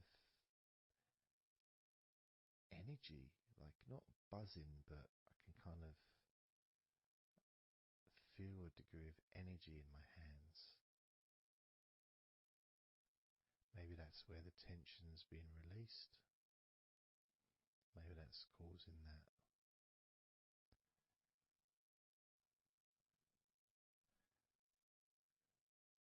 The next part, I think we should focus on the back of the neck. That's the part which quite often, well for me, holds tension. I don't know about for yourself, but I think it's quite a standard place where tension is sometimes held. So And I'm doing exactly what you're doing as you do it as well. So I'm telling my body parts to relax as well. So if you tell your neck, the back of your neck, focus on the back of your neck and just say, relax, in your own words, in your own tone, in your own voice. You can say out loud or you can just say it to yourself internally. But you're focusing and you're saying it literally to the back of your neck, as if the back of your neck can actually hear what you're saying. So do that now. Just say relax to the back of your neck. And I'll do the same.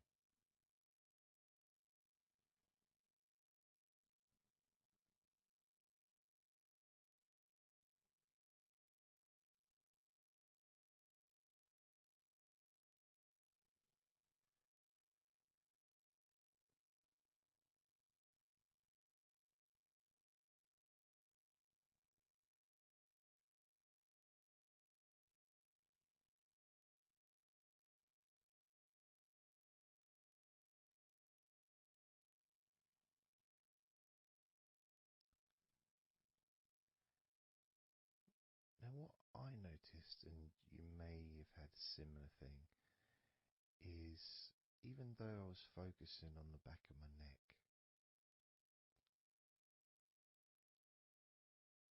other parts started to, I don't know, show themselves to me, or maybe because they want to be relaxed as well, but I started noticing the feelings in my shoulders, the tension in my shoulders and in my upper back. Whether that was because my back of my neck was saying, well, I'm pretty much okay. It's the other parts that need attention.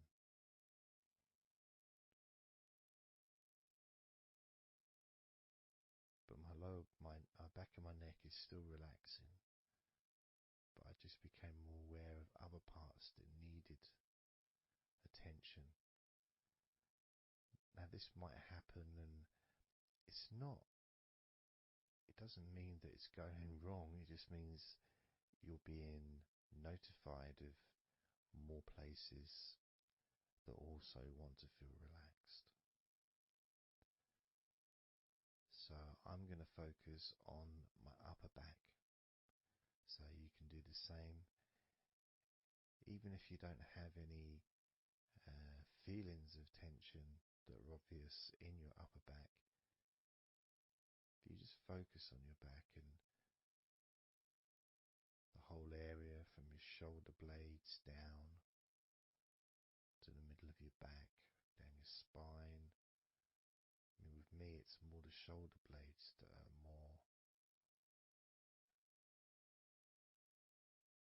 yeah, that's the parts that are really sort of giving me the nod that it needs relaxing. So I'm just going to ask that part to relax. And you can do the same now.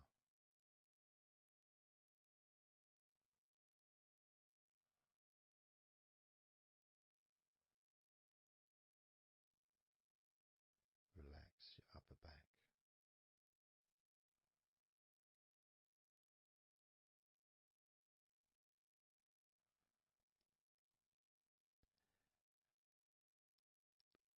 Something strange happened there, and this often happens. I've been doing this for 16 years or something, and often, I don't know why I'm surprised, but amazed really that there can be a feeling.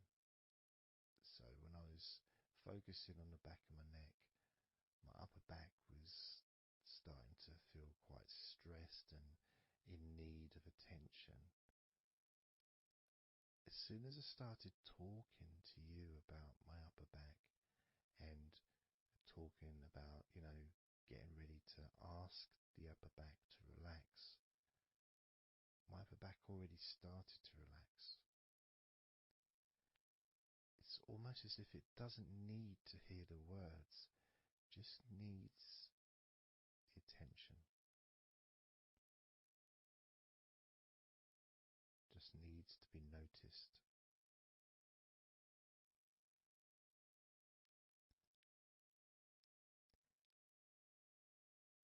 That is something that often happens in this type of situation, is when you start to relax a couple of parts of your body, as we've done with our hands, our eyes and our eyelids, and now back of the neck,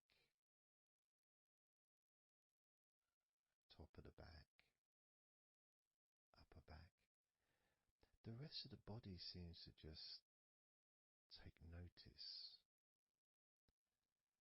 and decide in its own way to start relaxing.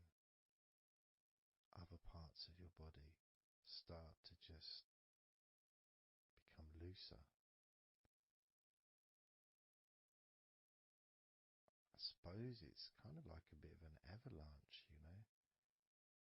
The little ball starts rolling, and before you know it, the whole of your body is completely relaxed and calm.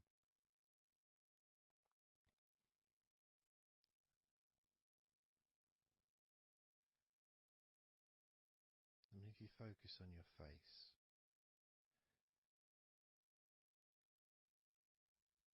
you focus on your eyes,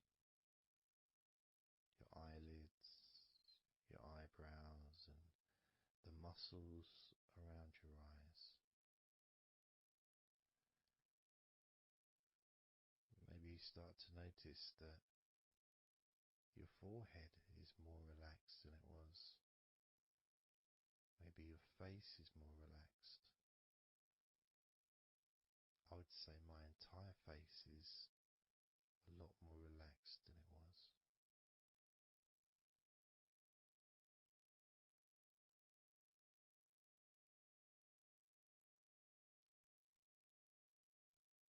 So we're going to focus now on your shoulders.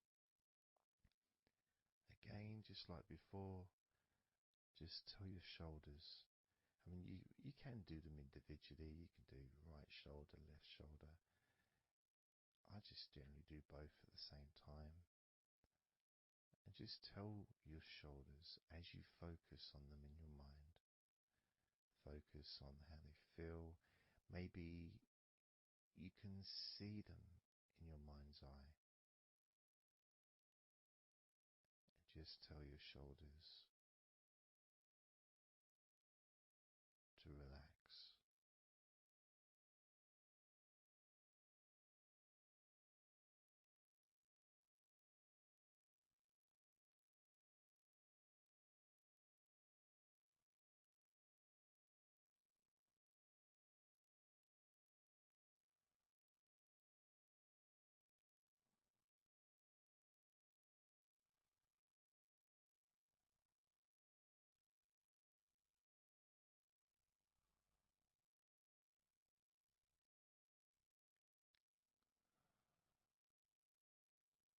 It feels nice as they relax.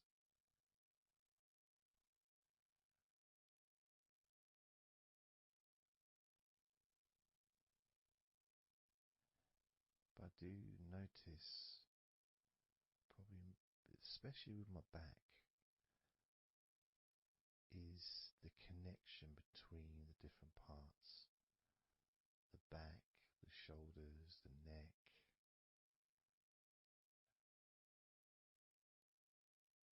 Being all connected and being such a large part of your body. It's almost hard to separate them from each other.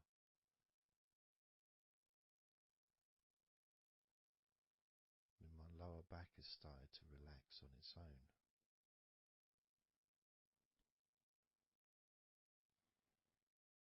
Maybe I'm going too slow. And that could be an issue, because we all go at different speeds. And the idea at the beginning of this recording was for you to be able to just say to yourself, relax.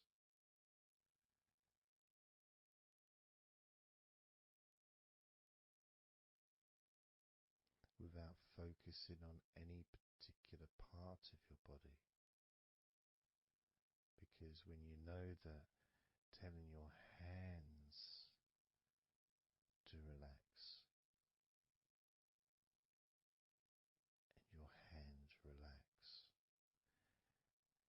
you tell your eyelids and your eyes, the muscles around your eyes and your eyebrows to relax,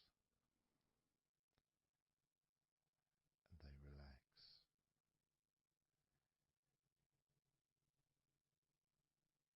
You tell the back of your neck to relax, and it relaxes.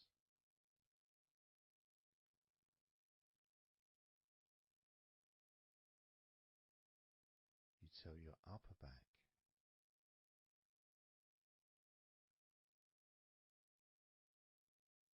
to relax,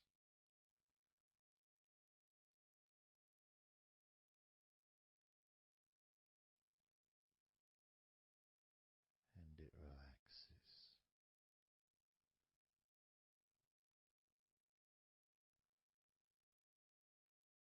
You tell your shoulders to relax,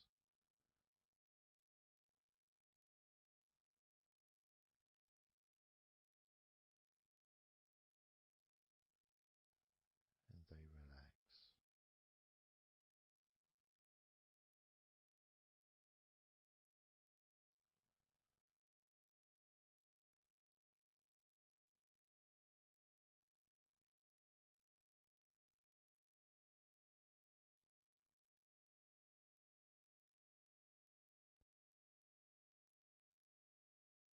And when you told your hands to relax, they relaxed and they continued to relax.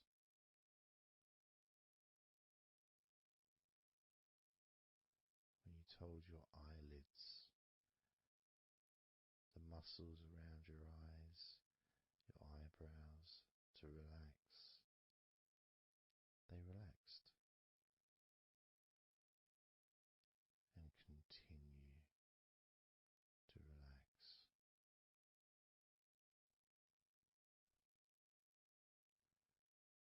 When you told the back of your neck, focus on the back of your neck, and told it to relax, it relaxed and continued to relax.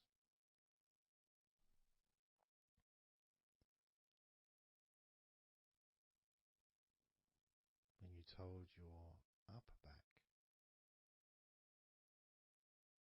to relax, it relaxed and continued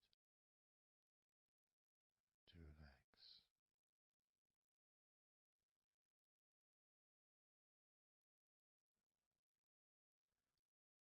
As with your shoulders,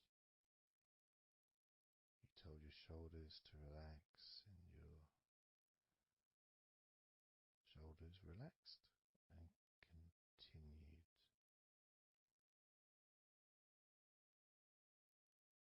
to relax.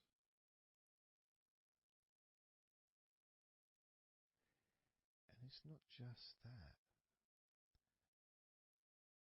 it's that the rest of your body has also been listening, and that relaxation has been spreading. So from your eyes, the relaxation spread to your forehead, around your face, into your skin, into your jaw.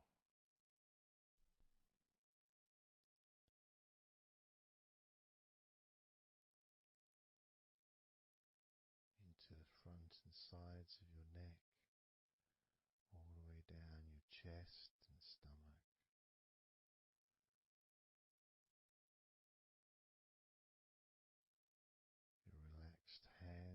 shoulders meet up through your arms, relaxing your forearms, your upper arms, your elbows, your wrists,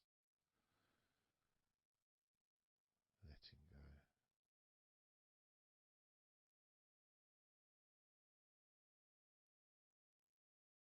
Your lower back, your hips, buttocks, groin, all just start to relax or continue even more comfort spreading through your legs, all the way down to your ankles, the tops of your feet, the sides of your feet, and the bottoms of your feet. Relaxing into your toes, each toe relaxing, calm, loose.